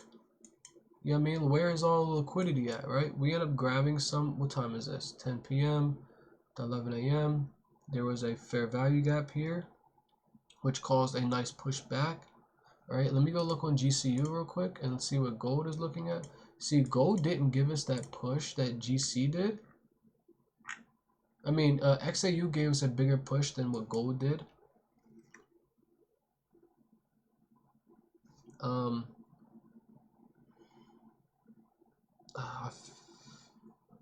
but I don't know. If I go and show you just patterns, if you ever see this pattern, like you see how we're getting this roundedness right here? Like, look.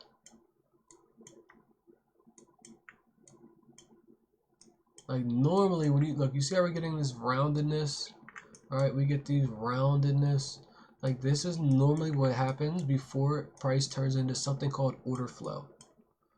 Alright, so it's looking like we're about to get into order flow and price is just gonna slowly fall without giving any entries. So Jamarlin, I appreciate all of the gifts again. My boy Far Hannah. Yeah, I appreciate the gift.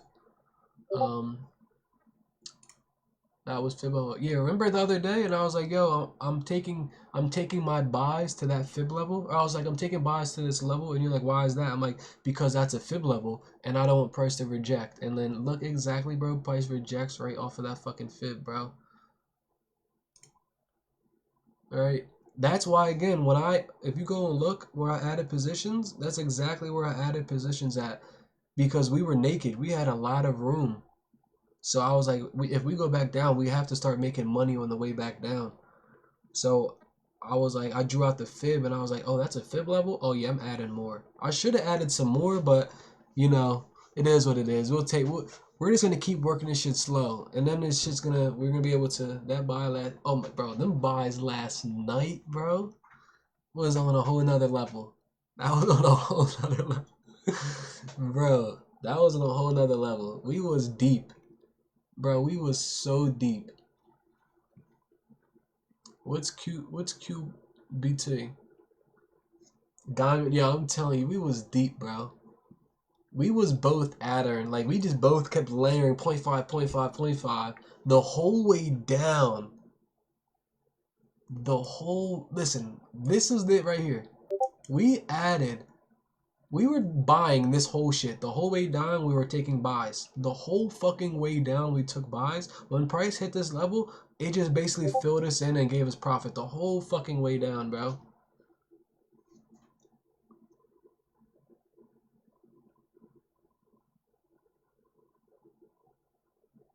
Yeah, nah, that's a fact.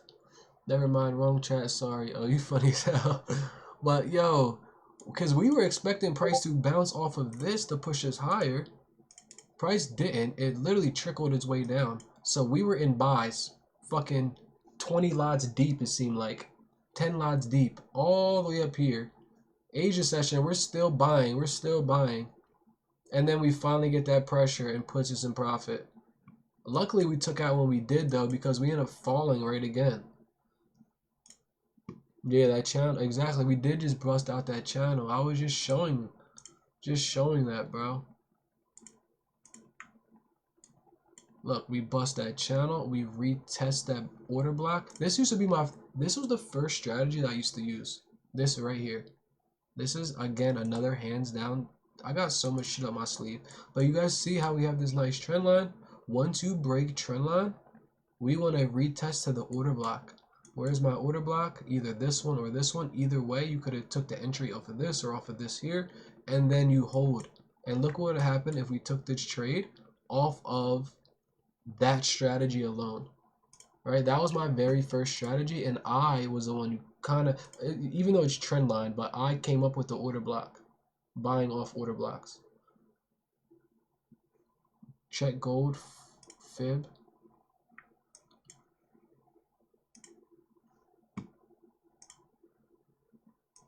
Yeah, remember what I just said earlier. Do you have any entries? Not right now. My TP is down here at 650. I'm aiming for New York, or I'm aiming for Asia low, a previous session. This is a fib level. Remember what I told you guys? I said I need price to rip through this fib level because it's going to cause resistance.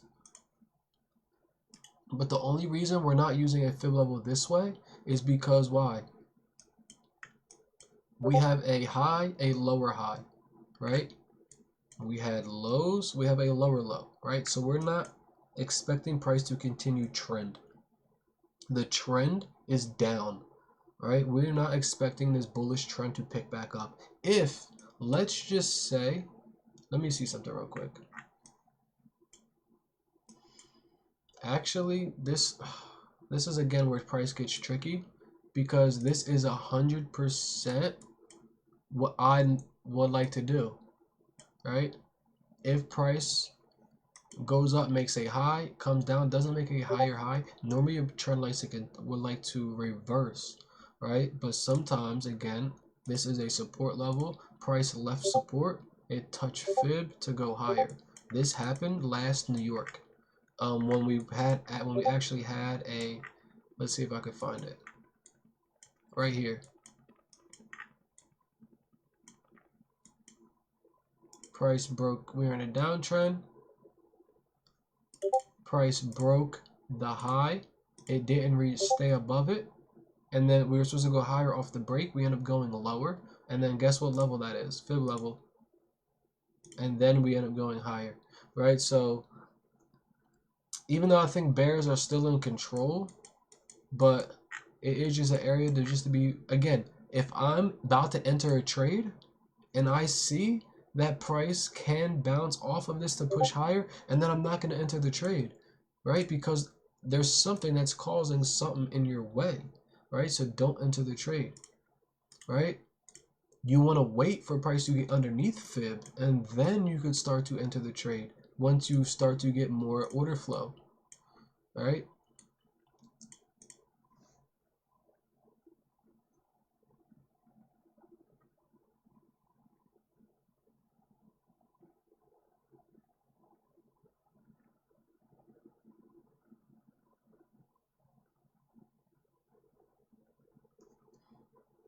So 30-minute,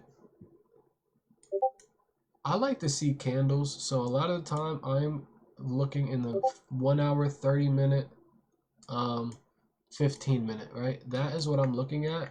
And then once I want to like kind of find if I can find an entry somewhere, and then I'll be in the 5-minute for a little bit, and then also the 1 minute. I want to see what is going on, where is basically where you start to see, you know, reactions, start to see, like right here we have what, a bullish engulfment candle.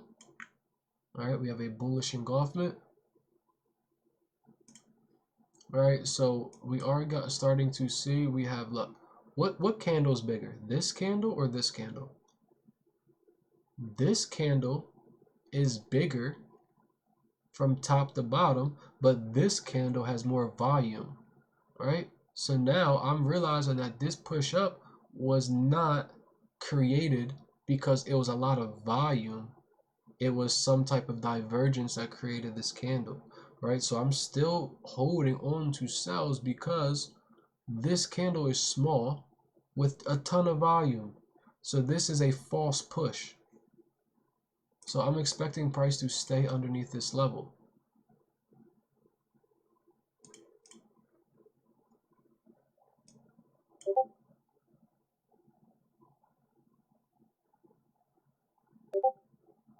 Thanks for yeah. Again, I know there's probably else like I only go over ICT or ICC, I mean, but there are a lot of other things when it comes to looking at candles or coming at looking at volume and candles that I look at, but it's more of like a subconscious thing. It's not like something that I'm like oh, this is part of the strategy. It's more of like something that I have just thought about throughout time and just put it together. You know what I mean? And that is why I tell you guys, just don't worry about looking at the time of fluctuation of price now. Just go to a higher time frame. It doesn't matter what time frame. Just go back and try and identify things. Just go back, look at candles, look at, you know what I mean? Say, hey, this is a bullish engulfment. This is a bullish engulfment. Oh, 3 bullish engulfments, and then price runs. So let's find out if it happens again. You know what I mean? Like, try and find patterns. All right, so look, bullish engulfment, that's 1. Bullish engulfment, that's 2. Bullish engulfment, that's 3. And then look what price did. It ran. You feel what I'm saying? Somebody pointed that out to me before, and I never even cared to look at it. But I starting to look at shit, right? But you just gotta start to find patterns that you learn to recognize and that sit well with you.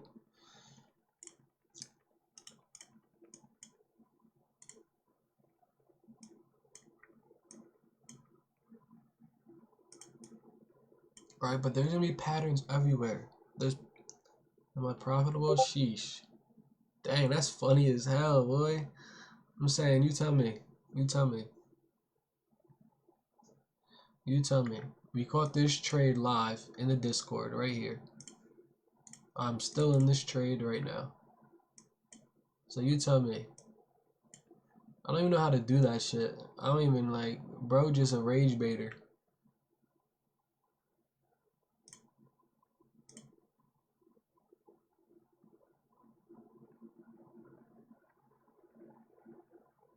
Oh, I did it. He funny as hell. What TP was your resistance? I was thinking TP 30 from yesterday. Asian lows.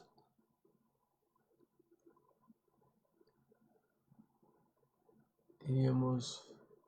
I remember I got banned from because somebody said some shit in the comments. They blocked me, took me off TikTok because of that. I was like, how you gonna block me? The only thing that I don't like, bro, is that when I was looking at this shit the other day, hold on, yeah, get that shit up out of here. Yeah, I'm still aiming. Luke, I'm aiming for. You said 3620s. Yeah, yep. 36. Yep, this is exactly where I'm aiming. 3620s. This is where the next level of resistance is at. I mean, pardon me, support. Right? So if price is falling to anywhere, it's 100% coming down here. 100%. All right, again, this fib level can hold up as a resistance level, which what we don't, and it is right now. So we just want to see price get underneath this level. If price gets under that level, if anybody wants to get into a trade, that would be a good time to catch a cool 1,000 ticks. 1,000 ticks. So just because you think this is a small area because the screen is showing you 1,000 ticks, bro, you could do 1 micro and make $1,000. So just do the math. Do you ever move stop loss or TP at consolidation? Hold on. Do you move your SP? What is SP? Your support?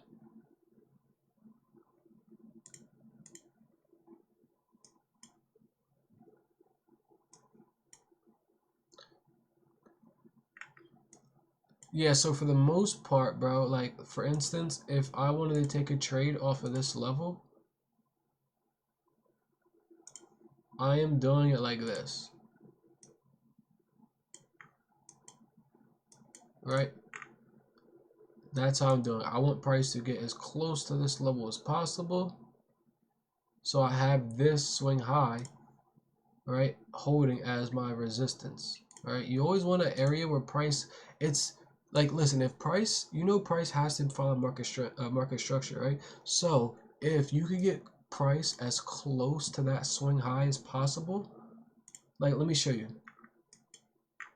Do you see how we have a high, a lower high, equal high, right? So if price would have broke above this high, and then we're no longer trending, and price could have started trending upwards, right?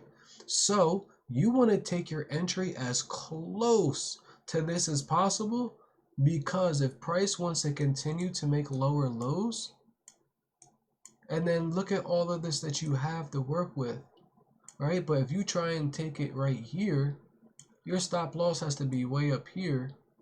You see what I'm saying? So we always want to try and get price as close to that last line that's going to break the trend.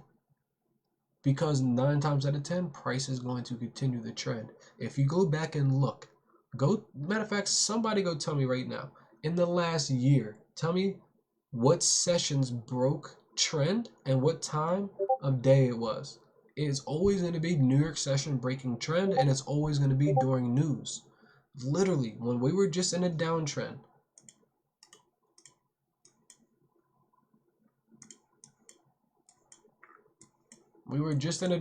right?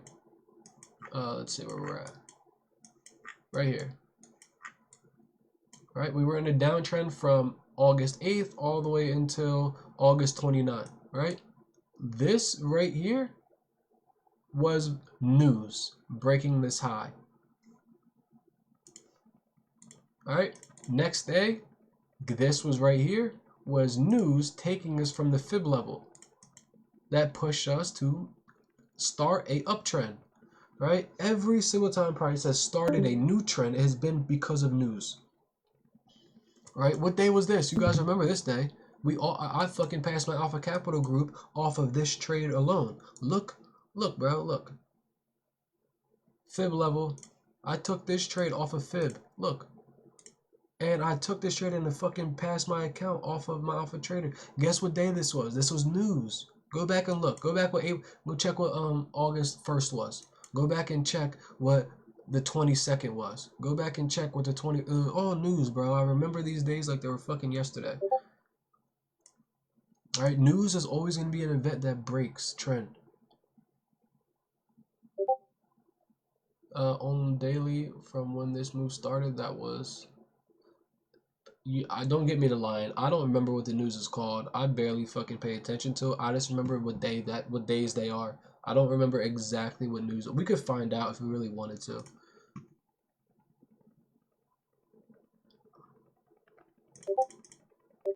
What day I said this was? This was August 1st. So let's go back and look at August 1st real quick.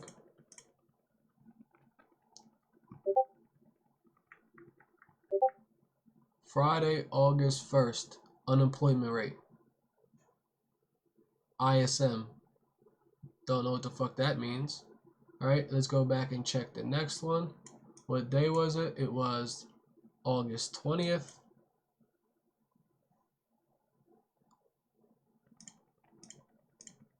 August 20th. Look. FOMC.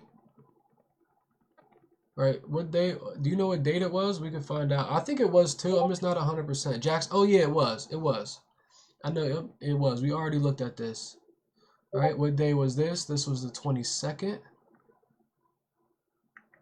21st, 22nd. Yep, here we go. Jackson Hole. All right, Fed chair speech. Right, so every fucking time that price has broken a trend, it was because of news. Right, so just remember stuff, bro. Again, you have to start adding things, looking at things, and putting things together.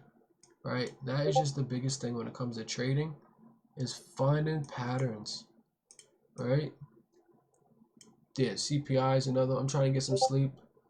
Okay, thank you. Hold on, what did he say? I didn't. When we said stop loss in TP, are we taken out of the trade when one is reached? Yes. Yes, if we take a trade right now on a paper account, let's just show you real quick. Trade panel, paper trade. All right, if we just take a trade, and I put my stop loss or TP. Okay, that was crazy. Take a buy. Put my TP here. put my stop loss here. If one of them get hit, it's automatically taking me out my trade. But you can, exactly, you can close whenever too. August 1st, Friday, yeah, CPI.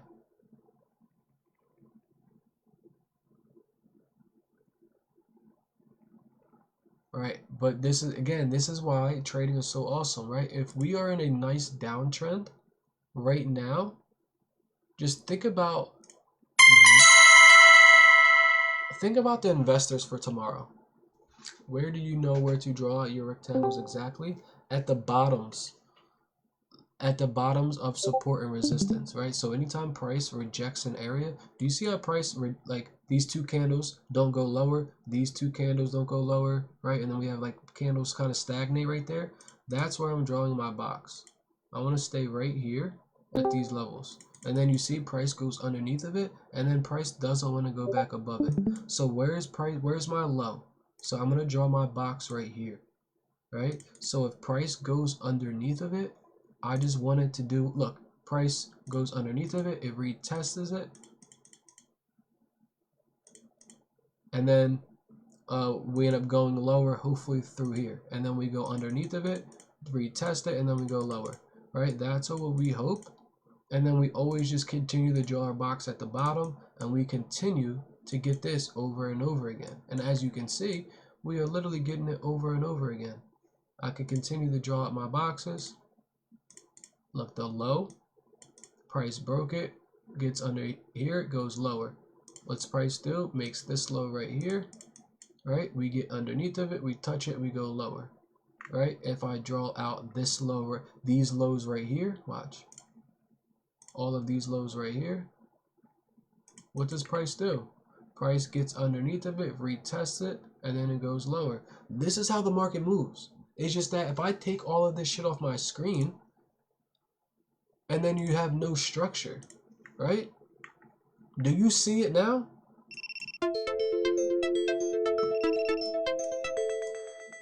You see what I'm talking about? And when you're not drawing things the right way, you don't see any structure. Price just looks super fucking random. It just looks like nothingness, right? But when you start to draw structure and know what you're drawing, and then now watch. Now it looks like nothing, right? But now when I put my shit back on, you can see that it looks like steps, right? You could see that price is doing steps, right? This is a small pullback, but it's still a pullback, right? This is how they do order flow. This is what happens. Dude, yes, high time frame is what we use. You have to use high time frame in my strategy, or you will not succeed. You have to have time frame. It's the only way. Higher time frame, 30 minutes or above. What, man, we didn't call this before market. What, I was about to say, no. We called this before market closed. That's the crazy. Yeah, we called this. We literally showed messages. We were talking about this as New York session is closing. That Luke texted me, he's like, "Hey, what do you think? What do you think? Should we find positions for Asia session?" And we was like, "Hell yeah, let's do it." And we was like, "All right, we're gonna figure this shit out." He starts layering them in already. I'm like, "Oh, he's serious." He started dropping them. Price came up.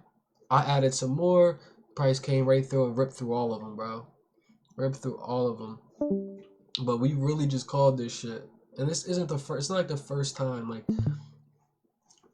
again, this strategy, the way that this overall trades, again, it's not something that happens overnight. Give it time. There's a guy in our Discord, his name's Dylan. When I first started with him, I could send messages. He's blowing funded accounts every fucking day. He was up 2,500 on a funded and blew it. Right? He just sent a picture of a payout of $1,500. His first payout was like a couple weeks ago, $500.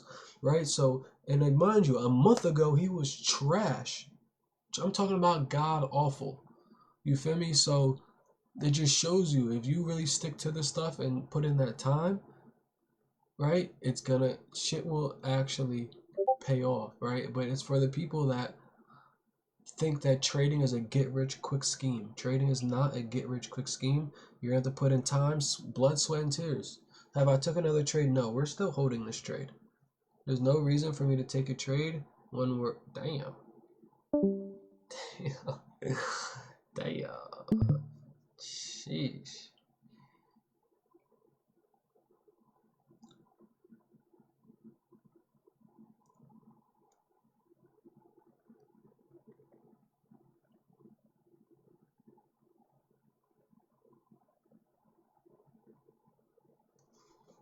But ICC is called indication, correction, and continuation.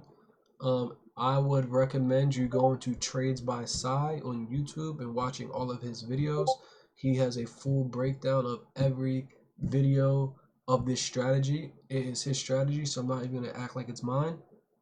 I add some things to it that makes it a little bit different, but all in all, if you watch all of his videos and then come watch what I teach, you're gonna be like, holy hell, I'm gonna be able to give you a little bit more things that he does not do, like fib levels, right? I do a little bit better, more in depth within my type of levels.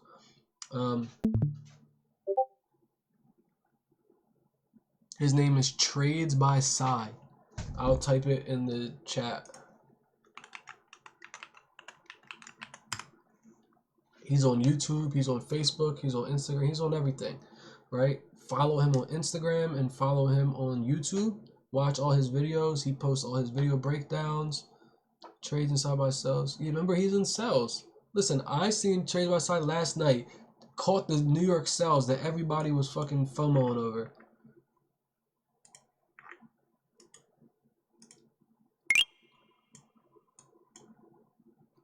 Remember, I was saying that this low being broken. Remember last night, I'm like, yo, this low being broken is breaking structure. Alright, but it's just the fact that we stayed above this support kind of threw me off a little bit. Right? But he took the sells from this level, probably still holding and taking more. I would love to see this. If price came all the way back down to this level right here, would be crazy. That would be extreme, bro. But yeah, I'll watch all his videos. I think he's probably, again, it's his strategy. He breaks it down well, but he's not teaching you the way I'm teaching you it. So I do recommend you go and watch all of his videos that he posts and then come back to my live every day and allow me to teach it to you. That is just the best way to go about it. Right? Get all the understanding and knowledge from what he's teaching and allow me to break it down and show you how to find entries every day. I go over all of my trades every single day of where I'm getting in, what I did wrong. I post everything. I post my wins, I post my losses, we post everything, right? Very transparent. I try and be, at least. But I appreciate you guys liking the live and sending gifts for, I know I haven't said that. So for those who have done it, I appreciate all of it. No problem, no problem. I'm here to help you out. He changed it? Nah, that's not him, bro. I hope you playing around. Oh, that's Luke who just did that. That's not him.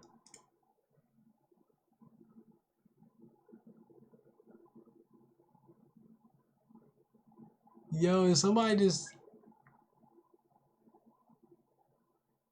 Yeah, that's not him. Somebody trying to... What's the name?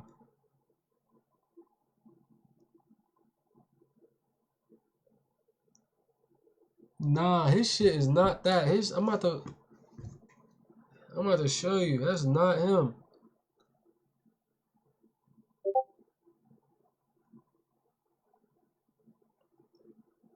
His thing is only payouts. So he has only payouts and then trades by side. I'm about to send both of them in the Discord. Yo, you put your trades in the new... Yeah, so I'll be putting all of my trades in the new channel. So turn on the notifications. Oh, and that's another thing to say. Everybody in the Discord, I put a new trade alert channel. So put your alerts, put your what's the name on? Put your notifications on so you get all of my alerts. I will only be posting entries. I will not be... Okay. I guess I'll post all of it. I just hate posting stop losses and TPs because half the time your stop losses and TPs are not going to be mine. All right? I don't tell you where, like, you just got to remember, however much money you're up, just kind of go off of that. Try and have a price target in your head. Can you please give your fib levels? Yeah. Try and find a price target in your head and only target a price level, right? Because that's just the difference. Because again, you could take a trade the same time I take a trade, right? I could be up a certain amount of money. You can only be up like 300-400 bucks, and I'm expecting price to reverse, and you're not. So you go in the drawdown and get taken out, and price still goes in your favor. So that's the hard part. Is that oh, there you go. Somebody put them up there. But just remember that. Find a price target that's in your mind, right? If you're saying, hey, I'm taking a trade, I'm risking 200 bucks, I am only going to target 300 because that's a 3 RR. Or I have 100 bucks and I'm going to target 400, right? Target a price number. Don't target where I'm trying to target unless it matches to what you're trying to do, right? Because again, my stop losses are going to be 100 ticks. You don't have 100 ticks to give. So that's just the hard part of what, you know what I mean? But whoever wanted the fib levels, here they are. Take a screenshot so you have them.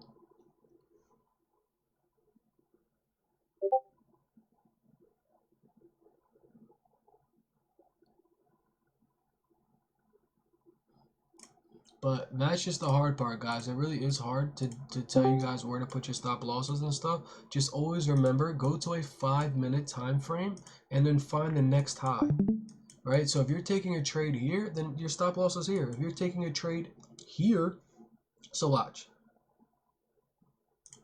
Take a trade here, my stop loss is here. If I take a trade off of this low, my stop loss has to be at this high. If I take it off of this level, it's always at the next level. It's always at the next level. If this is the resistance, this is the support, and I take a trade here, my stop loss has to be here. Or maybe one of these highs if you're, but again, if you always put it at the next level, you'll never get stopped out. Bro, just think about that. 1, 2, 3, 4, 5 entries. If you took it off of every pullback to our level every fucking time, you would be in zero drawdown every single time. Literally. Look at gold now, exactly. Look at gold go. Look at this shit, bro. Luke, we fucking did it, boy. 10K trade. 11K trade. We are finally up 75K from 40 in fucking less than a week. That's crazy, bro. And we still got room to go, bro. Look at the look where the next level. GC is top step, yes. GC or MGC.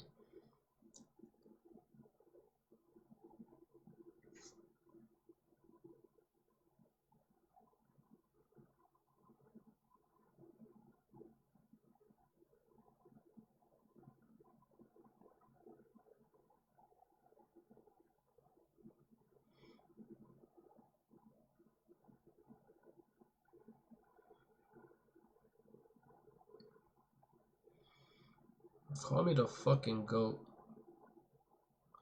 Call me the fucking goat.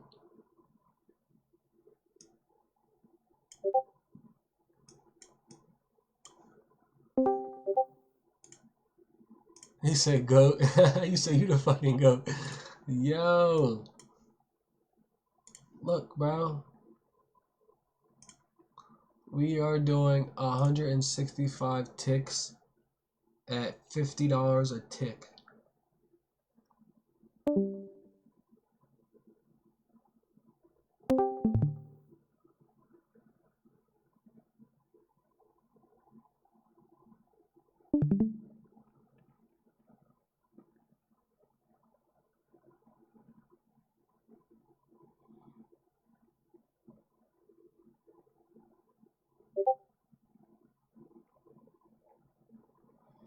This shit is crazy.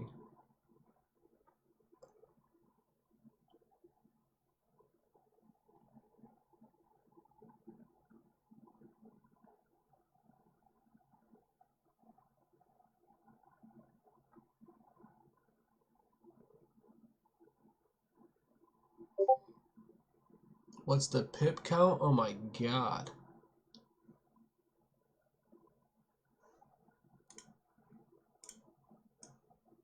If we're talking pips, how many pips is that? That's 1,500 pips. Oh, that's 150 pips. 1,500 points, sorry. It's right here. It's called measure. It's this right here. It's measure. You just click it and it measures it for you. When you know the direction of the market and understand your levels, and then you know what's your resistance, so you know that each pullback is not a pullback to go higher, it's a pullback to correct itself. Do you see this? Do you see every level? Again, I marked these, right? So we know the minute one of these get broken above, and then I know I'm getting out my position, right? But that's just the thing, that none of these has been broken yet. So I'm gonna go down to a 15-minute time frame, and I'm gonna take all this shit off the screen real quick, and then I'm gonna look at my levels again, and I'm gonna go to a higher time frame and see. I see, but still, it comes with the territory. It comes with, yeah, nah, he hasn't been. But that's the crazy part is that he does that shit with less than 100 lots. Ain't that crazy though? If he's doing them numbers, that means he's doing like 400 pips per trade, bro. Like I do a little bit more scalping. That's why I feel like I do a lot more lots. Yeah, I'm saying normally that's why my it's like 250, 400 lots. There are some days where I do above that and maybe double that, but because I'm only aiming for 150 pips. I'm only aiming for 90 pips. You know what I mean? So he's swinging. He's swinging for days. I'm just trying to swing and I'm trying to scalp and get the fuck up out of there. I'm holding for a couple hours. You know what I mean? There are some times where I do hold for days. Don't get me wrong. But for the most part, I'm in and out. I have to be. I'm not there yet. But again, you'll start to see, right? We'll, like, as you can see, what did price do? Price just gave us a little pushback. Look where the pushback was to. It's always to that previous low, right? Like, it's steps. It's steps. Price just does steps. Okay, I'll show you. And GC is the same stuff. This was the same shit. Look, same thing. 6.5 or so. My TP is. I just showed you. What was it at? 57. I wouldn't aim at 50 only because that means you're going through resistance. You never want to take it at the bottom of a level, right? Because this level is supposed to hold price up. So if it goes through this level and then it's going to sell through this level. Yeah, I'm still holding. Want me to post a screenshot on here? I'll post a screenshot.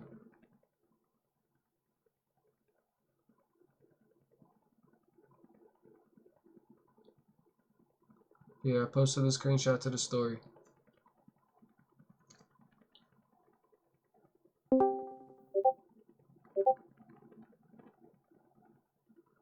It's 7,100. This is going to be a crazy week. I'm getting to this live Top Step account. That's what I plan on doing.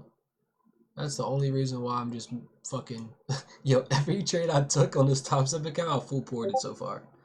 This last week I full ported every single trade I took on Top Step. You think we can still enter? Yes, just I don't know about this second. I think you should wait for a pullback. I'll wait for a bigger pullback. This is called order flow. Right? Do you guys see something real quick? Watch. Do you guys see how price is just doing this right here? You see how there's like no real way to get in? This is called order flow. Right? This is consolidation. Right? Look what we're about to get into. We're about to get into order flow. So the pullbacks are going to be very small and it's going to be hard to get in. Just like this. We go down to a lower time frame. Look, It's hard to get in these. Alright, so that's kind of where we're at right now. I'm hoping we just stay within order flow. Alright, so if there is a chance of getting in, it would be like now. Put your stop loss up a little bit because I don't think we're going to get a big reaction to the upside. Let me see this candle. Look at all this volume on this candle. And look how small this candle is. This candle is bigger than this candle, and this candle has less volume. So this is a false move. I don't think we're going any higher.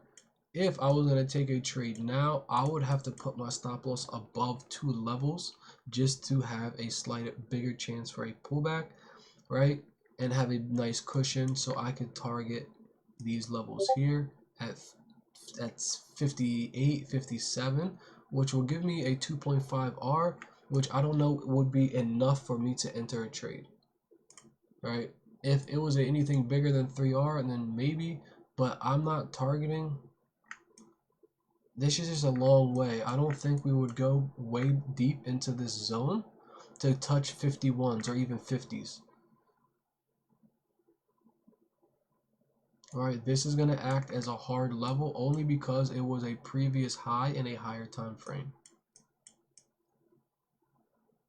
3640, sheesh. 3640 is down here at no level, right? There's no level at all, right? The next high has always been, look at this high. Look what price did last time it touched this high. It literally ran, right? So we are not going to hold on to anything lower than this level unless we decide to have some runners and try and see if we could get a couple. But I would never, thank you Lana for the gift. But this is just too much of a level for me to risk money on, right? Take your profits, get out for the day, and go have fun.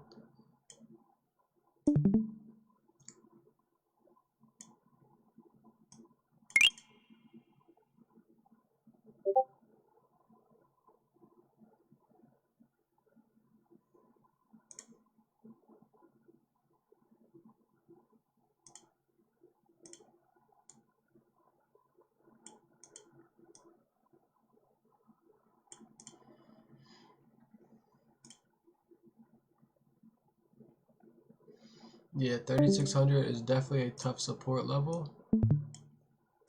So we're not going to sit here and try and hold hella lots past that level.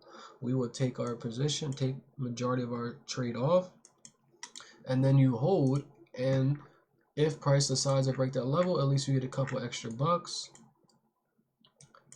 But I just don't like, if we come to this level, guys, I'm almost positive, and we get a nice clean break below, I could bet we're coming down to 3,500, 3,580. All right, that is what I would like. If we get that, Luke, we're gonna what? That is what I want. I want 35. I want 3,580. Exactly. Exactly. If we could get underneath of this low before London session, and then we have a great chance.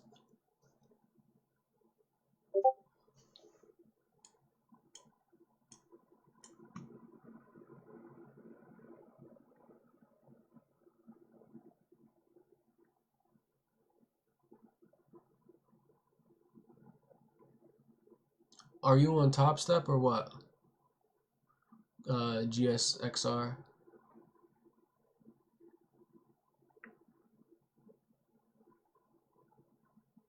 Project X. So if you're in a cell, all you got to do is put, so all right, for instance, right here, right? You click, you right. So if I'm in a cell, let me go to this. Let me take a cell. All right, so if you want to, right now I'm in 100 positions on this trade, right? If I want to take positions off, all you're gonna do is put a buy limit. Hold on, let me see something real quick. That's a buy stop. as my stop loss. Oh, a buy limit, yeah. Right? So you do a buy limit and then do like 1 or 2. Right? So right click it, do like buy limit, let's see, modify order, buy limit of like 25 or whatever it is that you want, right? Confirm. Right? So if price comes to this level, it's going to automatically take me out of 25 positions. A buy stop is your stop loss if you're in a sell position. Buy limit is TP, buy stop is stop loss.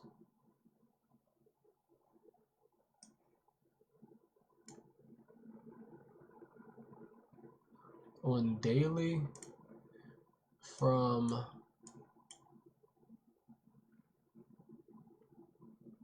313 low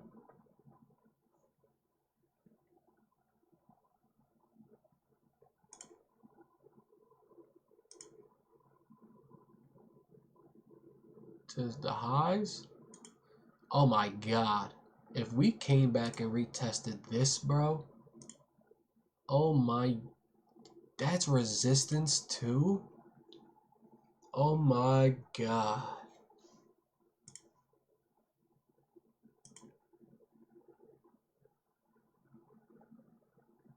1,800 pips?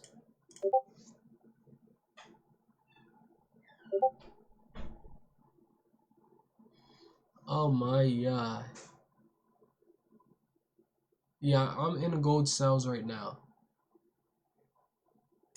I am currently, it's on my story if you want to go look at it.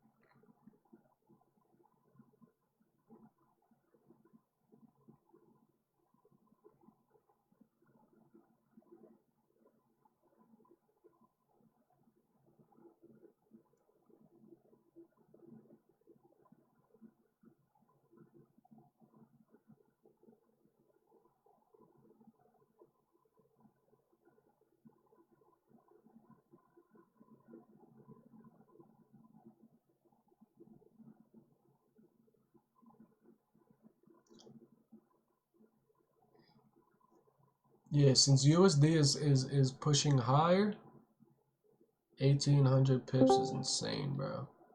But as you can see, look at DXY. Look at the dollar just falling hard, bro. Since Donald Trump got in office, we just had a straight decline in the dollar. January, ain't that crazy? We have literally been in a plummet. The dollar is, we were at $1.10. Our dollar was worth $1.10. Now our dollar is worth 97 cents, which is a huge fucking difference. 13,000 pips. 1,300 pips that the dollar has crashed this year. That's crazy. Right, with the dollar weakening, gold will always go up in value. So you always pair DXY with gold to get better positions.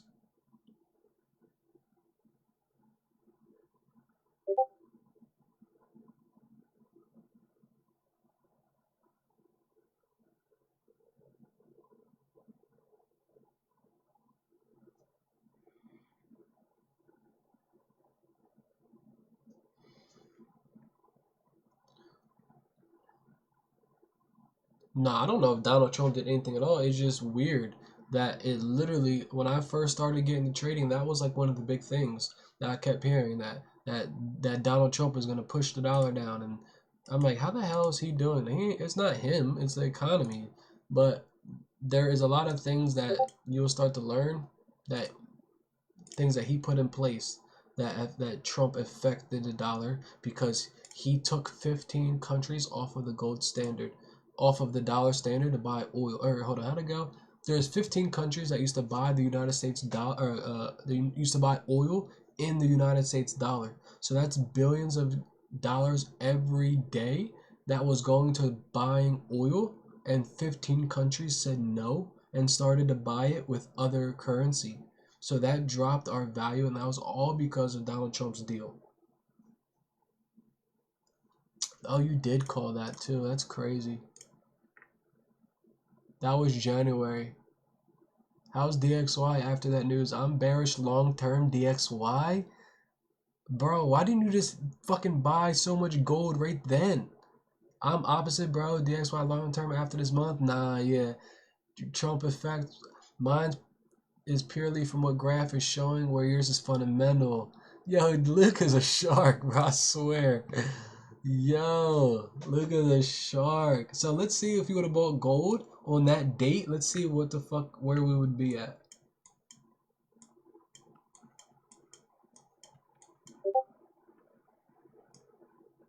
I can't even go back. Hold on. The 9th. Oh, that was the 19th, right? Don't, I'll cry. That was the 16th of January. Let's find out where the 16th is at, and let's see if it would have been a good spot to buy. The 16th of January, if you just followed your gut, was right here. On this day right here. So let's mark that bit.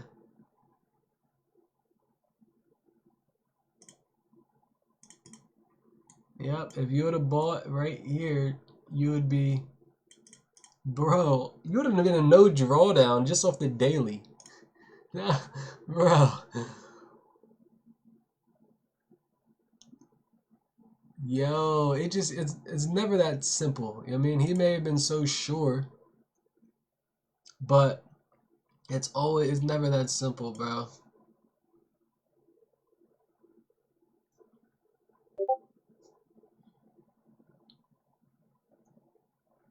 Yeah, he had it though.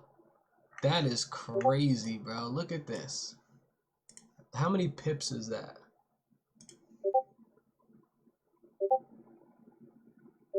Oh, that's GC.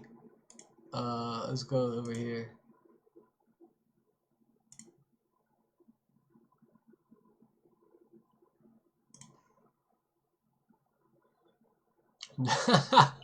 That's 9,400 pips. 9,462 pips. What? Oh my god, Luke, what the hell, bro? One lot, 940. Bro, one lot is 600 bucks. So you could have turned $600 into $1 million on gold in less than 9 months. That's better than Bitcoin. That's better than what Bitcoin would have did in 9 months. That's crazy. That is crazy. You could have spent 500 bucks and made 900. Yo, that is crazy. In 8-9 months, if you would have spent $600 on gold and let it sit since then, you would be up 900K.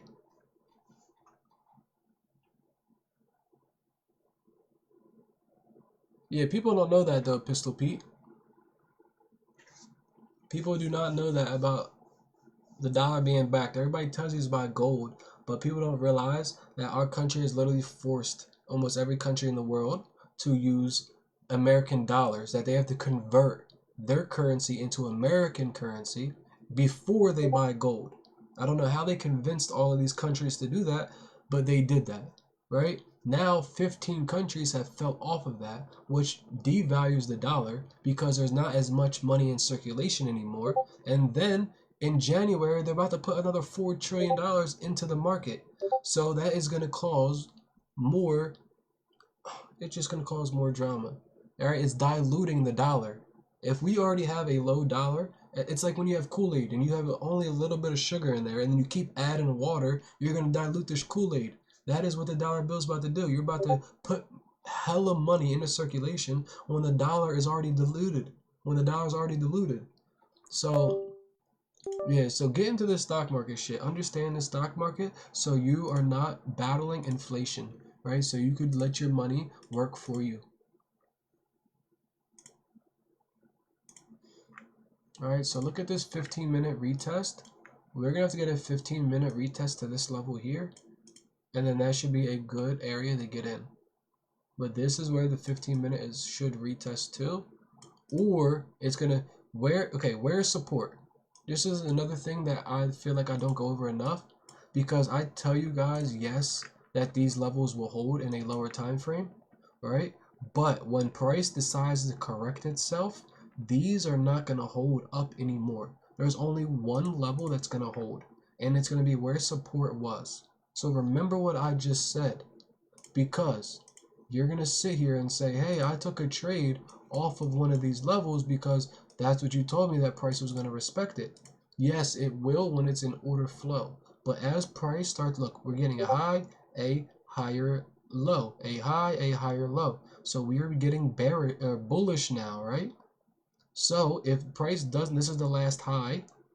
If price breaks this high, we will be considered in a short-term bullish trend, right? So where would the level be that we want price to reject to get back in? So we have to find a support level. This was our support level, right? So this is where we want price to retrace to at the very maximum, right? We can, hopefully it rejects off of this level, but at the end of the day, this is the support level that price is going to retest, because this is the last level. Where's the last low? Right? Low, low, lower low. So this is the last lower low that price has made after making a new lower low. So it's going to have to retest this lower low, which is right here, and then we could fall, right?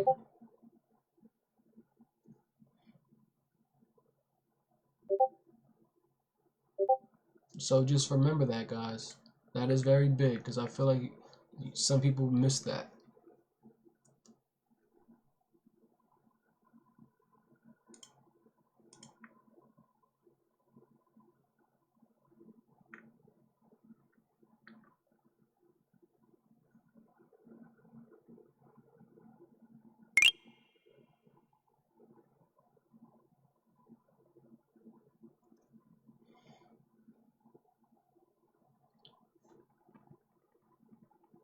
Okay, Trade Goddess, we will see you tomorrow. Good night, everybody. Well, not everybody. Good night to you. But we are gonna wrap this up. We literally been live for 5 hours. Like, nobody fucking told me it's midnight.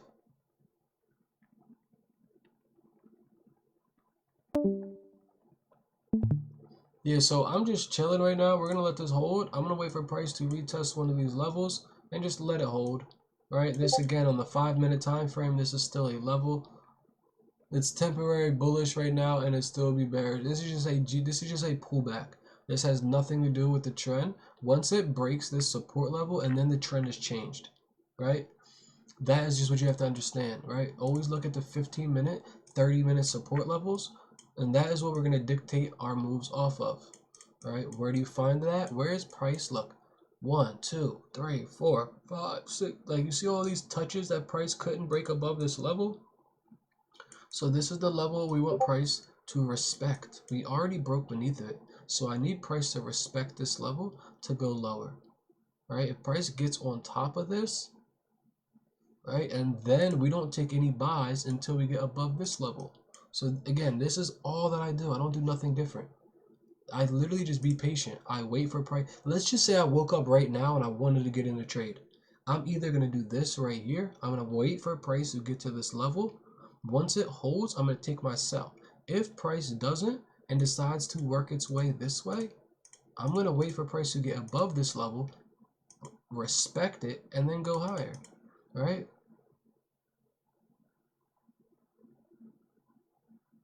And prep. Yeah, so again, I don't necessarily like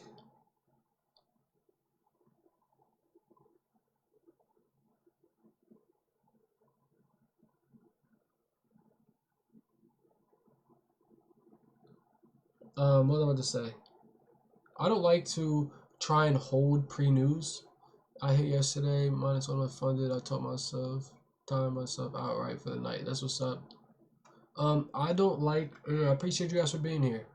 I don't like to hold pre-news because it's just too uncertainty. So if I catch a trade now, hold till London, try and catch a London trade, and then New York, I'm just gonna wait until after that direction, because news is caused volatility in both ways, and then everybody just hurry up and hit and buy and sell because they're trying to catch the move. If you know anything, like look at this. This was the other day. What did price do? 9 o'clock price ripped through the fucking roof, and then we sold off for the rest of the day. So if you were patient, most people blew their account chasing the buys. But if you were patient, what do we wait for? We wait for price to get underneath a support, a resistance and a support. And as you can see, this was supposed to turn price to go higher. It got underneath of it. So once we rejected it, it just continued to reject these levels, right? So once price came back underneath of it, came back to this level, we take our entry right here. And we sold out. So this would have been at noon. So instead of waiting and getting caught up in pre-market 9, 10 o'clock chop, we waited for it to die off and then catch the... I literally caught this whole fucking thing down that day. The whole thing down, bro. And then we end up catching these buys back up. But you just gotta be patient. The market is gold. Gold is gonna move 24/7. 24/7. You can't do this with MQ. You can't trade Asia session MQ. You literally have to do this with gold only. If any session, as long as you're trading gold in any session and it's not chop, you like, I don't know what to tell you guys. It's very simple. I promise you, it's a lot easier than you think it is. It's just that you're gonna have to just continue to try, continue to lose. That's the only way to learn. That's the only way to learn, is by losing, right? And that's why I don't recommend coming in with 5K. If I got you in the basketball court right now, and you never played basketball in 10 years, you think you're gonna do good? But if we train for the next 5 years, do you think who's gonna have the better chance, right? So get your prop firms, get your demos in, spend money on prop firms, get your ass beat by prop firms, right? And then you're finally gonna get your edge. So instead of being down a couple $100, the live account you may have been down thousands of dollars, right? So yeah, but that is one thing I do have to talk to you guys about, is that these one-on-ones, I will not be around. There is some things I have to take care of, right? So I might have to change some of these one-on-ones because I just don't know if I'm gonna be around during the daytime as I normally have. Just some things came up. I gotta be more active again in certain areas of the business. So that is just the only thing. It just comes with business, that's all. So again, if you have a one-on-one with me, just email me the day of, right? You could tell me now, tomorrow, and the next day, and I'm gonna forget the minute I stop talking to you. So just let me know the day of. Say, hey, it's 9 o'clock in the morning. I got a one-on-one with you at 2:30, right? Shit like that. Hey, message me at fucking, hey, my one-on-one's in 20 minutes. I got so much shit going on, guys, that it is hard to remember because for some reason, when I go to my calendar, it doesn't say anything. All it says is one-on-one, and it tells me a time. It doesn't tell me with who. It doesn't tell me anything. So if you don't tell me that you have a one-on-one, I don't know who it is. It doesn't let me see it. Right? So that is just one thing that I have to figure out how to fix. I just been, again, lazy and busy in both aspects. Business outside of trading, yes. We have a couple businesses, cleaning, businesses and painting, yes. But yes, I have a Discord, so send me a DM and I will get you in the Discord. Now, what I mean by lazy is that lazy was when is when there are certain times I could do things and I'm not doing it. You know what I mean? That's what I mean by lazy. Because again, you guys know I don't sleep. I'm fucking in the Discord letting you guys know what's going on every fucking day. All day. And then again, on the business aspect, gotta do so much fucking shit. So much stuff, bro. It's a lot. It's a lot. Right? But again, that's the only way. Again, I don't treat life as something I want to see my screen time. You know what's crazy? My screen time, you would think it'd be more. But my screen time was only 9 hours this week. That's crazy. I don't know how it's not. But guess what? 5 of them was MT5. 3 of that was TradingView. But yeah, so I think we're gonna end it on this note. Sometime. Oh, I didn't even check what my live account is. Oh my god, I'm so glad you just said that. I was so worried about the account that Luke had. Me and Luke had. Okay, we're up 7,500, Luke. Dang, the boy got 17 hours. Let's see what my account is.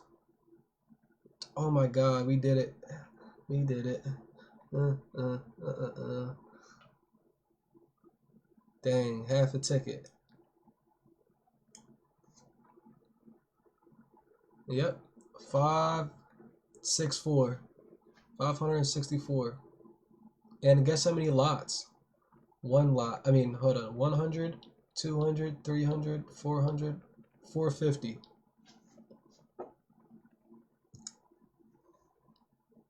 Oh, 451 lots. Sorry. I forgot I accidentally did one lot because I thought I was on yours.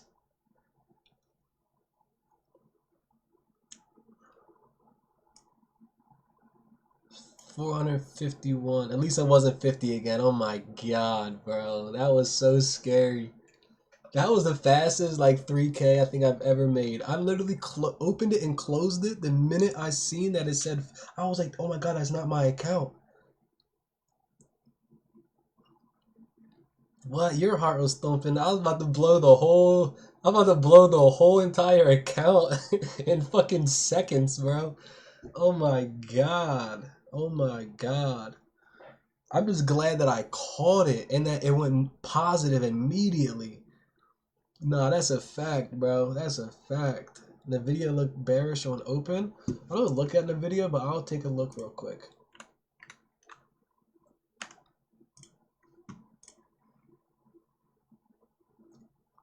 No, I don't know. It's so hard. Like, I don't like stocks. You saying the video looked bearish, but look at this. Look at this push that we had after breaking bearish structure. The video is going to be very bullish.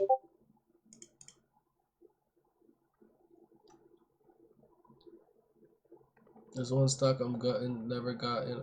I don't know. It's hard for me. It's hard to trade these stocks. But look at this. But look at what we just had today.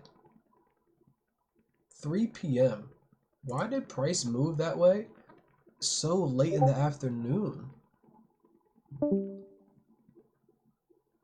Yeah, you got to be able to buy and hold these things, right? But bro, I've never like like trying to like I'm trying to look at trading ICC here. It's almost impossible. Look at consolidation. This is nothing. Where's my high? Price doesn't even really come back to it. Where's my low? Price never comes back to it before making a new lower low. Right? This would be super hard, bro. If the charts look like this, we'd be getting cracked left and right. Holy shit. But if I was trading NVIDIA, if I was going to trade NVIDIA,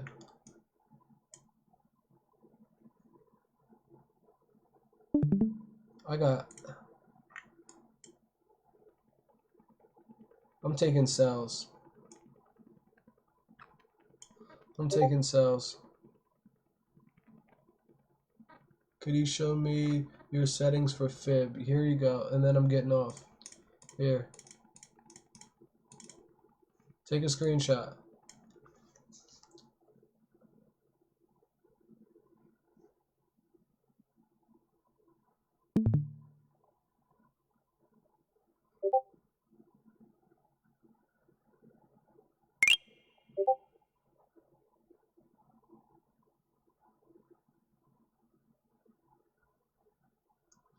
Okay.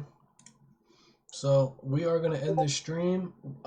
If anybody wants to join our Discord for the couple people watching in TikTok, join our Discord. We go over this every single day.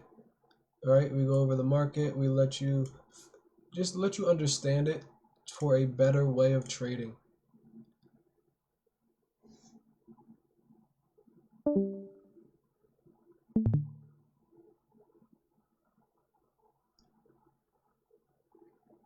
I've been on.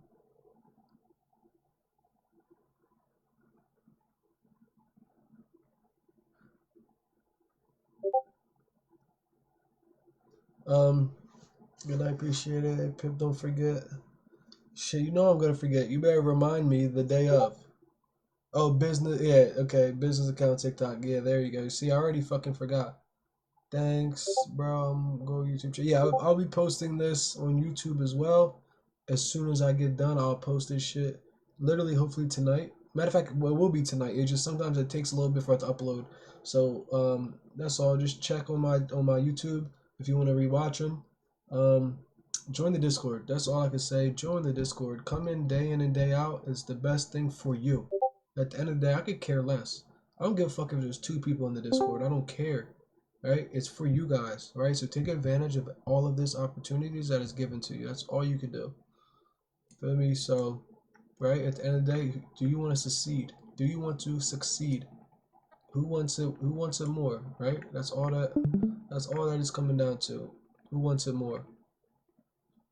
So, um, yeah, we gonna end on that note, guys. I appreciate you guys for being here, and we will see you tomorrow.